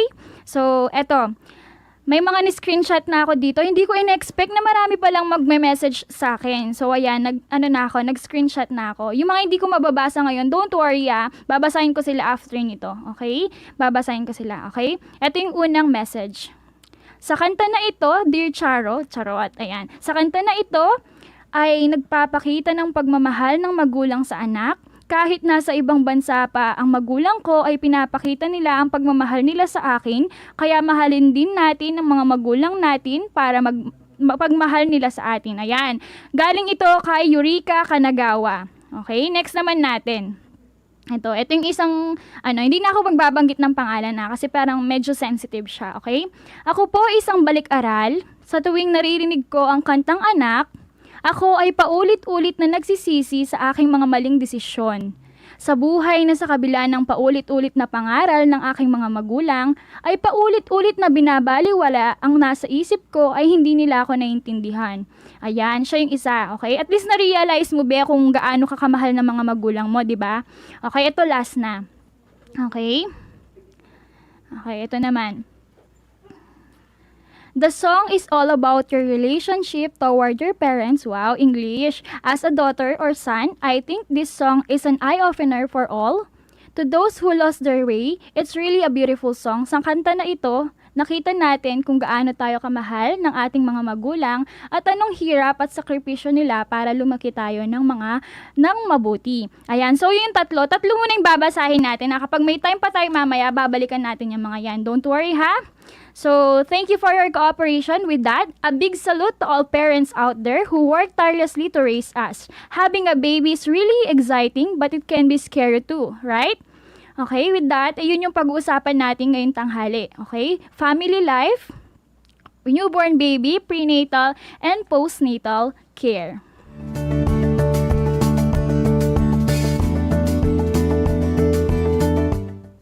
After marriage, a couple's desire is to build a family. Humans are reproduced through sexual reproduction. In this kind of reproduction, the reproductive cell of man and woman join together to form a new human cell. Okay? This process is called fertilization. Fertilization is a reproductive process wherein the half of the genes of the mother and father combine together to form a new single cell. The attachment of the new developing cell in the uterus is called implantation. Okay? When we say pregnancy, it is the time when the new cell is produced during fertilization. Okay? From the time that the ovum and sperm cell unite, okay, at the end of the 8th week, the developing human is called embryo. From the 8th week until birth, the developing human is called fetus. I think normal pregnancy generally lasts until 9 months or 38 to 40 weeks. Tapos, yung pinakamaagang pwedeng mga anak yung isang buntis ay 37 weeks. The rest, kapag pababa na, premature na yung isang baby. Ayan, next natin, prenatal care. Prenatal care ideally starts within 3 months before you begin trying to conceive. So here are some healthy habits to follow during this period. Ayan, papakita natin sa screen. Okay, first, quitting smoking and drinking alcohol. Second, taking folic acid supplements daily. Third, talking to your doctor about your medical conditions, dietary supplements, and any over-the-counter or prescription drugs that you take. And last one, avoiding all contact with toxic substances and chemicals at home or work that could be harmful. Regular prenatal visit can help your doctor monitor pregnancy and identify any problems or complications before they become serious. The importance of prenatal care it helps decrease the risk during pregnancy. Okay? And it increases the chance of having a safe and healthy delivery. So, yun yung importansya ng prenatal care sa atin, okay? Next, postnatal care. During this period, the mothers goes through many emotional and physical changes while learning to care for her newborn baby. So, these are the postpartum care for the baby are the following. Okay? Yan, makikita nyo sa screen.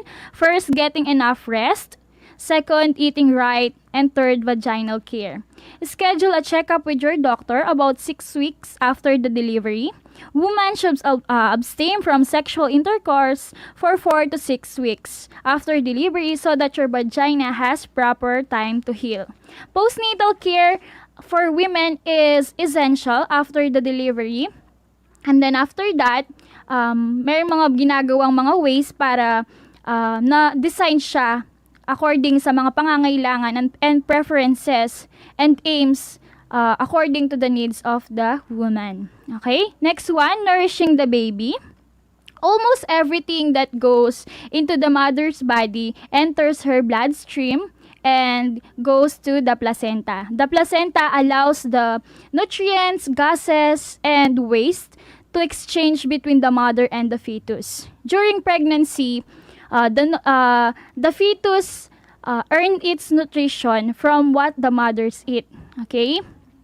To ensure the health of the fetus, the mother should eat healthy foods and take some vitamins. Okay, next one. Importance of malnutrition. Maternal nutrition rather. I'm sorry, okay? So, maternal nutrition status affects the offspring health development significantly during early embryogenesis, pregnancy, birth, and lactation, and subsequently determines health during growth and even throughout adulthood.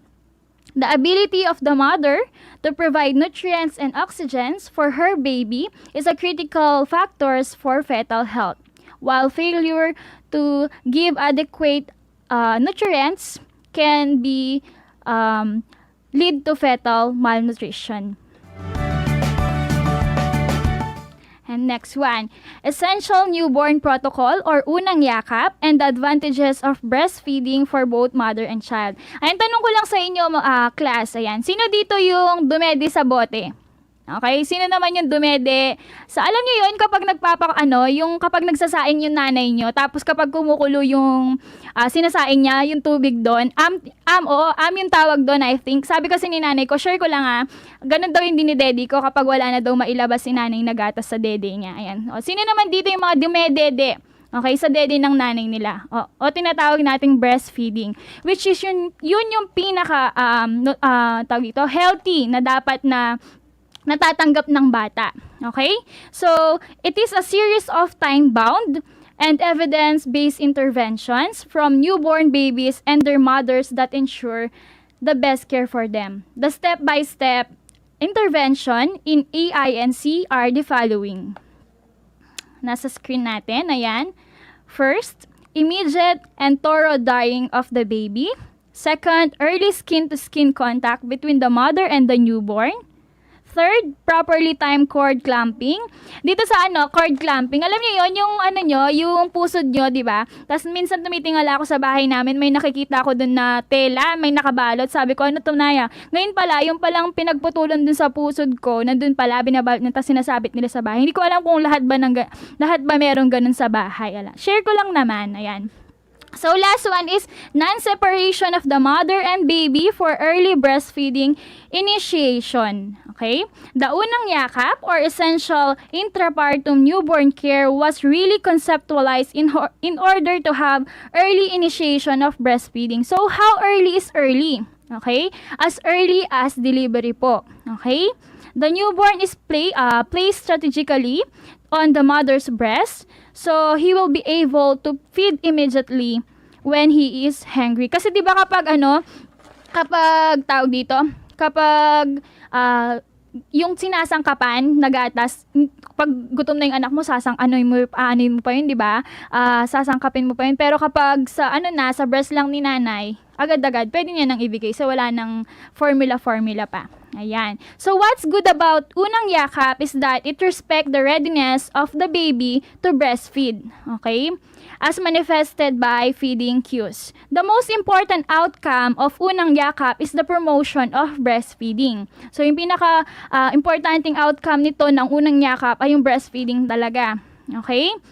Since the baby is placed closely to the mother's breast, he becomes familiar with the breast as the source of food. Kaya yung pandemic na to, hindi naman talaga siya negative lahat. May positive din, especially sa mga bagong panganak. Kasi talaga nabibigyan nila ng time yung mga anak nila, especially na mag-breastfeed sila. Kaya wag natin tignan yung pandemic as negative lang. Kasi may positive naman talaga siya. Yan, sulong lang. Ayan, for those who just tuned in, you are listening and watching to Aral TarlakHenyo here on RTV Tarlac, Channel 26, simulcast over DZTC, Radyo Pilipino Tarlac. Again, this is your teacher broadcaster, Ma'am Sheila May Itayag, and our lesson is about family life, newborn baby, prenatal and postnatal care. Sa mga tumutok simula sa umpisa hanggang ngayon, palakpakan niyo yung mga sarili ninyo. Ayan, ipagpatuloy na natin yung discussion natin. Newborn screening and APGAR scoring system. Newborn babies should undergo a newborn screening as reflected in the Republic Act Number 9288, an act promulgating a comprehensive policy and a national system for ensuring newborn screening. Okay? Newborn means a child from the time of complete delivery to 30 days old. Newborn screening is a simple procedure to find out if a baby has a congenital metabolic disorder that may lead to mental retardation or even death if left untreated. Okay? The importance of newborn screening, most babies with metabolic disorders look normal at birth. Ayan.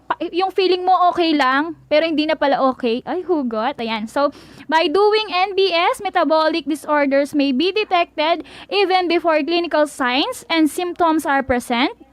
And as a result of this treatment, can be given early to prevent consequences of untreated conditions. Okay, in the test, 5 things are used to check a baby's health. So, meron tayong 5 chine-check sa test na to, okay? First one, we have A for appearance or skin color, P for pulse or heart rate, G, grimace response or reflexes, A, activity or muscle tone, and R for respiration, breathing rate, and effort. So, how will you assess a newborn baby? I will show you the APGAR scoring table sa screen natin. Ayan. Sa first column, makikita ninyo APGAR sign. Meron dyan appearance. Ayan, yung mga sinabi kong 5 kanina. So, unahin natin yung appearance. Paano ba natin i-grade yung appearance? Ayan. So, yung score na 2, normal color daw. All over, hands and feet are pink. Yung 1 naman, normal color, hands and feet are bluish. Kapag 0, bluish gray, all pale, all over. Okay, second naman, meron tayong pulse or heart rate. Normal, above 100 beats per minute. Below 100 beats per minute, nasa number 1 naman yan. And kapag absent or no pulse, 0 yan. Next one, grimace, reflects irritability. 2, pulls away sneezes, coughs, or cries with stimulation. Facial movement, only grimace with stimulation sa 1 naman, and absent, no response to stimulation kapag 0. Activity, muscle tone. Sa 2, active spontaneous movement. Sa 1, arms and legs flex with little movement, and kapag 0, no movement, flappy tone. Respiration, breathing rate and effort, normal rate and effort, good cry sa number 1 and sa number 2 pala rather, and sa number 1 slow or irregular breathing, weak cry. Kapag wala naman, kapag 0, absent breathing or no breathing. So, yun ang ating way ng pag-grade. Okay? So, what does the baby score mean? A baby who scores 7 above, the test is considered in good health. So, okay yan. As lower scores does not mean that your baby is unhealthy. So, hindi naman ibig sabihin unhealthy na yung anak mo kapag nakakuha ka ng mababang score. Okay? It means that your baby may need some immediate medical care, such as suctioning of the airways or oxygen to help him breathe properly or better. Perfectly healthy babies sometimes have a lower than usual score, especially in the first few minutes after birth. Okay? This test was designed to predict a baby. It is not designed, okay, to predict a long-term baby health, behavior, intelligence, personality, or outcome. Hindi ito yung basihan, okay, ng mga long-term na ganun, okay? So, it was designed to help healthcare providers tell a newborn's overall physical condition so that they could quickly decide whether the baby needed immediate medical care. Ayan, patuloy tayo sulong. Immunization in protecting children's health. Immunization is a simple and effective way of protecting children from serious diseases. It is not only helps protect individuals, it also protects the broader community by minimizing the spread of diseases. Infants are particularly vulnerable to infections. That is why it is also important to protect them with immunization. Vaccine work triggering the immune system to fight against certain diseases. Especially this time of pandemic, guys, kailangan ng mga bata yan, yung immunization. Actually, hindi lang naman sila pati tayong mga matatanda na, kasi nga, di ba, lalo na yung lumalaganap na virus na yan. Okay, so dapat, pero ako, sabi ni nanay ko dati, alam niyo yung dito nyo, sa may, right arm ninyo, di ba may makikita kayo doon na, yung talagang nagpatusok ka dati nung bata ka, mayroon doon na makikita kang, di naman siya scar, parang yun lang yung tag dito, evidence na nagpatusok ka talaga. Ako nun sa lang daw ko nagpapatusok, sabi ni nanay ko, sa sa center, ayan, kasi poor pa kami nun kahit naman yun, char, okay? So, here is a table of immunization a baby should have. Ayan. So, nasa screen ulit natin. Pakitignan na lang ninyo. Tapos, sundan nyo yung mga sinasabi ko. Okay? So, kind of immunization sa first column natin. Ayan, yung mga yan. BCG. Asan na ba? Ayan. Kind of immunization.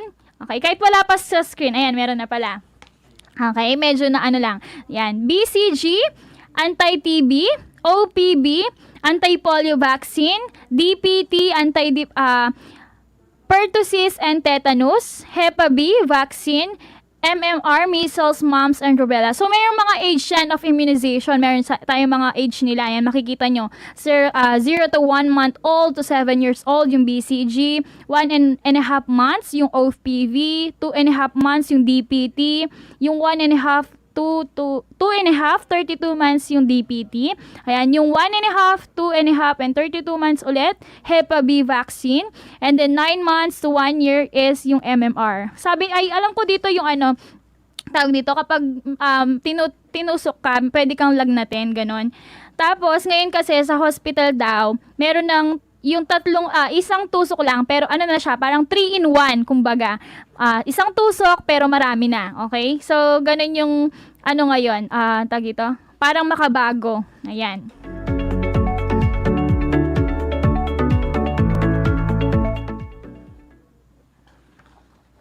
Alright, that's the end of our discussion about family life, newborn, prenatal, and postnatal care. For your activity, I prepared 5 questions for you to answer. All you need to do is to choose the letter of the correct answers, write it on your activity notebook, or you can comment your answers in our FB Live. Okay? Mamaya titignan ko lahat ng yan, huwag kayong mag-alala.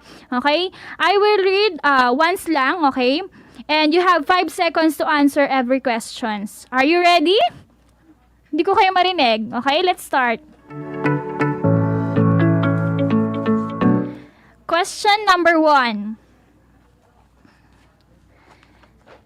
It helps decrease risk during pregnancy and increases the chance of safe and healthy delivery. A. Prenatal care. B. Postnatal care. C. During pregnancy, and D. None of the above. You have 5 seconds.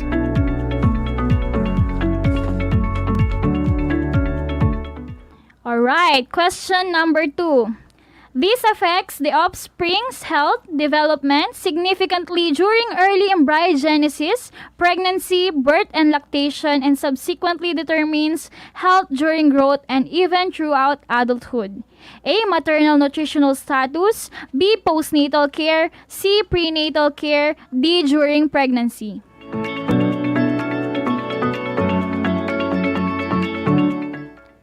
Okay, question number 3. It is the promotion of breastfeeding since the baby is placed closely to mother's breast. He becomes familiar with the breast as the source of food. A. Unang halik. Wow. B. Unang yakap. C. Unang hawak. O D. Unang hagkan. Question number 4. APGAR means A. Appearance, pulse, grimace, activity, and respiration. B. Appearance plus grading, activity, and respiration. C. Apparently, pulse, grading, activity, readiness. Or letter D. Appeal plus grimace, activity, and readiness.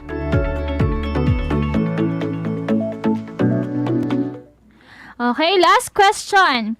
During this period, the mother goes through many physical and emotional changes while learning to care and for her newborn. A. Prenatal care. B. Postnatal care. C. During pregnancy. And D. Maternal status. Okay, we're done. Now let's check. I know that you are all honest with the correct answers. Okay? So, yung mga sagot, ako nang bahala mag-check sa mga yan at saka yung mga MAPE teachers nyo. Okay? With that, okay? Okay. Wait lang. Okay. With that, I am your teacher broadcaster, Sheila May Itayag, okay, for Health 8. I hope you learned a lot like me. We are still live here at Aral TarlakHenyo here on RTV Tarlac, Channel 26, simulcast over DZTC, Radyo Pilipino Tarlac. Again, I am your teacher broadcaster, Sheila May Itayag for Health 8.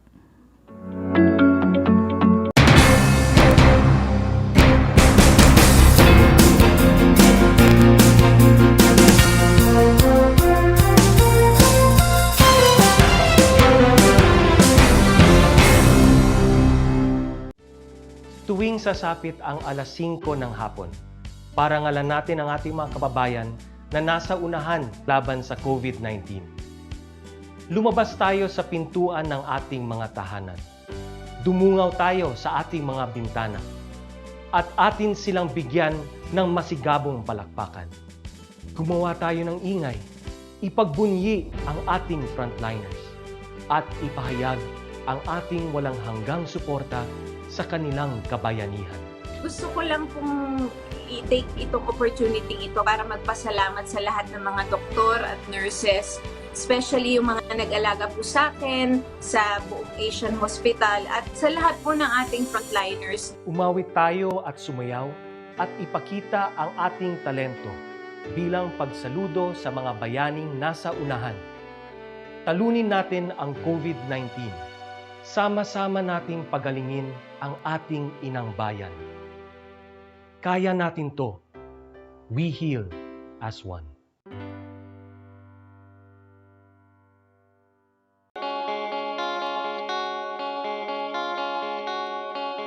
Upang matugunan ang mga kinakaharap na pagsubok ng mga guro at mag-aaral sa gitna ng kasalukuyang pandemya, nagsanib tulong sina Congressman Charlie Cojuangco ng unang distrito ng Tarlac, DEPED Region 3 Regional Director Dr. May B. Eclar at Tarlac Schools Division Superintendent Dr. Ronaldo Poson para sa isang napapanahong proyekto na tinaguriang Project Shine, Aral TarlakHenyo.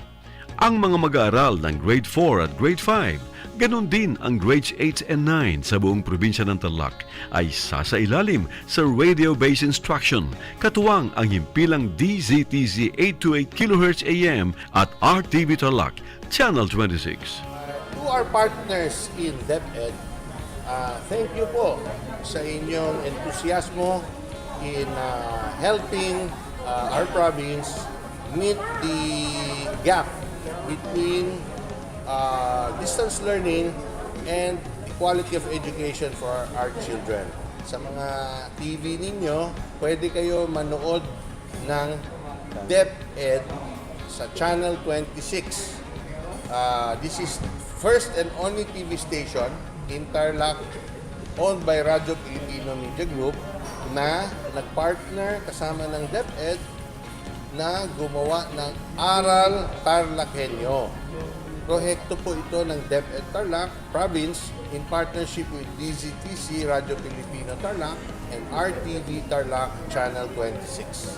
So, yung mga walang tablet or walang internet, pwede manood dito sa programang ito at doon nyo po makikita at masusundan ang mga module ng DEPED sa distance learning.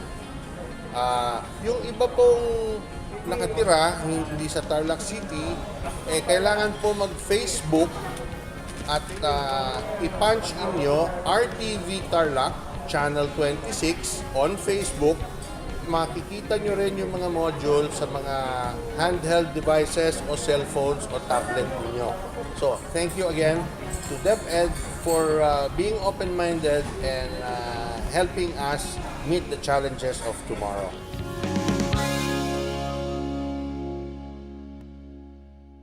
Hello mga kabida! Ako po si Ana Roses at iniimbitahan ko po kayo, malapit na ang Bida Ka Mars!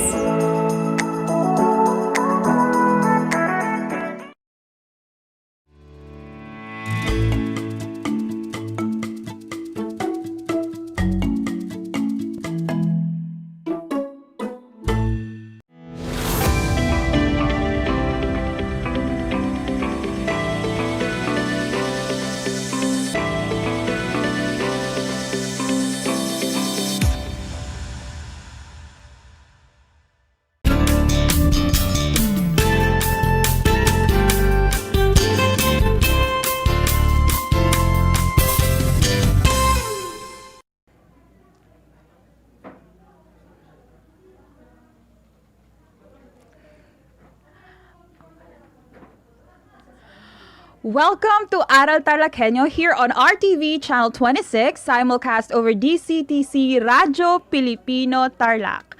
I am your teacher broadcaster for this hour, Ma'am Jan Paula Ragma, and this is English Grade 9.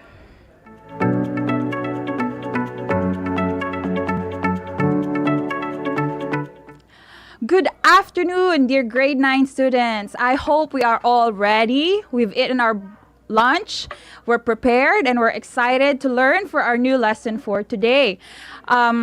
We have a very exciting lesson for this afternoon, and I hope that you will all pay attention, and you will all be with me all throughout this 25-minute lesson. And you can also participate in our Facebook Live on RTV Channel 26 Facebook. You can comment your answers down on the comment box section of this live if I'm going to ask you to participate or answer any questions. So, you can also write your name and your school or your section where you're from and participate in our lesson for today.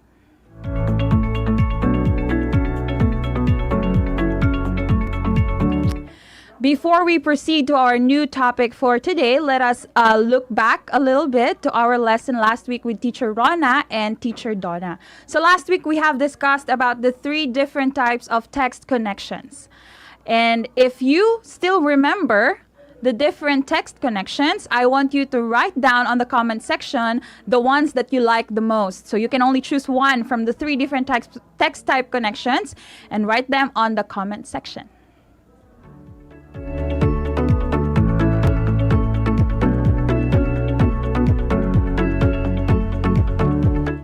For those students who might have missed our episode last week with Teacher Rona and Teacher Donna, the 3 different types of text connections are the text to self, the text to text, and the text to the world connections. So well done, everybody. We have reviewed a little bit of the discussion last week because it's going to be valuable for our discussion for today. Today, we are going to learn a new set of topic, and for those who think that reading is boring, I might be one of those people, this lesson is for you.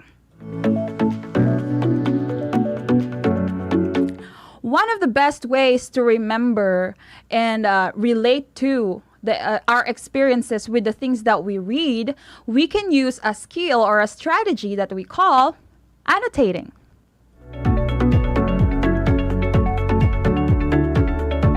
You can see the slides in the screen and you can follow me as I read. Annotating is to make marks on a text. It is not simply highlighting appealing words or sentences. It is a purposeful strategy to help you comprehend what you are reading on a deeper level than if you were just to read it straight through. It is an excellent way to deconstruct the text into meaningful pieces for better understanding. Its main goal is to make connections between what you already know about practically anything and the world around you. We have the 4 major benefits of annotating. The first one, annotating makes you more engaged in a material. Second, it slows your reading that helps you to focus on details and have a better retention and comprehension. Let me just pause over there a little bit. I know that some of us are having a hard time remembering what we just read. This happens most of the time during quizzes or tests where we are asked to read, let's say, a story. And then after the story, there's going to be questions afterwards. Some of us might have trouble remembering details, right? Annotating will be the best strategy to use in terms of situations like this. The third one, it helps you process what you're reading because it helps you pause or stop to mark the text. That will give you ample time to think about what you're reading and ponder about the things that you're reading. And lastly, it records textual evidences for later reference. How many times have you read something and then afterwards you think, oh, what's the name of that character again? So if you've had that kind of experience before, then annotating is the best way to strategize reading in that manner. You can easily access the information that you have read while you are reading and after you have read. You may even note your questions for further research. For the following slides, grade 9 students, you may want to take down some notes. We will now be discussing the 11 strategies proposed by Azevedo as per your modules, and these are going to be very useful, so I suggest that you write them down. These are the annotating strategies. The first one, you can circle any unfamiliar words. This happens to all of us, even us teachers. Even I myself as an English teacher doesn't know every single English word. So if you're unfamiliar, you can encircle them, write them down, and if you do not know the meaning of these words, you can encircle the word and look for the meaning after the discussion. Or you can ask your teacher if you're on class. The second one, use question marks to indicate areas of uncertainty. Of course, question mark entails questions, things that you're not probably very clear about. So if you have anything in the text that you quite do not understand, you can underline that, highlight it, and put a question mark beside that. Okay, so the first symbol was encircle. The second one is a question mark. Next, we can use stars. Stars to indicate anything that seems important, such as themes, symbols, or foreshadowing. This applies whenever we read, let's say, a story, and you feel like this particular scene or a particular line thrown by a character might be important for the next few chapters, let's say. So you can write a star to indicate that it is something important.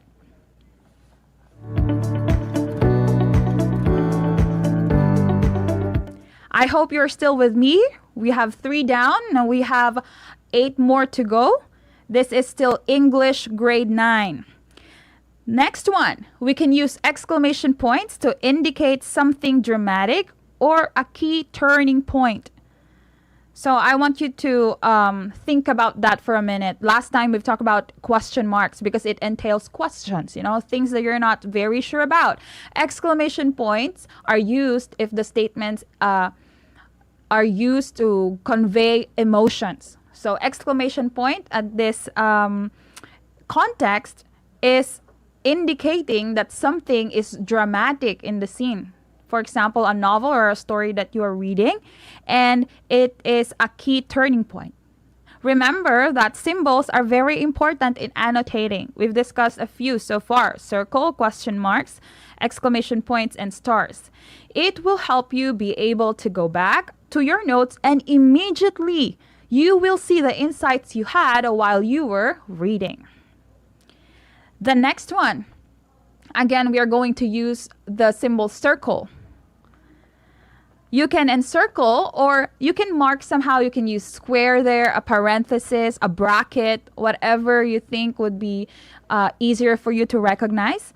The character names anytime they are introduced for the first time. So this happens when you read novels. Novels have like probably more than 10 chapters, and it's going to be really hard for us to remember all the names of the characters. But if you can circle them or probably box them, the names, and you're probably going to be good for the rest of the story. The next one will be, speaking of characters, you can keep a list somewhere. Maybe at the cover of the book, or a separate sheet of paper or a notebook, of all the characters and their traits. Add to this list as new characters are introduced as you learn more about the existing characters. This is going to be useful if you're making an analysis of a story, and if your teachers, especially when you go to college, ask you to have a review about a certain movie or a certain novel or a story. This is going to be very useful for you. Number 8. Write your notes in the margins. This is, they say, the best method because it's going to be readily available. If you have insights or thoughts about the things that you're reading, while you read, you can write down your notes on the margin of the paper. Okay? If not, you can write on sticky notes. It's not the best way because sometimes they tend to just disappear. But if you're doing a review or an analysis of a paper, in this way, you're not going to have to go back through the entire book again or the entire text just to figure out a particular detail because you have written it down already. So this is useful too. Next one we have, write down any questions you have about the text, either questions you are willing to wait to find out the answer as you read further, or questions you want to bring up to your teacher in class the next day. This is unavoidable. A lot of times whenever we read, we find ourselves asking questions that we cannot answer alone.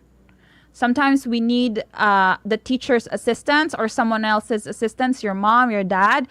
And if you do not write these questions, most of the time we will forget them. So write those questions down so you can ask your teacher the next day.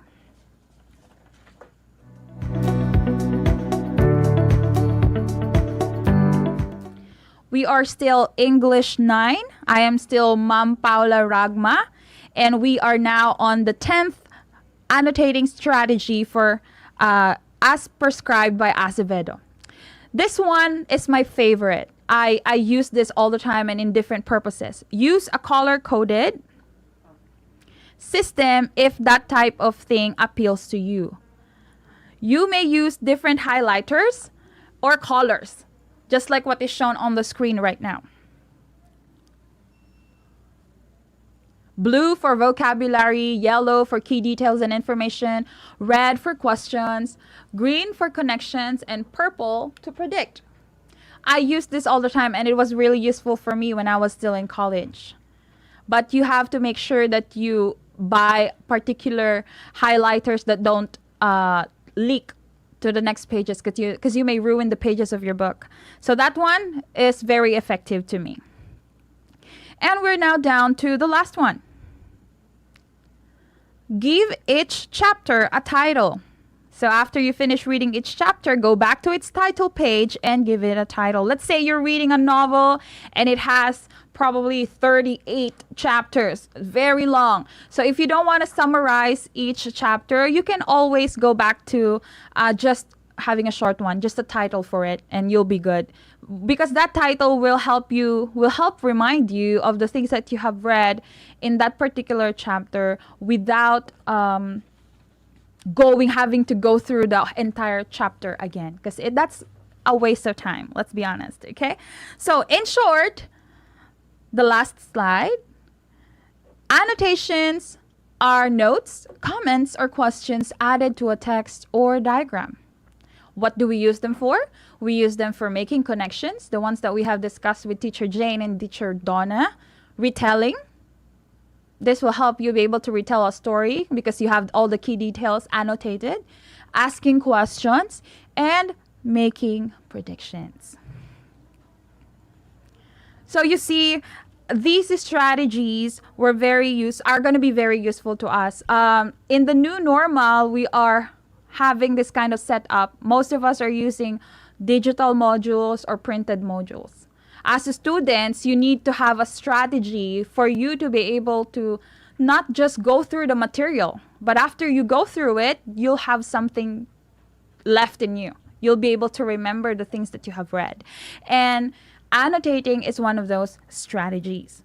A lot of times I hear my students say after they read, let's say, 4-paragraph essay or 4-paragraph story, they will tell me, "Mom, I did not understand the story." Sometimes we just go through it. Our eyes just go through the lines, the words, the letters, but we do not really focus. Annotating will help you be able to focus on the details, the key or important points in the things that you are reading. So it's very important that you have taken down the notes that I have asked you to take down, the strategies prescribed by Acevedo.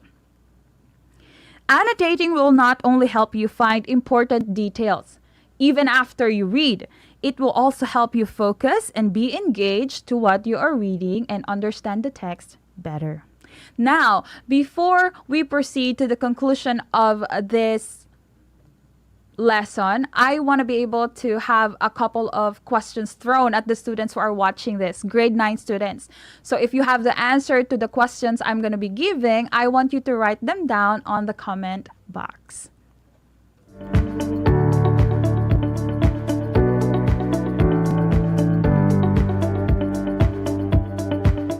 The first question is already flashed on our screen. Let me just read this for all those who are tuned in on our radio station. What do we call a note that is a further explanation or comment added to a text or diagram? Let me just repeat that. What do we call a note that is a further explanation or comment added to a text or diagram? Write your answers on the comment box.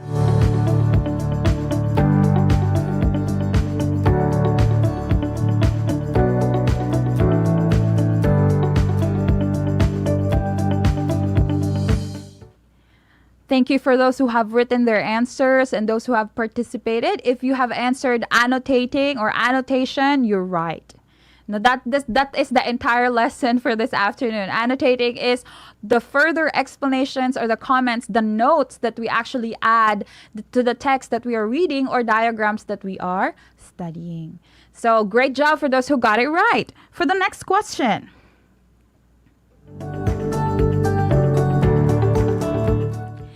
Can you give an example of a symbol? I have mentioned this quite a few times during the discussion. Can you give me an example of a symbol we can use in annotating? I'll give you an example. We can use question marks. Again, can you give an example of a symbol we can use in annotating? I'll give you an example. We can use question marks. Now it's your turn. Write them down on the comment box.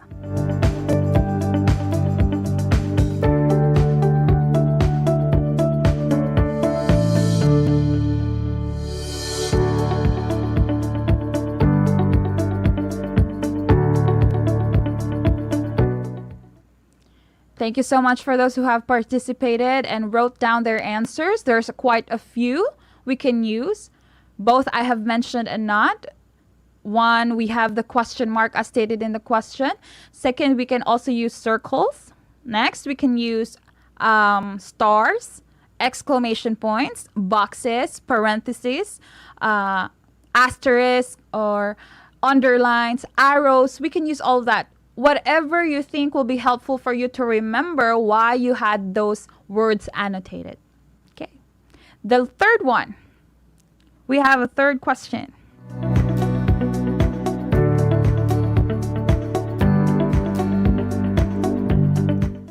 If you were to read a novel, a very long story, if you were to read a novel, can you give me one annotation strategy that you may want to use? Again, if you were to read a novel, can you give me one annotating strategy that you think you will use? We have 11, okay? I've discussed 11 strategies. I just want you to give me one. You can write them down below the comment section. It doesn't have to be word for word, verbatim. It doesn't have to be like that. It's your words, use them. No matter how you have understood the lesson, give me one of the annotation strategies that you want to use if you are going to read a novel.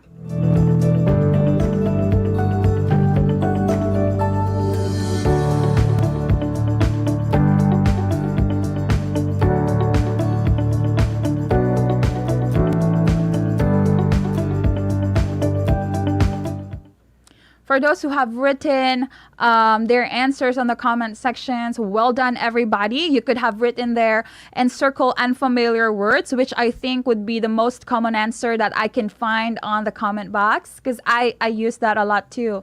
Whenever I read, when I was in college, I used to read a lot of the books of Dan Brown. So for those who are familiar with his works, he uses a lot of highfalutin words or words that are really hard to understand.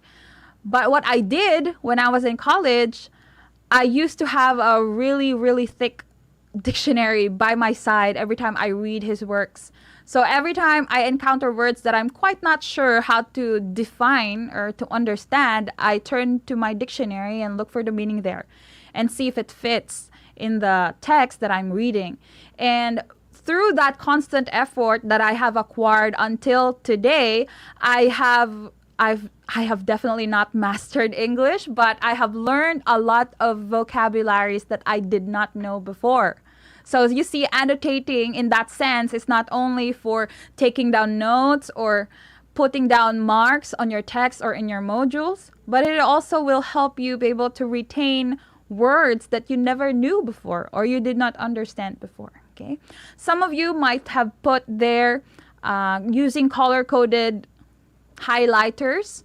I use that too. Up until now, I use that too. So as I can separate topics. For example, if I am reading a grammar book, I can highlight the ones that are for subject-verb agreement. I can highlight those ones green.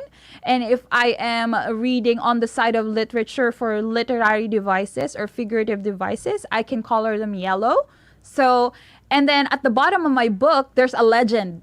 So I would say if it's green, I would say it's for subject-verb agreement or grammar. And if it's highlighted yellow, I say it's for literature. So I do that. So whenever I flip a book or an academic book, a textbook I have at home, I know exactly what to find. I don't have to go through all the time to flip through the pages. I know exactly what to look for because I have them color-coded. What else? You could also have written there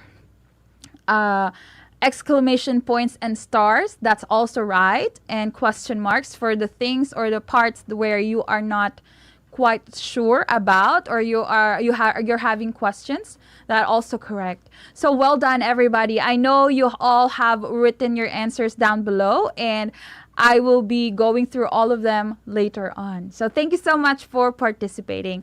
This lesson, annotating, is something that I hope you, grade 9 students, and everyone who are watching this live broadcast on Facebook page, I hope that you find it useful, because I have used it plenty of times in my life, and it's something that I still treasure up until this day. Even if now that I am in the profession of teaching, I still use these annotating strategies. They never go out of style. That's what Taylor Swift said. So whenever we read, to avoid boring moments and to avoid the times where we have read a very, very long novel or a very, very long story, to avoid the times where you would say, oh, I did not understand that, or what, I did not understand anything from what I have read. If you have those moments, and if you think you're having them too many times, you can use the annotating strategies. These will help you stay focused, just like what I have mentioned with the benefits, and it will help you be engaged and in making the different text connections that we have discussed last week with Teacher Rona and Teacher Donna.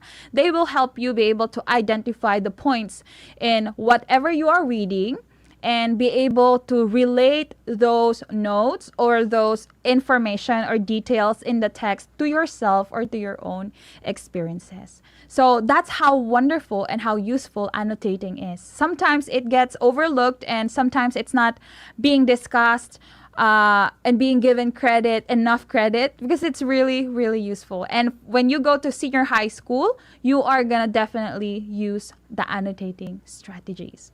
So I hope that all the 11 different strategies you have taken them down. If not, then you can always replay this live. But if not, again, you can ask your teacher tomorrow for the things that you might have missed in this live.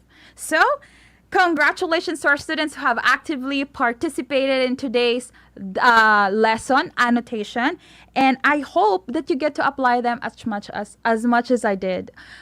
Next week or next episode, Teacher Rona will be discussing to you the better ways you can apply annotation strategies while reading and listening. So I hope you watch out for her on Thursday, the same time.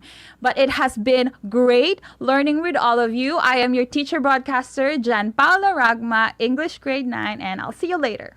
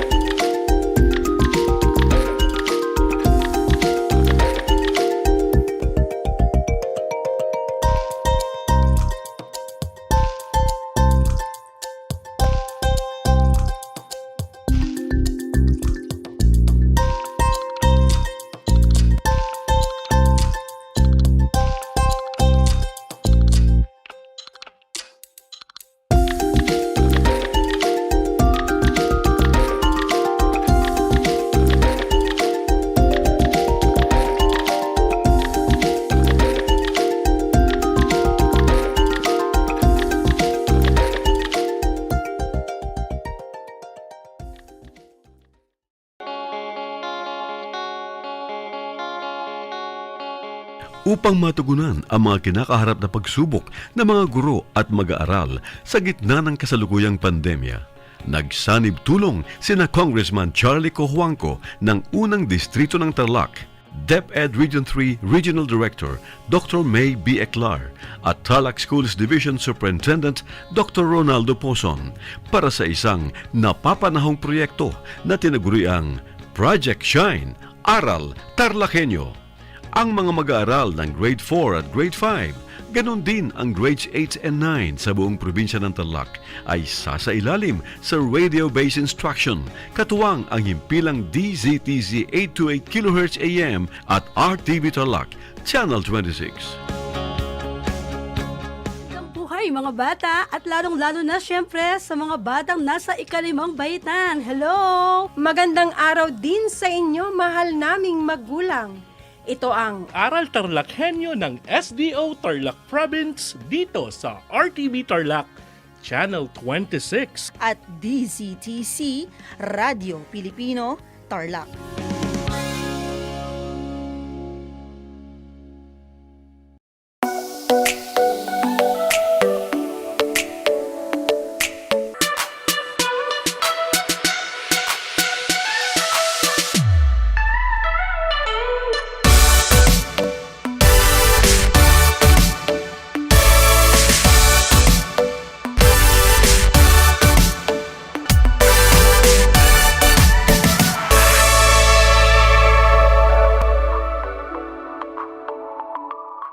Hello mga kabida! Ako po si Ana Roses at iniimbitahan ko po kayo, malapit na ang Bida Ka Mars!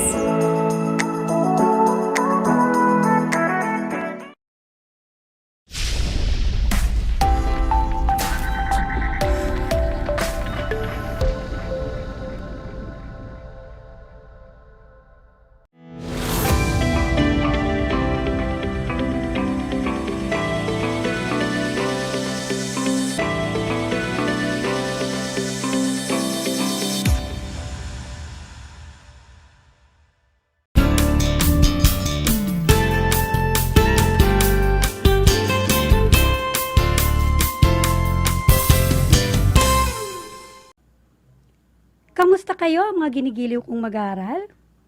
Ang aking pagbati at paghanga sa inyong masidhing pagpupunyagi sa pagpapatuloy ng pag-aaral sa kabila ng hamon ng pagkakataon, ang COVID-19 pandemic.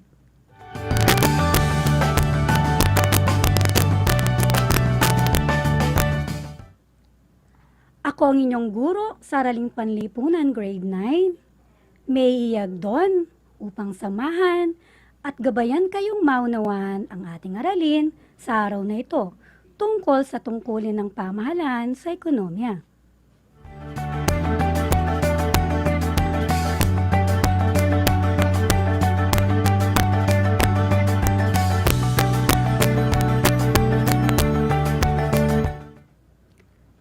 Bago pa man tayo magsimula sa ating talakayan ay may iilan lamang akong paalala. Una, siguruhin ninyong nasa lugar kayo ngayon na komportable at maayos na naririnig ang ating broadcast. Mas mabuti rin kung may laman ang inyong mga tiyan upang maging alerto ang iyong pag-iisip at maunawaan ang ating aralin sa araw na ito.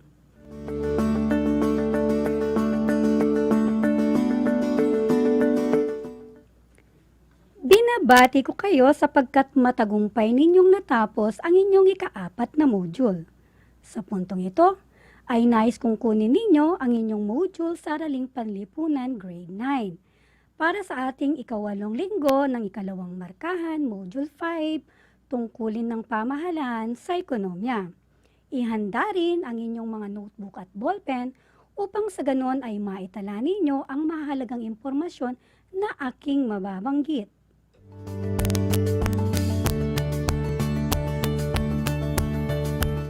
Ang ating paksa para sa araw na ito ay tungkulin ng pamahalaan sa ekonomiya. Inuulit ko, ang ating paksa ay tungkulin ng pamahalaan sa ekonomiya.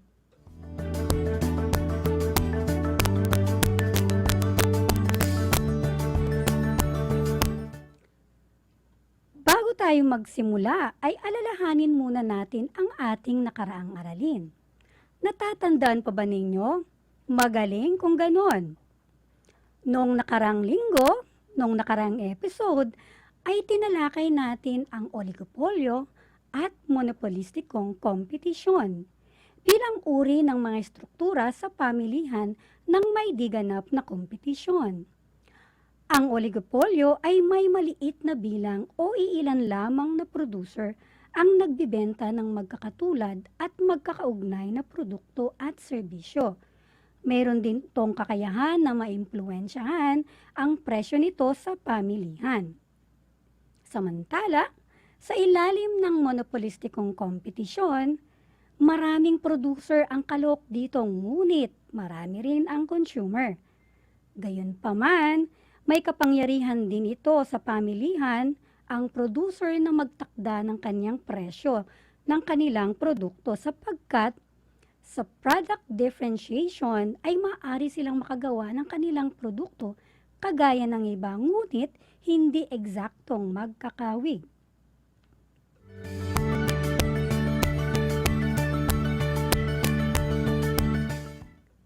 Sa palagay ko ay handa na kayo para sa ating aralin sa araw na ito.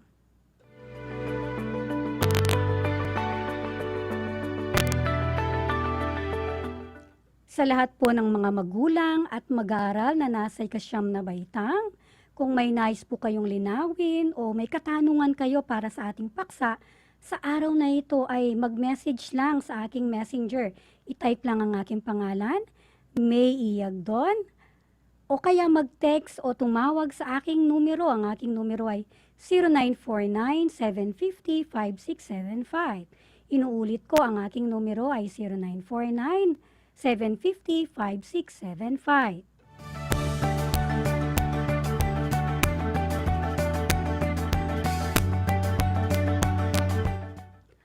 Alam kong handa na kayo, kaya't magsimula na tayo.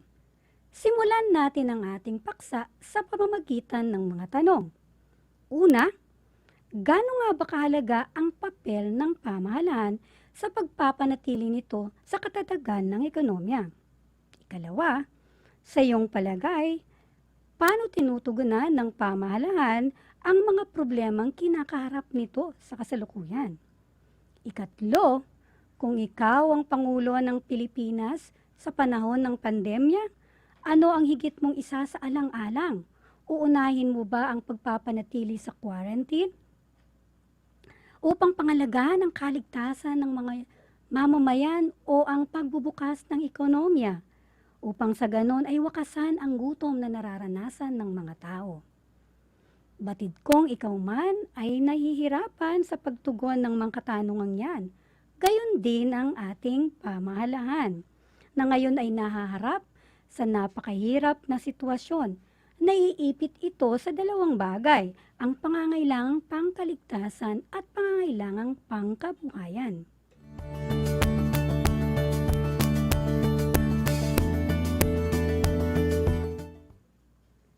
Ngayon ay ating alamin ang pananaw ng teoryang laissez-faire ukol sa mga katanungang ito. Ayon sa teoryang laissez-faire ni Adam Smith, bilang isang doktrina o paniniwalang pang-ekonomiya, hindi pinapayagan ng prinsipyong ito ang pakikialam ng pamahalaan ng estado, bayan o bansa sa mga pangyayaring may kaugnayan sa ekonomiya. Mula dito, hindi dapat pakialaman ng pamahalaan ang operasyon at pamamalakad ng mga industriya.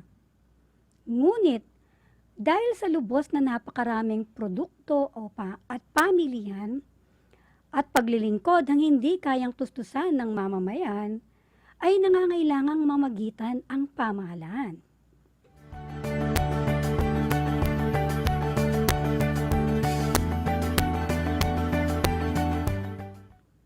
Hinihiling kong muli na suriin natin ang larawan na ito. Sa inyong sinagutang gawain sa tuklasin, ano ang napansin mo sa mga gabay na tanong? Katulad ng, sa iyong palagay, paano tinutugunan ng pamahalaan ang problemang kinakaharap nito sa kasalukuyan? Gaano kahalaga ang papel ng pamahalaan sa pagpapanatili nito sa katatagan ng ekonomiya? Maliban pa dyan, ano pa ang ibang mga suliranin na maaaring kaharapin ng ating pamahalaan sa kasalukuyan? Kung ang sagot mo ay mga suliraning kinakaharap ng pamahalaan at kailangan ang kahalagan ng pamahalaan ng pagpapatatag ng ekonomiya, ay tama kayo.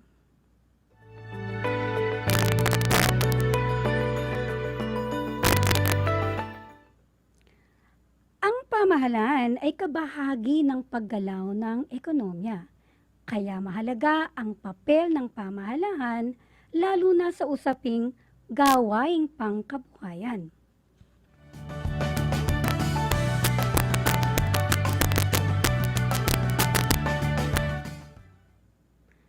Narito ang mga pangunahing tungkulin ng pamahalaan upang maging balanse ito sa ekonomiya. Una, ang pagkakaloob ng serbisyong panlipunan. Hindi lingid sa ating kaalaman na ang kriminalidad ay hindi makakatulong at makakahikayat sa pamumuhunan. Ang kaayusan at kapayapaan ay susi ito ng magandang ekonomiya at malusog na ekonomiya. Ang mataas na kamuwangan at malusog na lakas na paggawa ay magreresulta ito ng produktibidad at paggastos sa infrastruktura upang mapabilis ang daloy ng mga tao.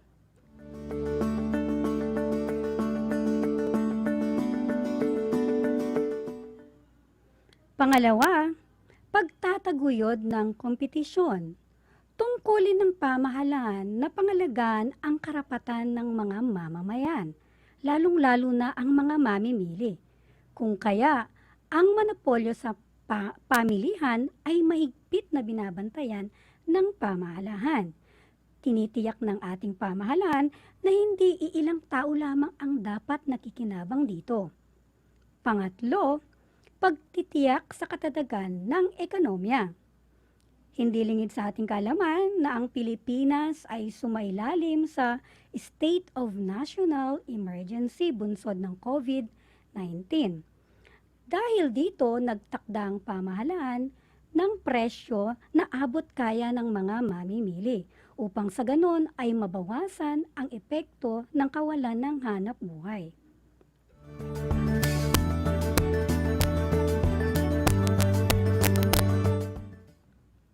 Katulad ng ibang sektor ng ekonomiya, ang pamahalaan ay malaki ang kaniyang papel. Ayon sa Constitution 1987 ng Article 11, Section 4, ang pangunahing tungkulin ng pamahalaan ay pangalagahan at paglingkuran ang sambayanan.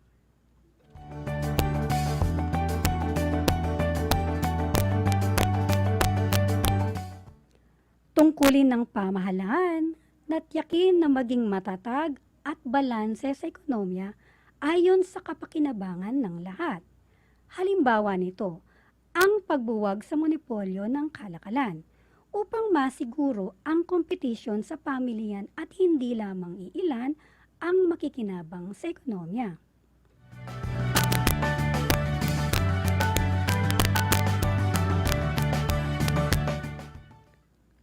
Ayon kay Nicholas Gregory Mankiw, government can sometimes improve market outcomes. Ayon pa sa kanya, bagamat ang pamilihan ay isang organisadong sistemang pang-ekonomiya, may mga pagkakataong nahaharap ito sa pagkabigo o tinatawag na market failures. Halimbawa ng mga ito ay ang paglaganap ng externalities gaya ng polusyon at pagkakaroon ng monopolyo sa pamilihan na nagdudulot ng kawalan ng kompetisyon. Sa ganitong pagkakataon, kinakailangan ang pakikialam o panghihimasok ng pamahalaan sa takbo ng pamilihan.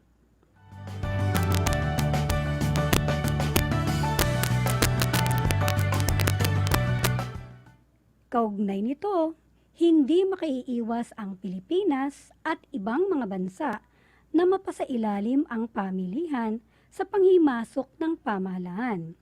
Maliban kasi sa pagtatakda ng buwis at pagbibigay ng subsidy, ay nagtatakda rin ito ng presyo na abot kaya para sa mga mamimili. Upang mapatatag ang presyong ito sa pamilihan ay ipinapatupad ang Price Stabilization Program upang maiwasan ang mataas na inflasyon.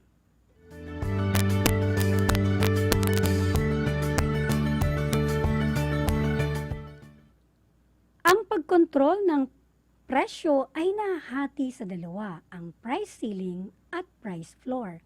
Ano nga ba ang pagkakaiba ng dalawang ito?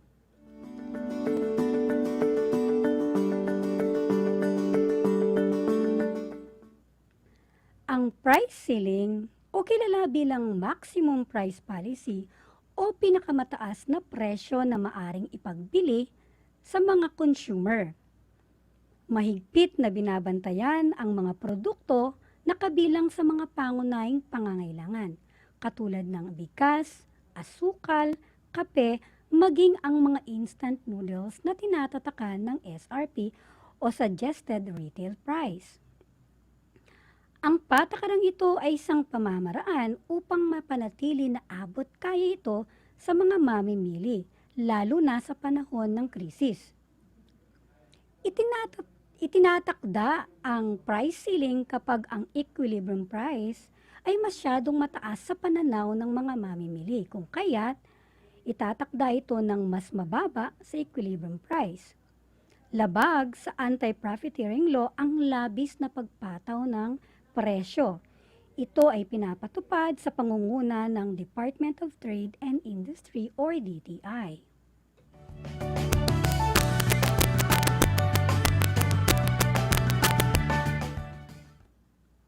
Ano naman ang price floor? Ang price floor o kilala bilang price support at minimum price policy na tumutukoy sa pinakamataas na presyo na itinakda ng batas para sa mga producer. Itinatakda ito ng mas mataas sa equilibrium price upang sa ganon ay matulungan ang mga sektor, lalong-lalo na ang sektor sa agrikultura. Itinatakda rin ang price floor upang sa ganon ay bigyan ng tulong ang sektor ng agrikultura maging ang batas sa minimum wage.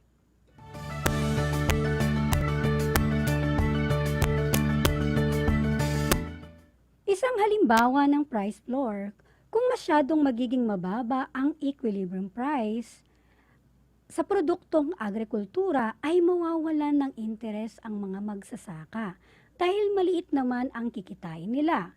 Kung kaya't ang ating pamahalaan ay gagawa ng paraan at magtatakda ng tinatawag na price floor. Kung magaganap ang sitwasyon na ito, ay magiging malaking problema ito sa ating ekonomiya. Maliban pa rito, maaaring ang pamahalaan ay magsilbing tagapagbili ng mga produktong palay ng mga magsasaka upang masiguro na mataas pa rin ang kanilang kita at upang masiguro na hindi mawawalan ng kakulangan ng supply sa mga pamilihan.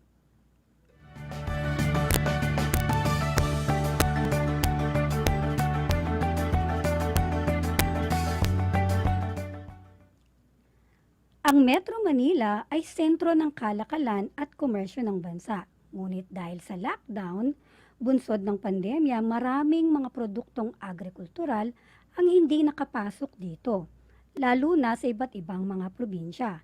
Dahil dito, nagkaroon ng kalibisan ng supply sa agrikultural na produkto. Ang kalabisang ito ay maaaring magdulot ng pagkalugi ng mga producer. Ang pamahalaan ay magtatakda ng price floor upang maiwasan ito at ang labis na pagkalugi ng mga producer.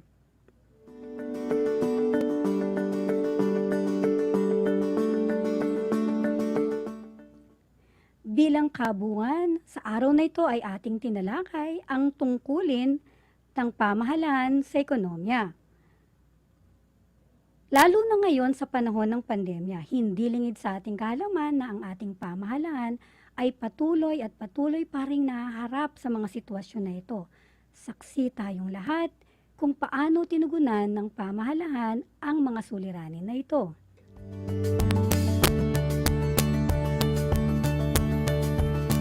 Ganon din ay ating tinalakay ang mga tungkulin ng pamahalaan katulad ng pagkakaloob ng serbisyong panlipunan, pagtataguyod ng kompetisyon, at pagtitiyak ng katatagan ng ekonomiya.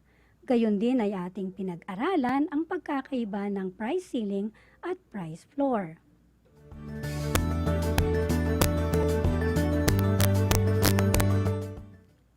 Dito nagtatapos ang ating talakayan tungkol sa tungkulin ng pamahalaan sa ekonomiya.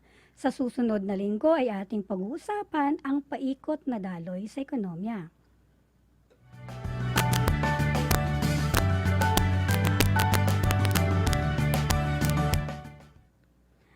Maaari ninyong kunan ng larawan gamit ng inyong cellphone ang inyong mga sinagutang module at isumite ito sa Facebook Messenger ng inyong mga guro sa Araling Panlipunan. O di kaya naman, lalo na kung wala kayong access sa internet, ay maaari kayong pumunta sa pinakamalapit na barangay hall upang isumite ang inyong module para sa linggong ito. Paalala lamang, tanging mga magulang at guardian ninyo ang magsasauli ng inyong mga module. Kailangan sila rin ay sumunod ng ating health protocols katulad ng pagsusuot ng face mask, face shield, paghuhugas ng kamay at physical distancing.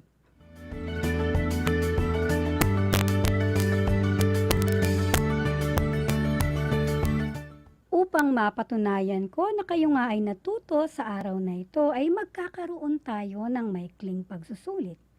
Babanggitin ko ang mga pang-uusap at isasagot naman ninyo ang pinakaangkop na sagot. Handa na ba kayo? Magsimula na tayo.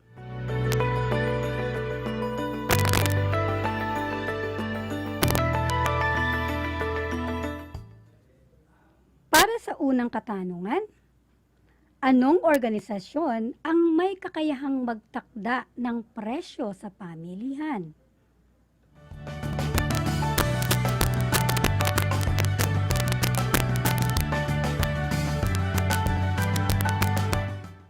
Ikalawang tanong, ano ang lugar na kung saan nagkakaroon ng interaksyon ang mga mamimili at nagtitinda?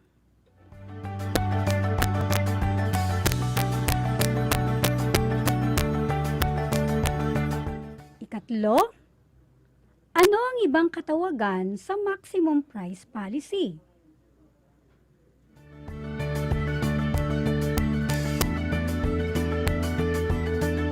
Ikaapat, kilala naman bilang minimum price policy.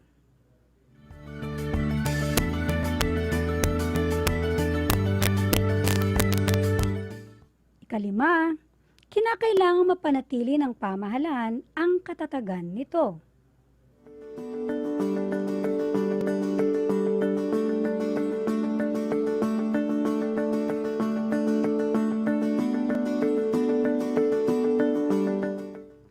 Palagay ko ay tapos na kayo.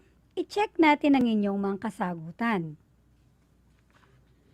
Para sa unang tanong, anong organisasyon ang may kakayahang magtakda ng presyo sa pamilihan?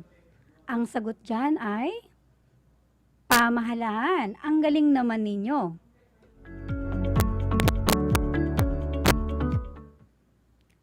Pangalawa, ano ang lugar na kung saan nagkakaroon ng interaksyon ang mga mamimili at nagtitinda?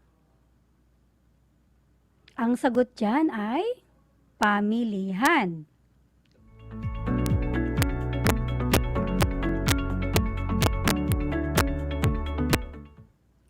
Ikatlo, ano ang ibang katawagan sa maximum price policy?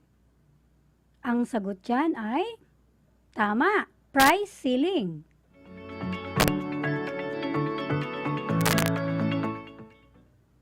Ikapat, kilala naman bilang minimum price policy. Tama ang iniisip ninyo, price floor ang sagot dyan.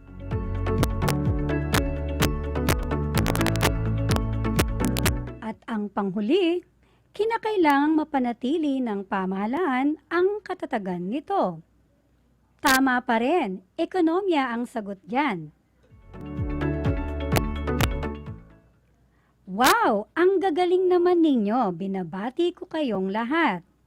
Inaasahan ko na kayo ay natuto sa araw na ito. Tandaan, we heal as one, we learn as one. At magagawa natin yan sa pagtutulungan. Upang matiyak natin na tunay nga na kayo nga ay natuto sa araw na ito, muli ay ating i-review o ating balikan ang mga natutunan natin sa araw na ito. Ang tungkulin ng pamahalaan sa ekonomiya. Ano nga ba ang dalawang uri ng presyo kung paano magtakda ang pamahalaan lalo na sa panahon ng krisis? Yan ang price ceiling at price floor. Ganun din ang Mga tungkulin ng pamahalaan ay ang pagkakaloob ng serbisyong panlipunan na kung saan dapat matiyak ang kaayusan at kapayapaan sa isang bansa.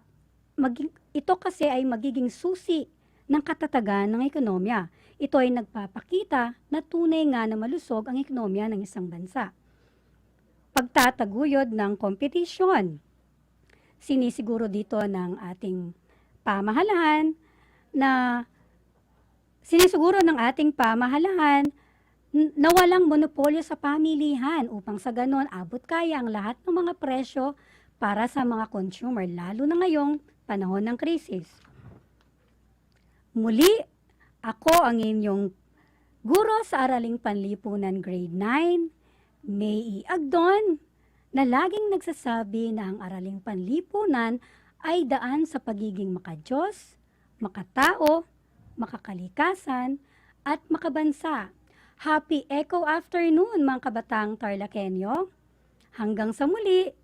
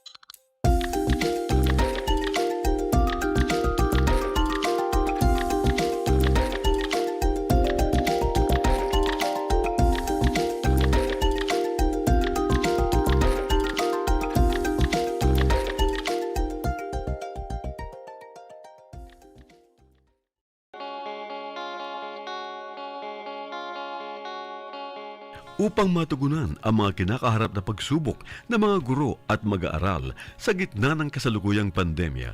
Nagsanib tulong sina Congressman Charlie Cojuangco ng unang distrito ng Tarlac, DEPED Region 3 Regional Director Dr. May B. Eclar at Tarlac Schools Division Superintendent Dr. Ronaldo Poson para sa isang napapanahong proyekto na tinaguriang Project Shine, Aral TarlakHenyo. Ang mga mag-aaral ng Grade 4 at Grade 5, ganon din ang Grades 8 and 9 sa buong probinsya ng Tarlac ay sasailalim sa radio-based instruction, katuwang ang himpilang DZTZ 828 kHz AM at RTV Tarlac, Channel 26. To our partners in DEPED, thank you po sa inyong entusiasmo in helping our province meet the gap between distance learning and quality of education for our children. Sa mga TV ninyo, pwede kayo manood ng DEPED sa Channel 26. This is first and only TV station in Tarlac owned by Radio Pilipino Media Group na nagpartner kasama ng DEPED na gumawa ng Aral TarlakHenyo. Proyekto po ito ng DEPED Tarlac Province in partnership with DZTC Radio Pilipino Tarlac and RTV Tarlac Channel 26. So, yung mga walang tablet or walang internet, pwede manood dito sa programang ito at doon nyo po makikita at masusundan ang mga module ng DEPED sa distance learning. Yung iba pong nakatira, hindi sa Tarlac City, kailangan po mag-Facebook at i-punch in nyo RTV Tarlac Channel 26 on Facebook. Makikita nyo rin yung mga module sa mga handheld devices o cellphones o tablet ninyo. So, thank you again to DEPED for being open-minded and helping us meet the challenges of tomorrow.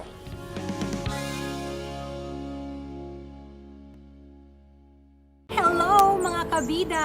Ako po si Ana Roses at iniimbitahan ko po kayo, malapit na ang Bida Ka Mars!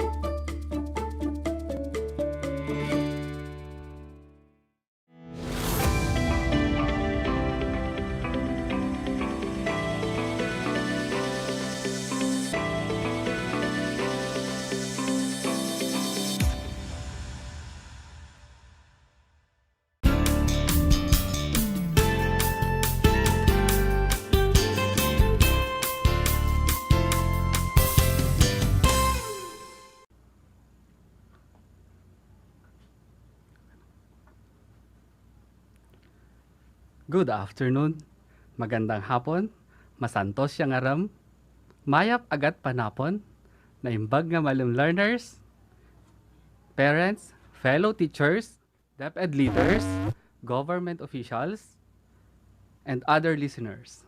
Welcome to Aral TarlakHenyo, here on RTV Tarlac Channel 26, simulcast over DCTC 828 Radio Pilipino Tarlac. I am Arnel Mangrobang, your teacher broadcaster for TLE Grade 9.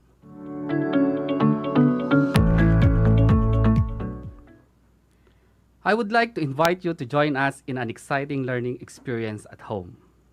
At this point, I want you to prepare your competency-based learning materials and learning activity sheets, focusing on horticulture and growing media and sterilizing growing media, as well as your pen and notebook, so you may take down notes as we go along with the lesson.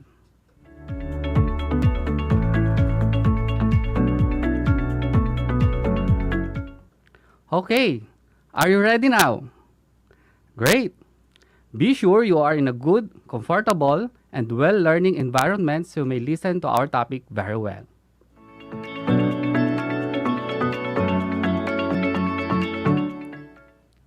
First, let us have a review on our previous lesson.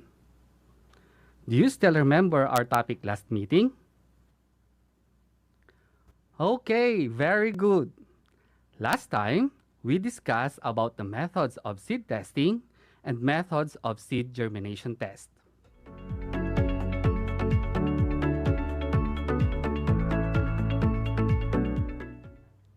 Can you enumerate the different methods of seed testing? Excellent! The different methods of seed testing includes breaking the seed coat, winnowing, and germination test.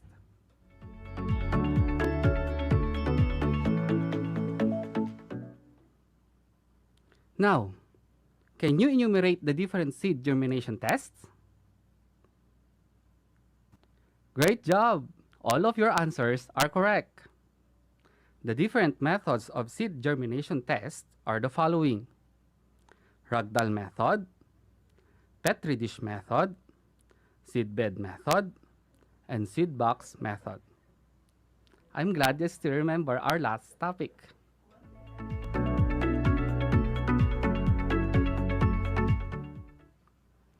Are you all ready for our new lesson? Let's begin.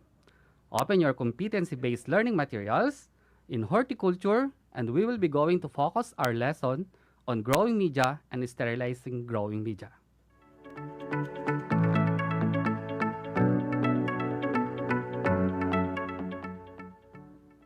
First, let us define what is growing media.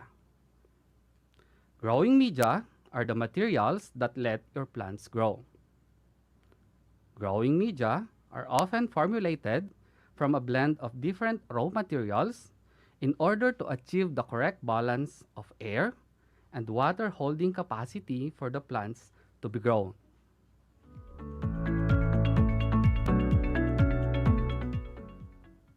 Now, do you have any idea about the three main functions of growing media? All right, let's enumerate them one by one.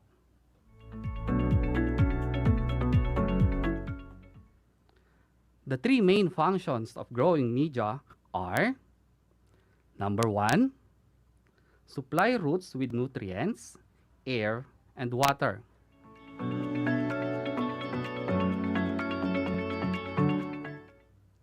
Number 2, allow maximum root growth.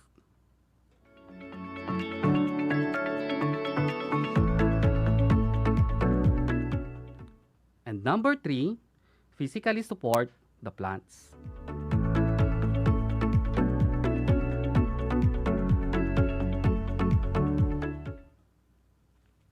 Now, do you have any idea about the different components of growing media? Very good. The best soil for general nursery purposes is a friable loam, rich in humus, with a proper percentage of clay. In cases that these are not available, the growing media can be prepared by thoroughly mixing the following components. For loam soil, 1 part loam soil, 1 part manure or decomposed manure, and 1 part decomposed rice hull.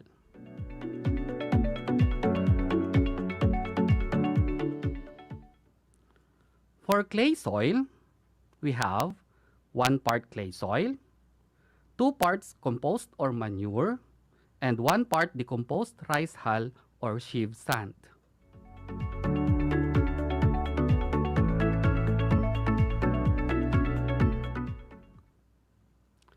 Under the training regulations in horticulture, it states that the growing media for vegetable production consists of the following growing media: 1 part garden soil, 1 part sheave sand, 1 part compost, and 1 part sawdust or rice hull.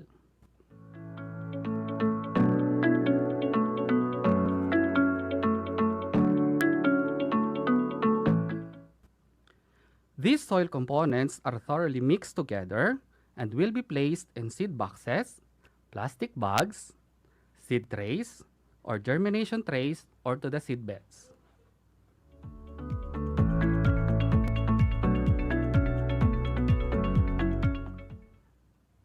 Now, let's define the different soil media components.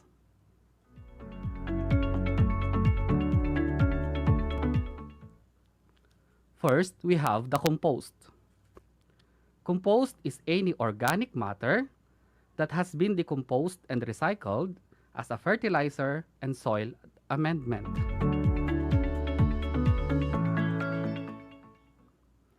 Compost is made from a variety of locally available materials, usually a combination of ingredients that are high in nitrogen and carbon.